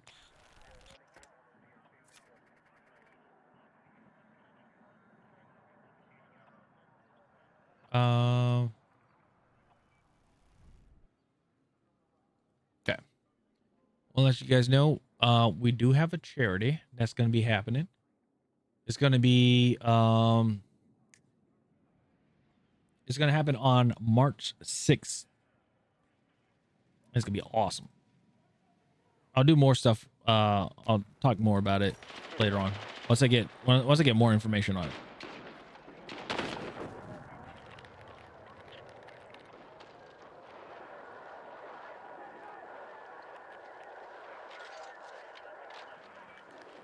All right.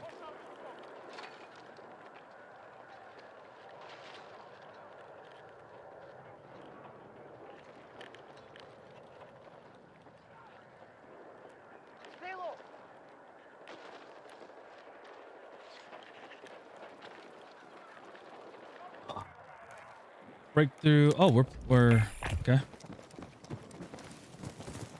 First game on. Let's go. Let's do this.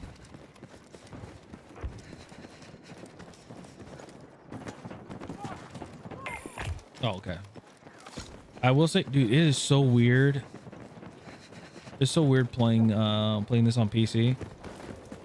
I did play a little bit on Xbox to see what it's like. I finally opened my game.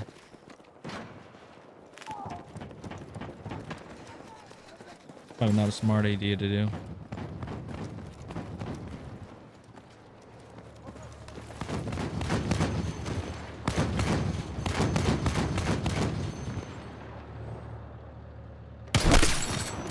Oh, it's a bot.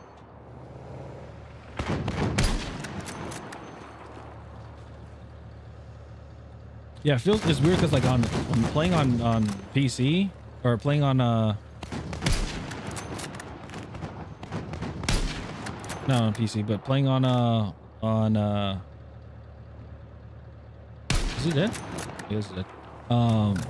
Playing on Xbox, there's like a huge delay, but it's probably because I'm used to my controller being overclocked. I did overclock my own controller. Like,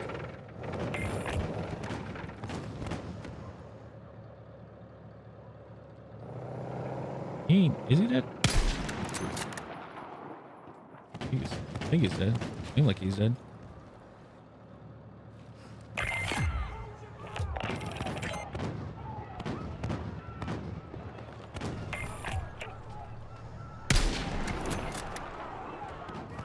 Can I aim through this?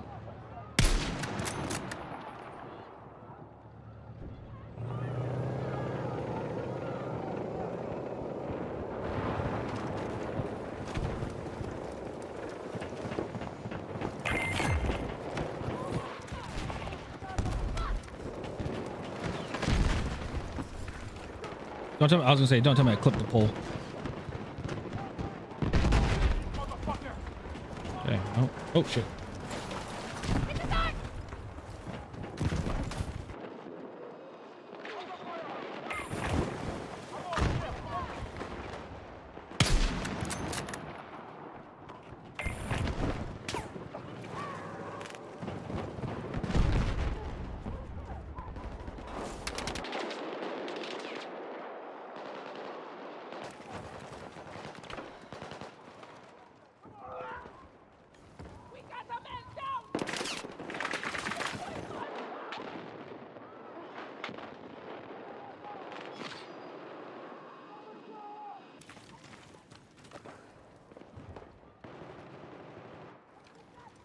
Why do I feel like my scope is too... No, it's 8 times.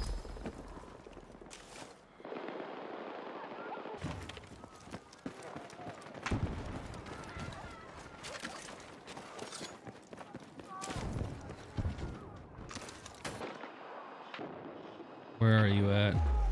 Okay, never mind. Never mind. There's one where there's snipers at, but okay, never mind. Yeah, like when it comes to the sniper rifle or just weapons in general. When it comes to the weapons in general, I wish to see this meter right here. Like I want to see that in the main menu when you go to your loadouts and you're seeing the progression of what level it's at. I want to see that. That would be nice.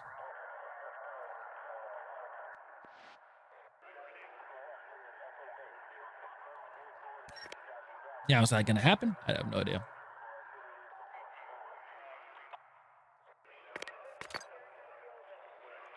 Do do do.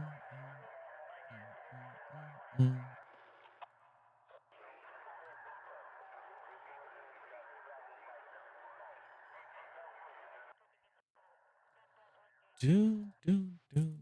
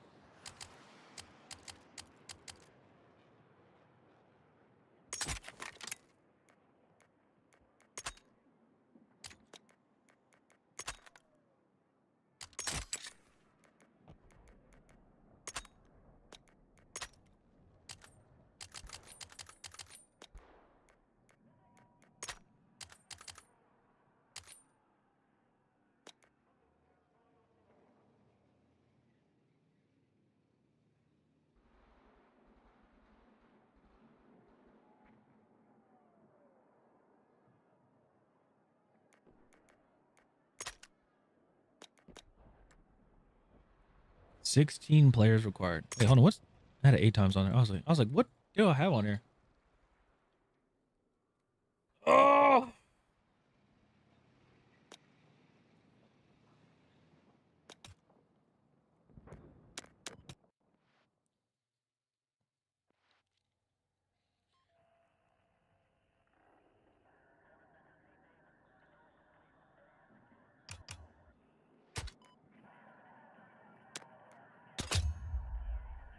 see if I can get new Sobek. If not, it's all right. Oh, ends conquest.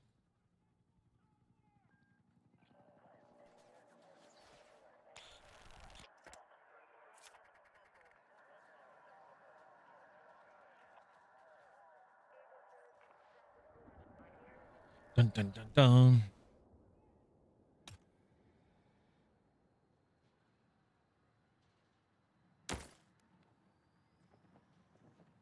Okay, that's not really a joint in progress.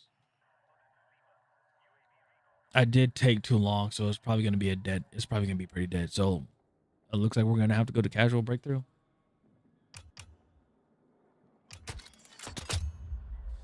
Get a few games in, and then call it. Call it a night because I got on. I did get on late. That's my fault though. I shouldn't have taken that long, especially reacting to like the content and all that stuff. I shouldn't have taken that long. I shouldn't have.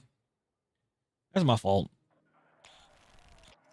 But tomorrow we'll have what, a video, and that's out. We'll have a video from legendary drops, and after that we immediately get on and we play.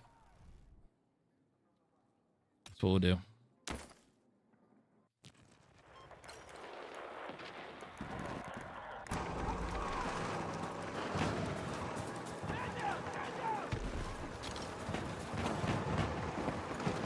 Oh shit, that's cool.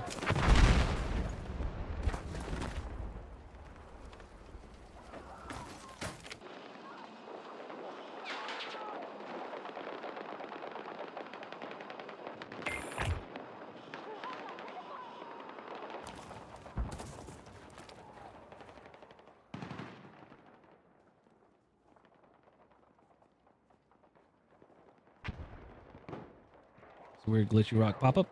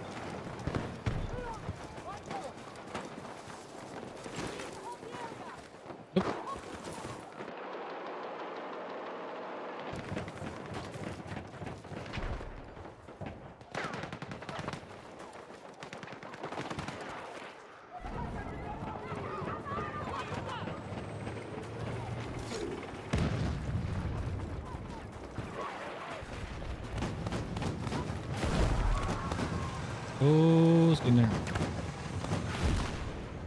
Oh, he's on fire. Watch out, watch out, watch out, watch out, watch out. There you are. That shit don't have shit.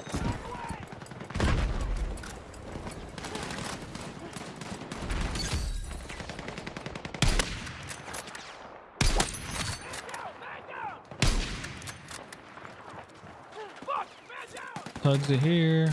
Throw this down.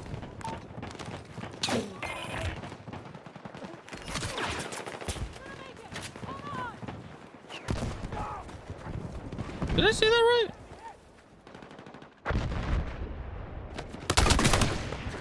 Oh, because he can see me through the thing. That's so stupid.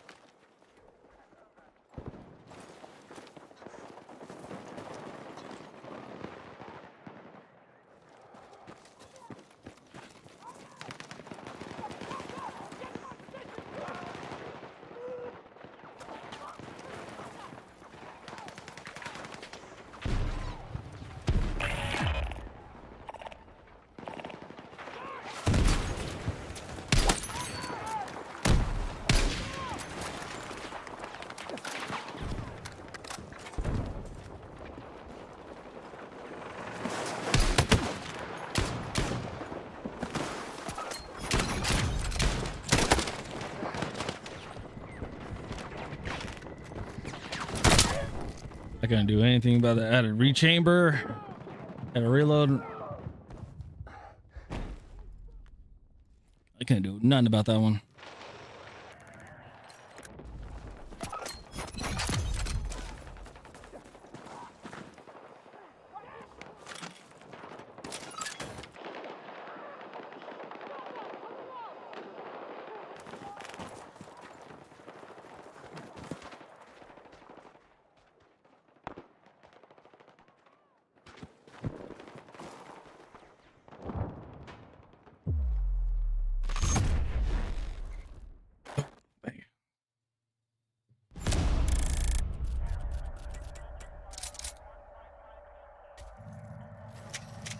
Yup. Up.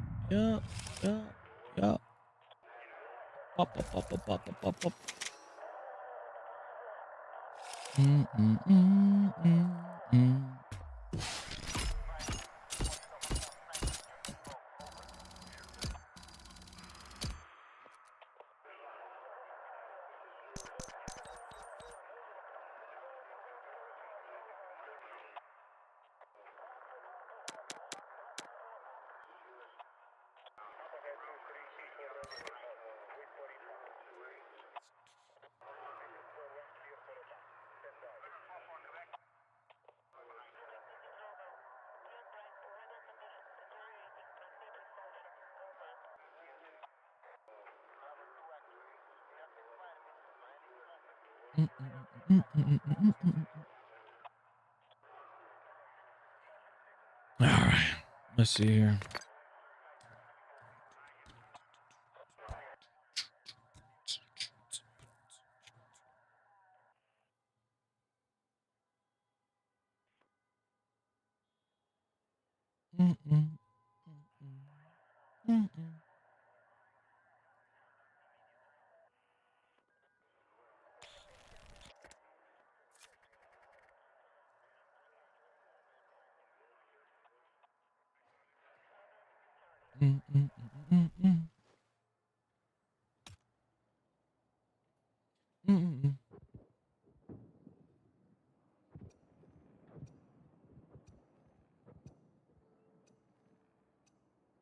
Hey, Raz Games, what's going on?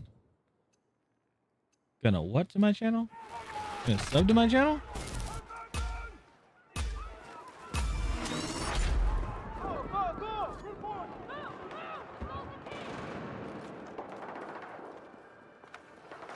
Oh, sub. Oh, I appreciate it. Thanks. Thank you so much.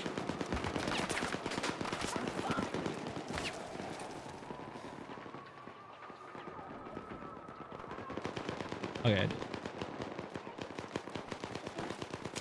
All right. Let's see. See what we got here.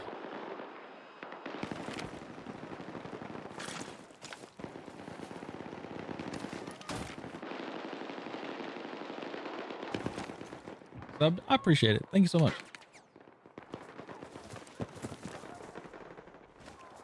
And liked. Oh, thank you. Thank you so much. Thanks for helping out the channel. All right, so I need to. Most likely there's gonna be somebody.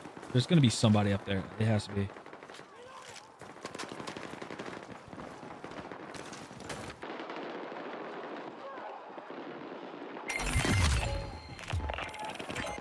Oh damn. I ain't gonna lie, there's times I actually don't mind being defender on this map, because just like some of the advantages you can actually get on this, minus this building part, like at the beginning, minus that. Other than that, you can actually get some pretty good ones.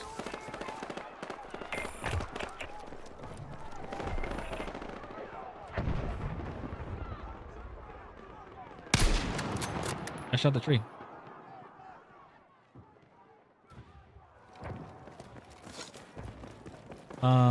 And I'd like to join you on a game soon. Yeah, tomorrow I'll be on, so I'll be doing a long session because I'm trying to get these guns, or trying to at least get the sniper rifle leveled up. I won't be able to get it to 50. I know that for sure. There's no way I'll be able to get this up to 50. But yeah.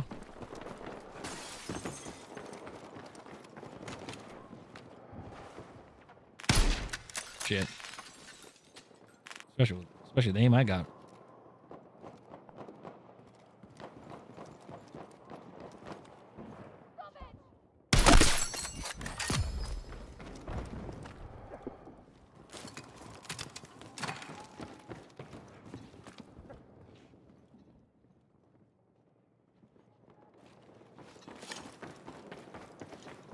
Oh, no door that way. Okay. I really don't like being up here.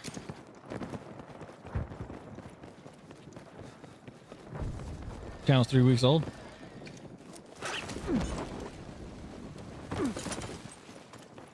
What kind of channel do you have? Is it like yeah, what kind of channel is it? Do you have? Only family subs? You'll get there. It's a journey. It's quite a journey. It's a gaming channel. Do you like is it like a specific game, or is it just like any type of game? Warzone at the moment? Oh, so you're kind of like a battle royale channel.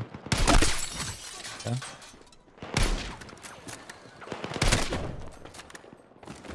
Nothing wrong with that.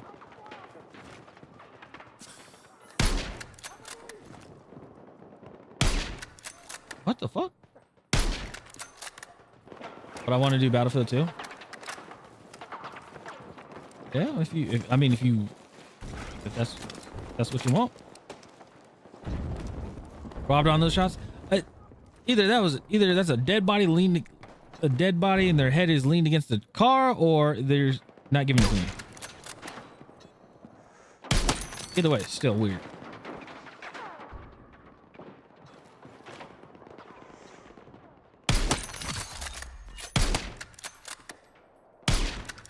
Oh, he slid.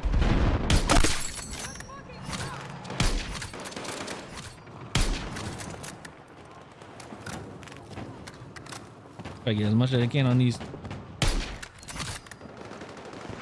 But the tank starts taking them.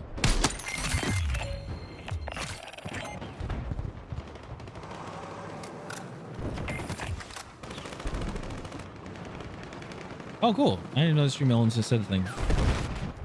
That's sick. Yeah, but thanks for the sub to the YouTube channel. I really appreciate it.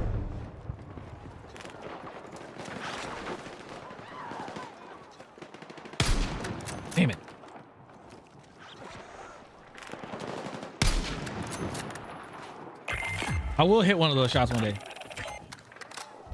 Can you give me advice as a new gaming streamer in 2026? Okay, so here's my question. Do you stream as well, or do you just only do like video content?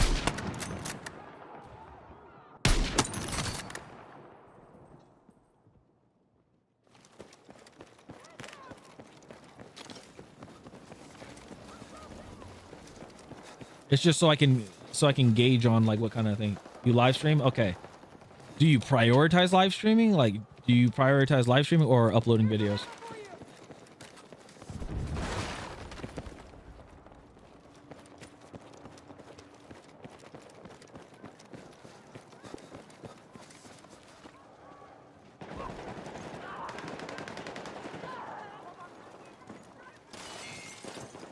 Was he in a window?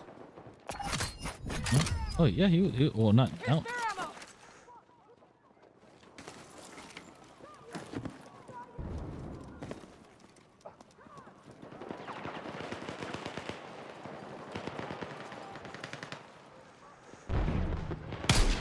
No.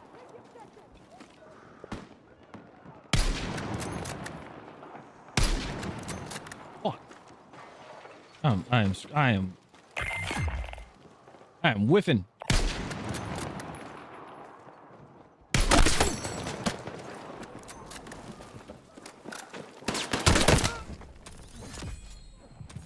Not 29. You prioritize live? Okay. So I would say like for an hour segment. This is what I've seen people do. And this is based off seeing Tim Tatman, Nick Merckx, and stuff like that. Have something, if it's related to the game, have something that you want to do. Like obviously have your live stream and stuff, but like, sorry, can't help you with those missed shots. I know I'm terrible with those shots. I would say when it comes to the what's oh god damn, what's the name of it? I'm sorry for person. When it comes to live streaming, and this is what I've just seen from like Nick Merckx and Tim the Tatman and a few other people, they have a segment in their stream where they like really prioritize like a piece of content that they want to get out of the stream. So it's like, you know, they wanted to, right now they're playing Arc Raider, so it's like they want to do a raid, you know, so they'll do a whole recording of a raid or something like that. And since if you're live streaming, I'm guessing you're live streaming on YouTube or you're live streaming on Twitch. Which one? Because if you're live streaming on YouTube, it's a lot better, because then all you have to do is just go in and all you have to do is go in and just use the YouTube editor and cut out parts that you don't want, and then save it as a new video, and then have that uploaded, and boom, you got a video. Yeah. But overall, I will say this. Overall, for streaming in general, just do it for the love of the game. You're going to have, I'm going to tell you right now, you're going to have videos that will pop off. You're going to have videos that won't pop off. You can sink a whole bunch of time into editing your videos, and yeah, you can sink into like having a whole bunch of videos, like sink a whole bunch of time into editing a video and everything. And it may get a 10 out of 10, which is, you know, obviously not good. And there's times where you can just simply, what's up, Cave? And simply you can just put in a video, or you could simply just put in a video where you just didn't even edit that much, and it will pop off. It's weird. It's a very weird one. But again, I just say, just do it for the love of the game. How you been, Cave? I haven't seen you in a minute. Some may, well, a lot may not know. Cave is goated. You should clip this advice. Been good, been busy. Shit. I believe you. I believe you.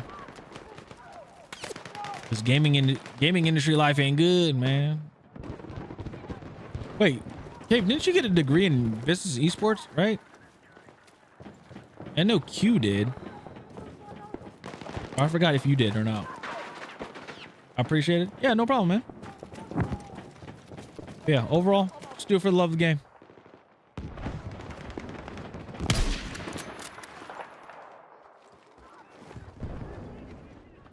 Like, for me, like, the reason why I did it, like, while I'm doing it, it may sound pretty, it sounds kind of dark, kind of grim.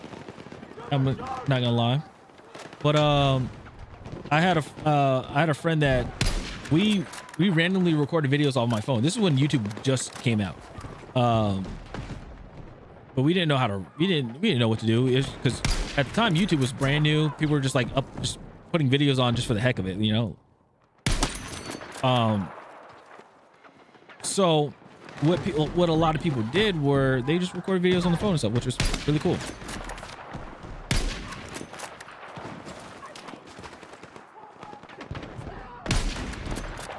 So my friend and I, we used to, like my best friend, we recorded videos. We did like little skits and stuff, which was pretty funny. Like just like little 30-second just BS on a flip phone. And what happened was, well, was it 2021? I believe it was 2021 or 2022. He passed away. He from pneumonia, which sucks. It's a really shitty thing. But he never had the chance to make a YouTube video, or a YouTube channel, stuff like that. I used to stream with him and everything too. You guys wouldn't know, but it was like really early on when I was just streaming just for the hell of it, just like, well, streaming, it wasn't really taking it seriously. I was just like, I'll pop a stream on, like I pretty much popped a stream on like once a month. Let's put it that way. So he never had that chance to, like, he wanted to do YouTube and stuff like that, and we always talked about doing YouTube. So pretty much just like I owe it to him to have to do YouTube, to try it at least and everything like that. Also, is to leave something behind.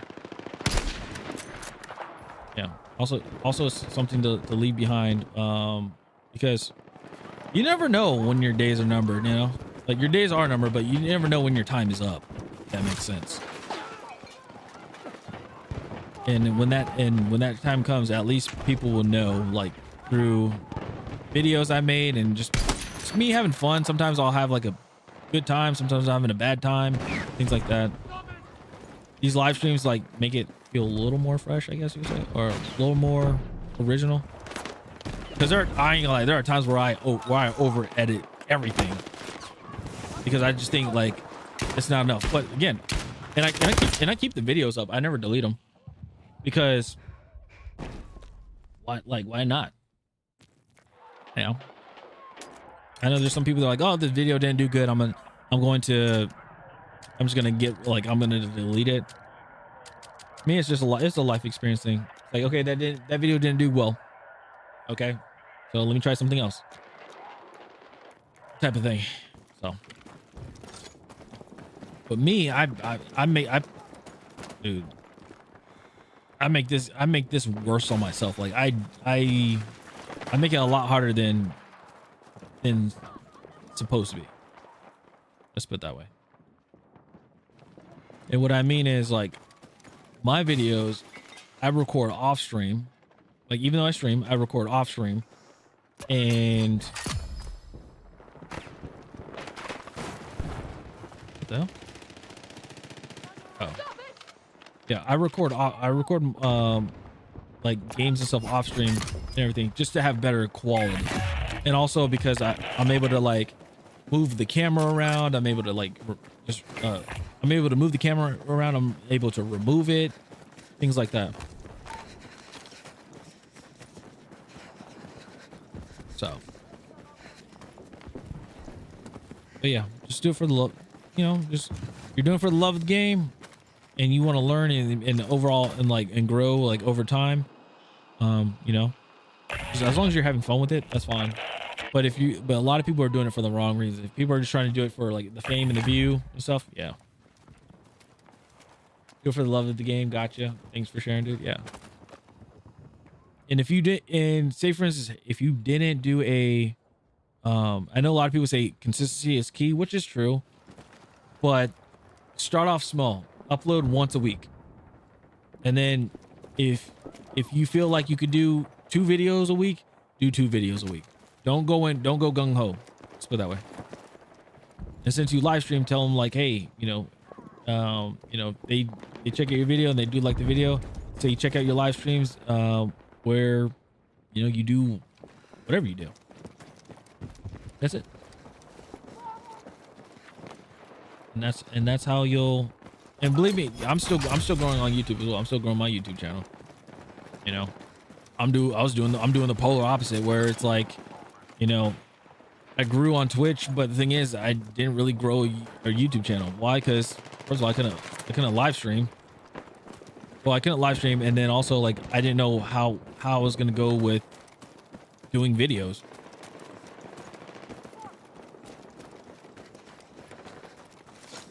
I used to stream. Thing is, I used to stream on Mixer. That was the thing. Those that remember Mixer.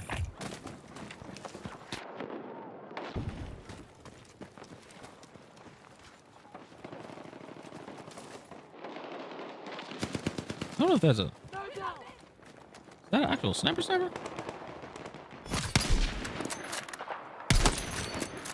No.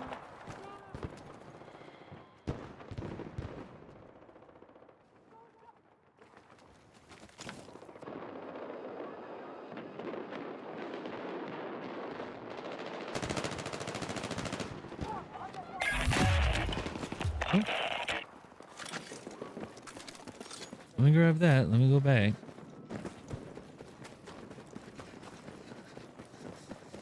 Ooh. Do.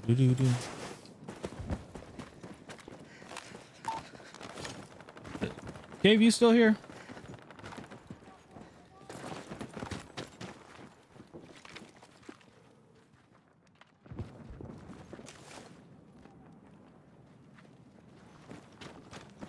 Yeah. Dude, what do you think about Halo? What do you think about Halo campaign Evolve?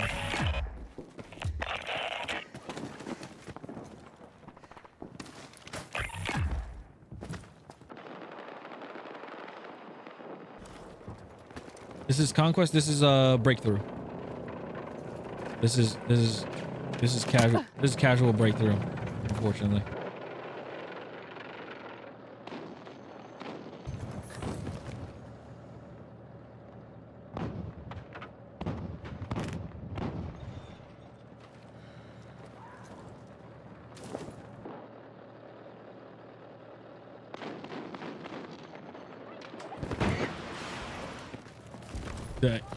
I get what they're trying to do with PlayStation player base. Yeah. Here's my question. Don't you think it would be a lot easier if they just ported don't you think it'd just be a lot easier if they ported Master Chief Collection to PlayStation?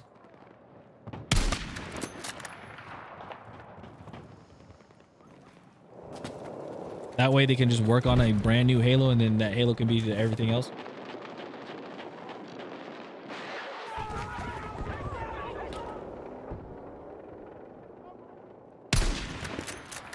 That's all they had to do, yeah.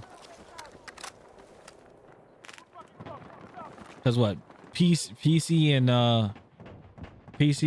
Xbox, we're getting a remake of a remake.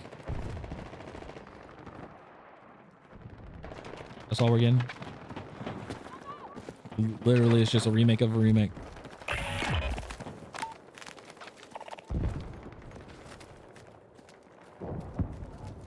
Honestly, the biggest thing was saying no multiplayer.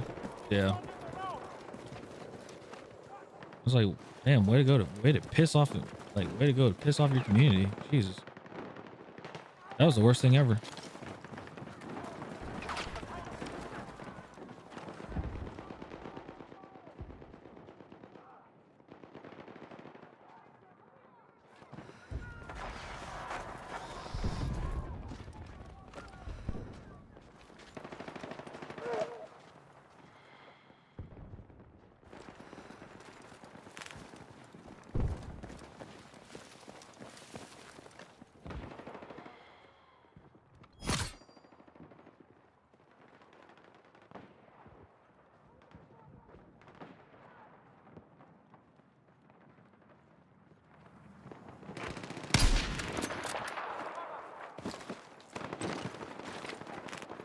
Infinite may have a new fire lit again though.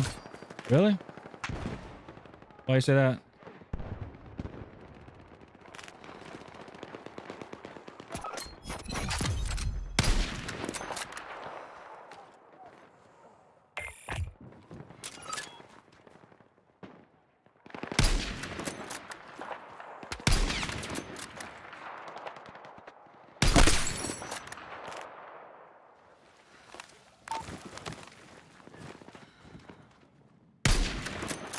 Jeez. Yo, why do you say that?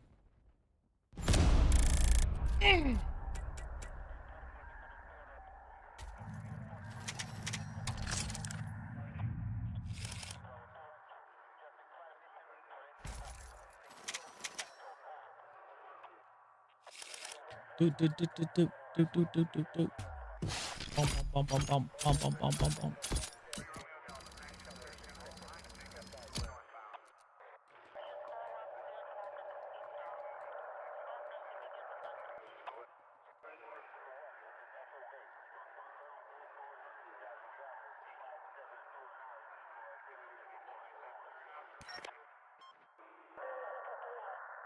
Dun, dun, dun, dun, dun, dun, dun, dun, dun, dun.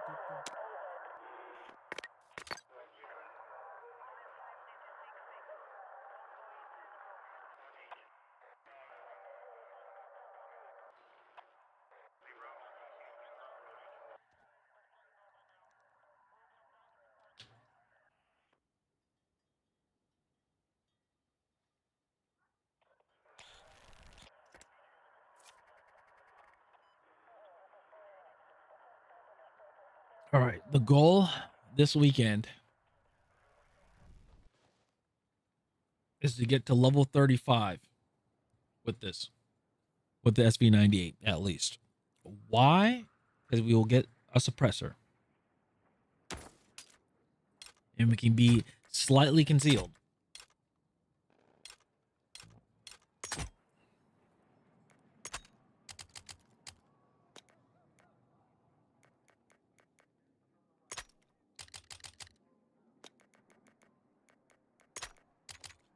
Yeah. Can't believe that is so 30, 60, it'd be 70, 85, 95. Or actually, I'd have to remove the bipod in general, and if I want to keep it.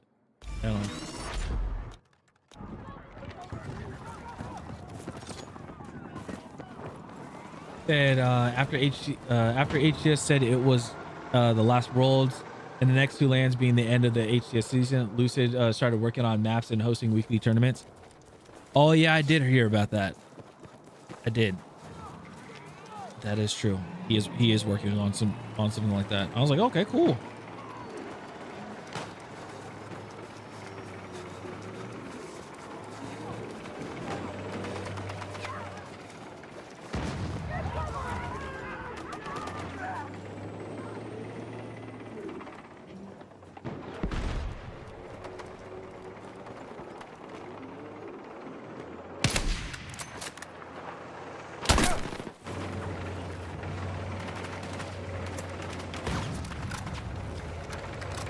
Actually, pretty exciting. Then I reinstalled Infinite. Wow. You and Set reinstalling Infinite. Okay, that's insane.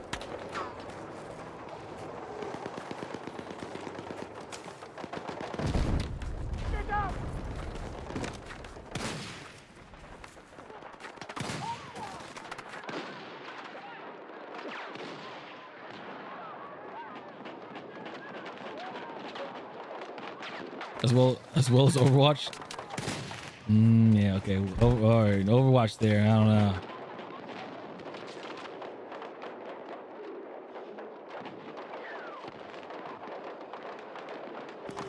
Overwatch, you're not a Marvel Rivals kind of guy?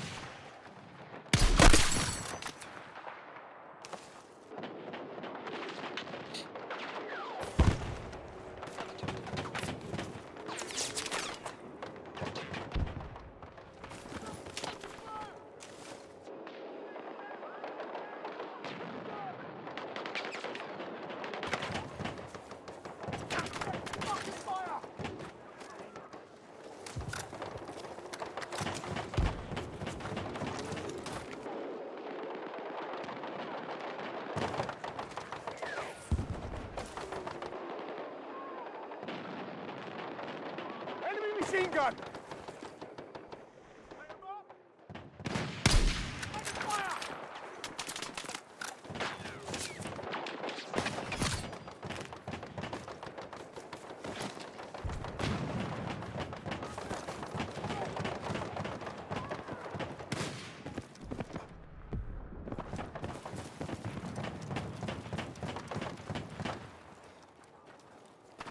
It's been pretty fun. I enjoyed Marvel Rivals, but not much of a third-person shooter. Would it be considered a third-person shooter though?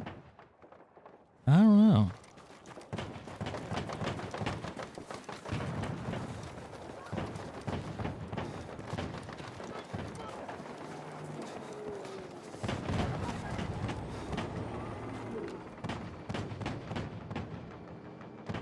I don't know if I would count Marvel Rivals as a shooter.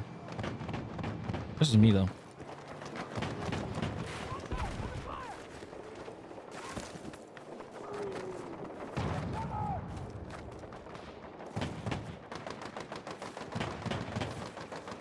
Not really, but the third person POV versus first person. Fair.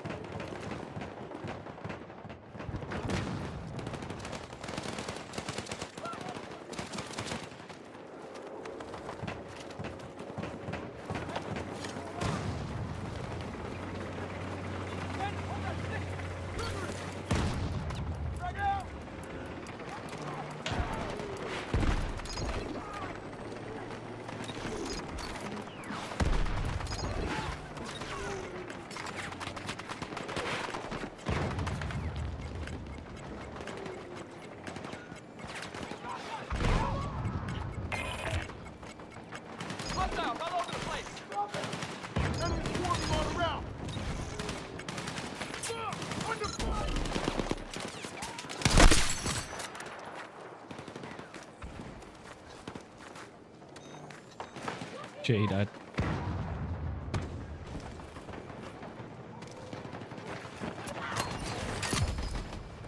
This is our objective!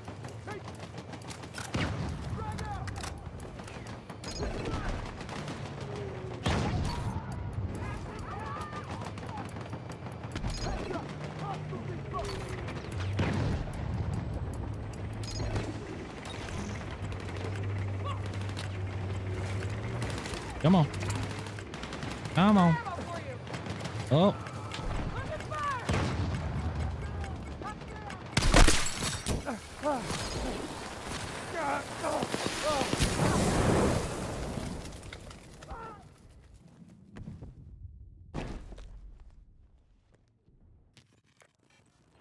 That's true.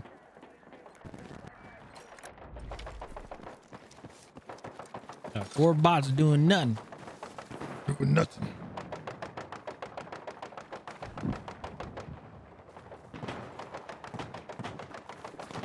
Is Twitch? I think Twitch is broken right now. Maddie Lynn, thanks so much for the follow. I appreciate it. Welcome in. I don't know.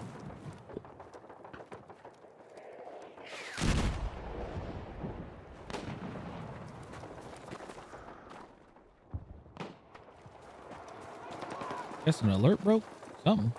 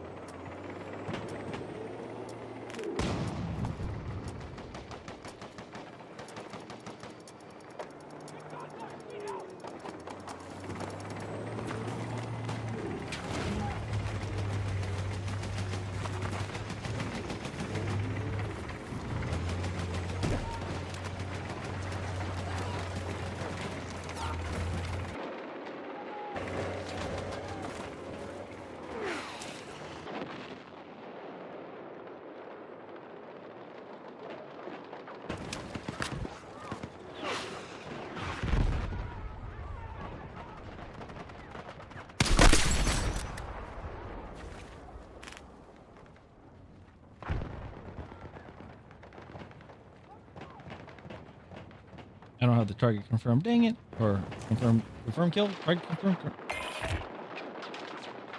I don't have the confirmation.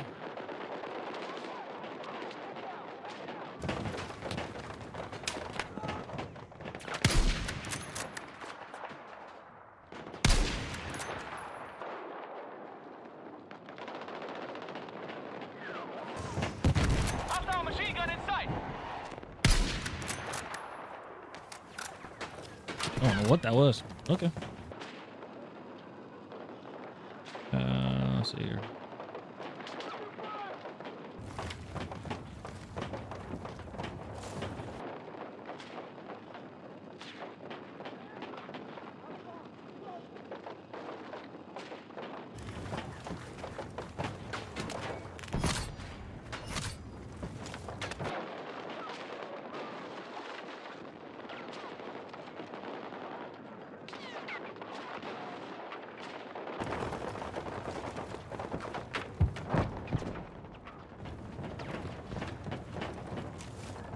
Where's that?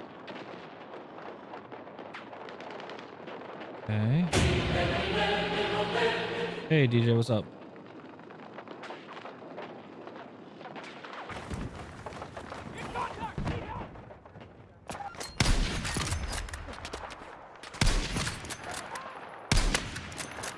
Oh, I'm stuck on this tank.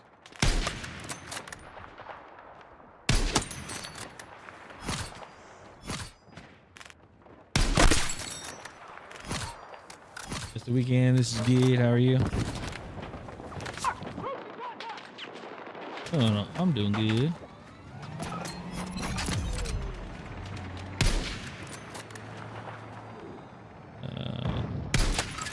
It's a bot. Bot.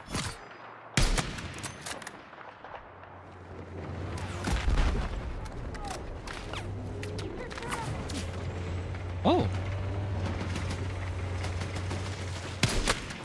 No! Enemy weak spot.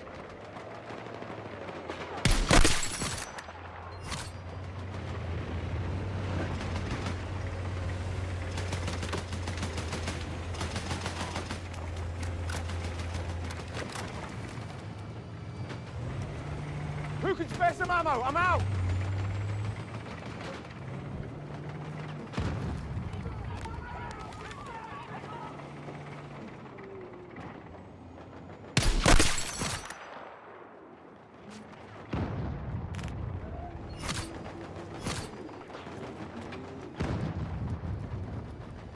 Eyes on 18.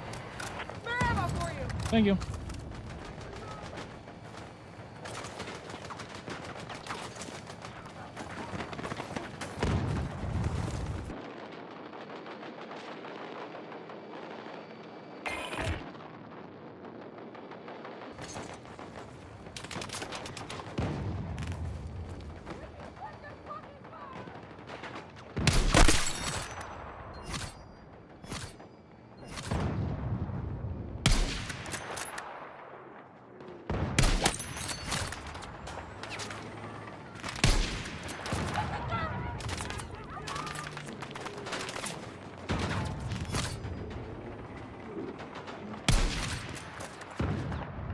Hey, teammates in there.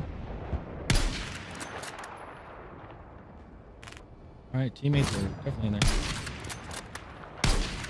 Damn it.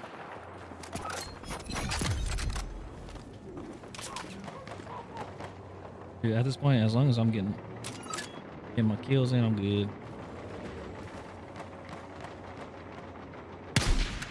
Oh, this. I don't know what it was. That smoke. Something. Something.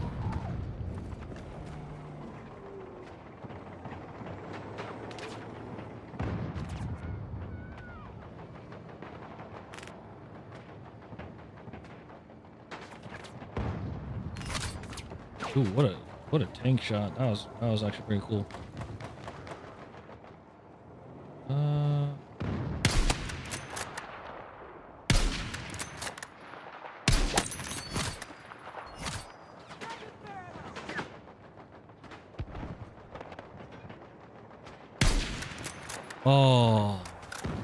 I was able to thread that.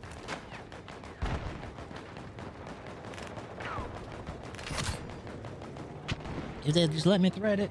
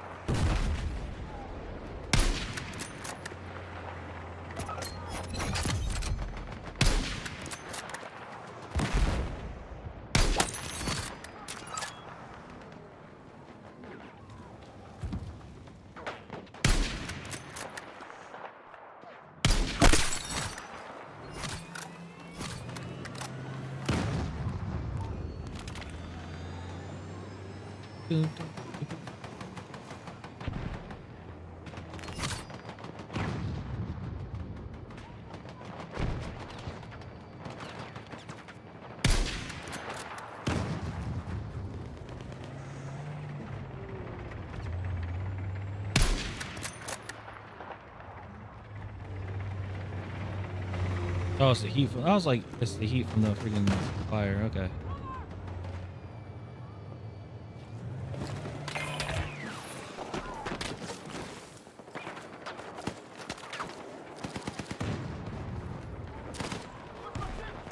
Ooh.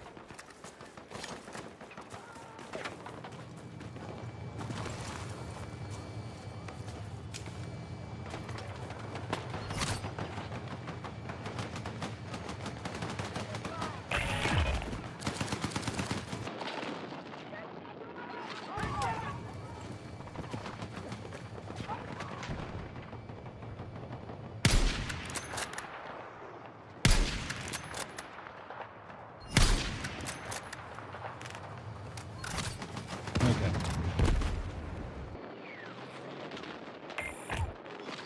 Sniper contact! Stay low!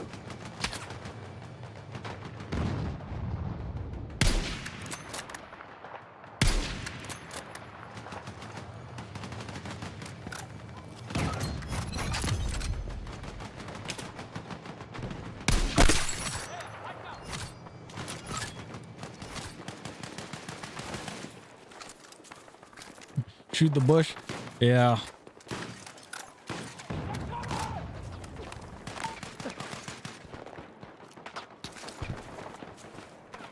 I just wasn't at what do you call it?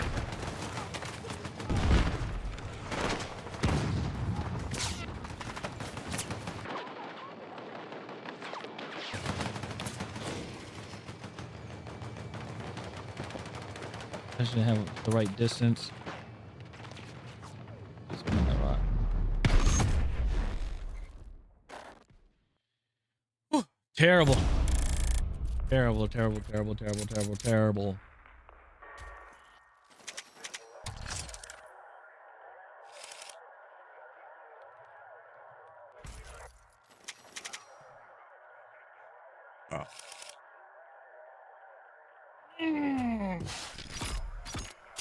Oh.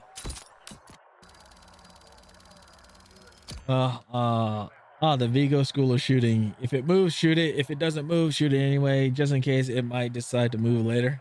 This is how Vigo works. Yes. Because you don't want to be like, is that what I thought it was?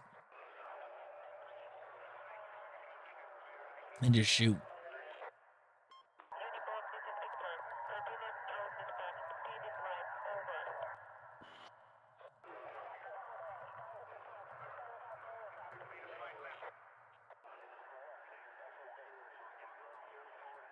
Da, da, da, da, dum. Da, da, da, da, da, da, da, da, da, da. How many kills I got?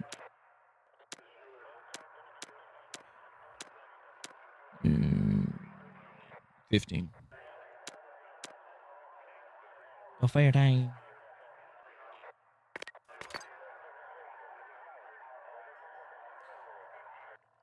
Bow, bow.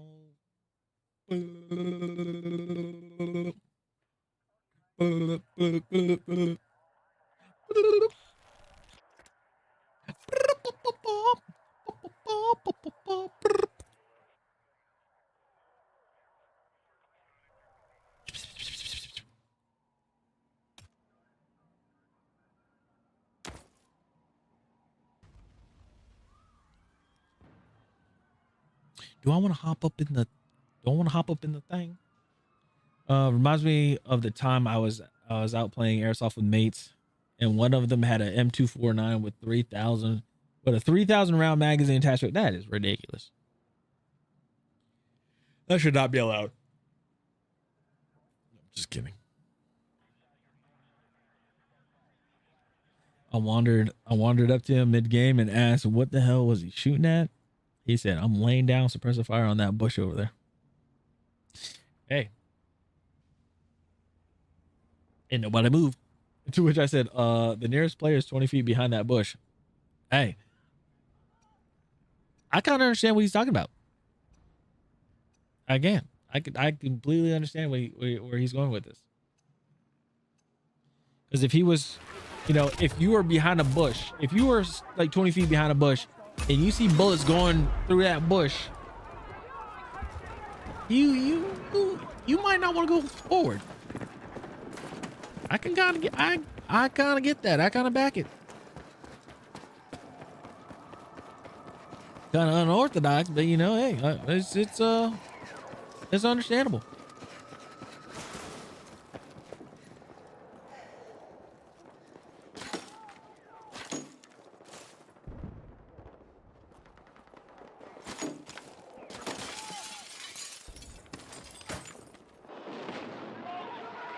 Oh shit.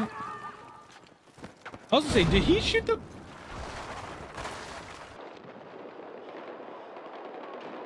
I'm so confused.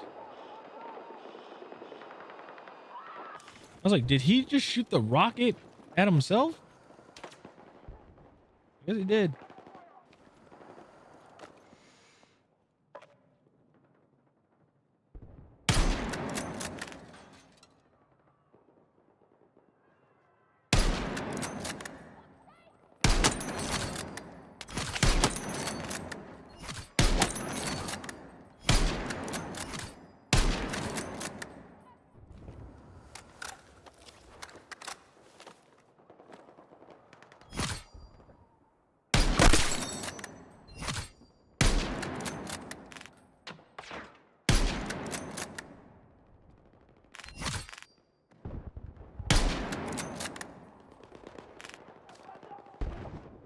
They're all pretty jittery.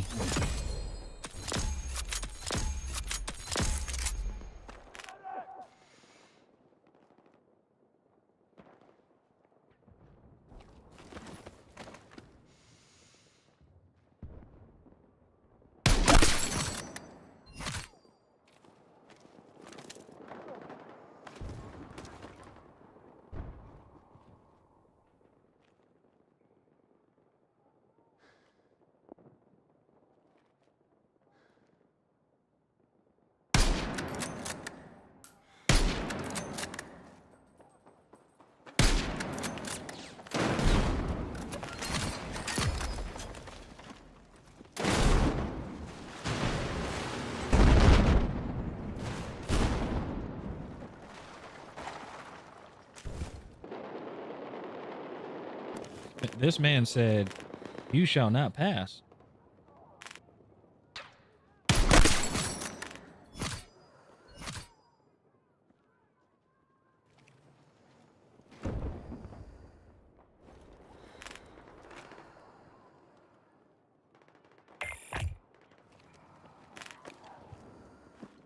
I'm over here. Take what you can. Oh, thanks, dude. Wait, are you a? Oh, wow, you are. Okay.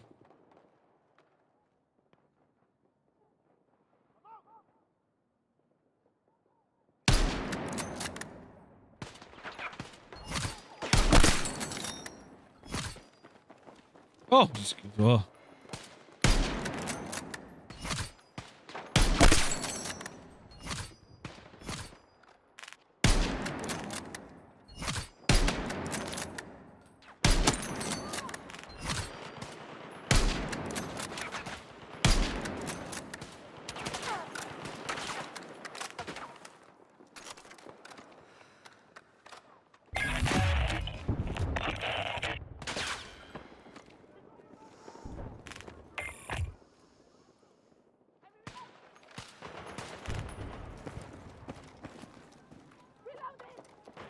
Oh, that's no, that isn't B. How is that? I don't know. It's a breakthrough they fixed where you can capture the objective at a high altitude or higher elevation, which I don't agree with. Shut the light.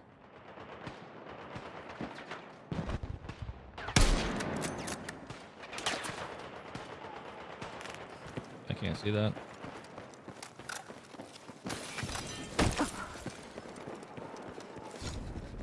Instead of me rolling, I somehow slid. Don't know how that happened, but it did.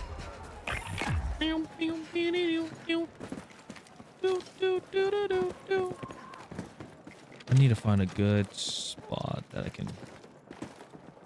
Will this work? Ooh. Hold on.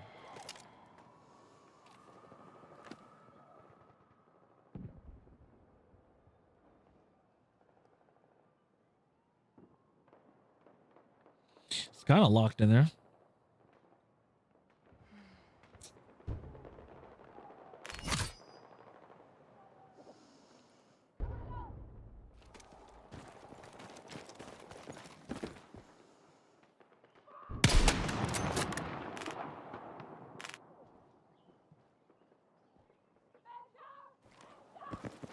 Okay.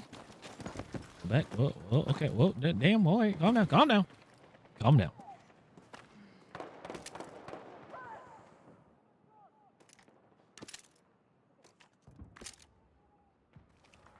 There we go. It said I have to keep doing this to make sure like my weapon's actually on my weapon's actually like mounted. It's crazy. Okay. Is there a way for me to get on the now? This is my question. Way for me to get on the oh.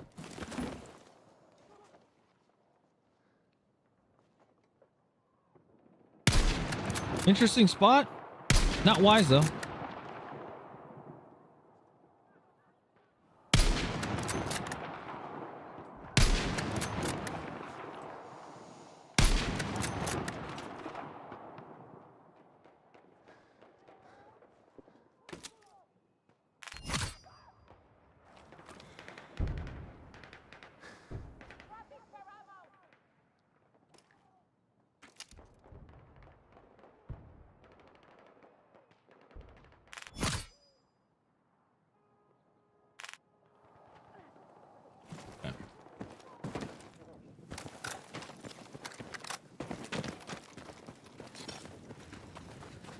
Not wise at all. Alright, let's go up here, this.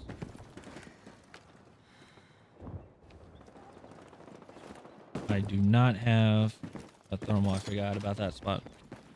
See, okay. I just realized this one doesn't have snow on it. But they do have one that does have. They still have the other one that has snow. So I'm confused.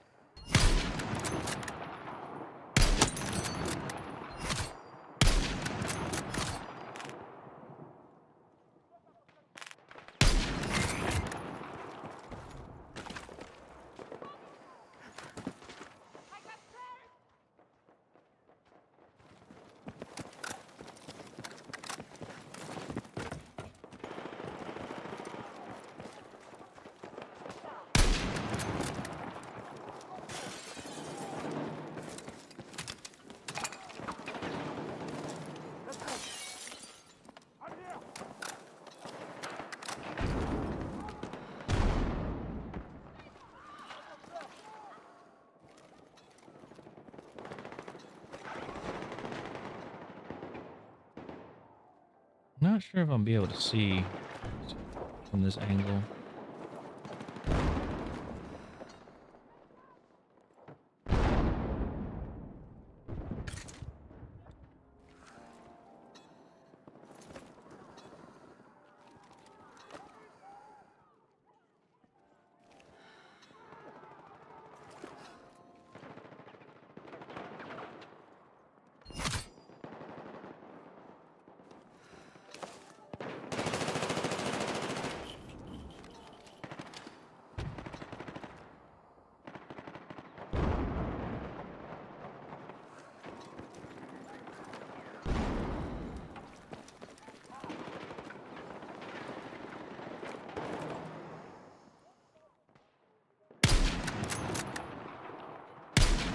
Yeah, I was like, that's a propane, right?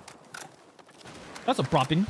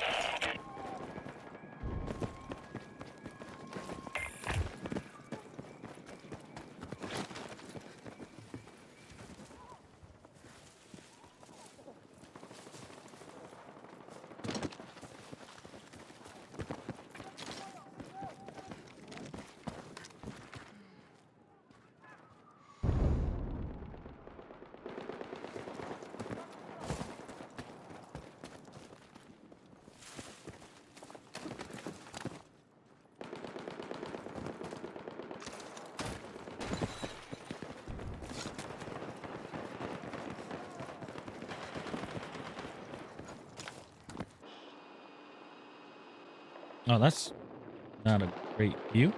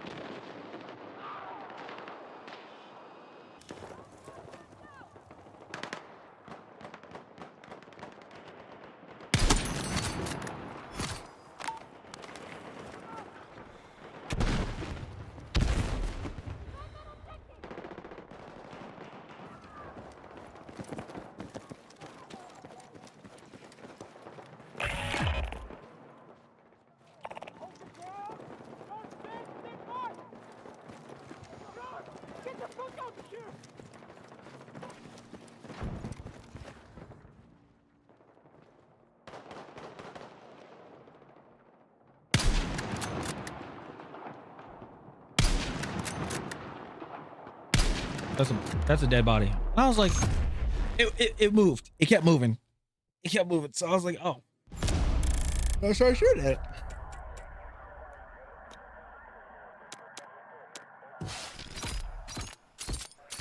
I should have my 10 times.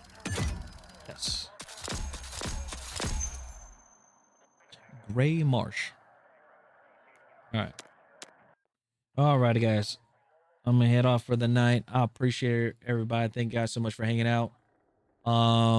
Tomorrow we're just gonna react to one video, and then we'll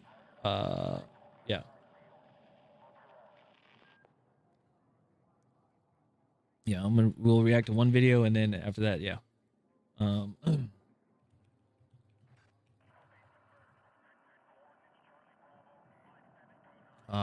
Then we'll get on and play some more Battlefield, because we need to level up this. We need to level up this SV98 like ASAP. We need to level this thing up ASAP. But let's see here. We're gonna go raid DJ. He just went live, so let's go ahead and raid him. Say what's up to him. If you guys do like his content and everything, make sure to go drop him like. He's a fellow Alienware partner and streamer as well. It's been real, guys. Thank you guys so much. I'll be on tomorrow. Again, we'll get these weapons. Let's get this weapon leveled up. I might be off stream, like obviously before stream and everything. Might be working on getting the gun leveled up too. So who knows? We'll see. Anyway, I appreciate you guys. Thank you guys so much for hanging out, and I'll see you guys tomorrow. All right, have a good one. Laters.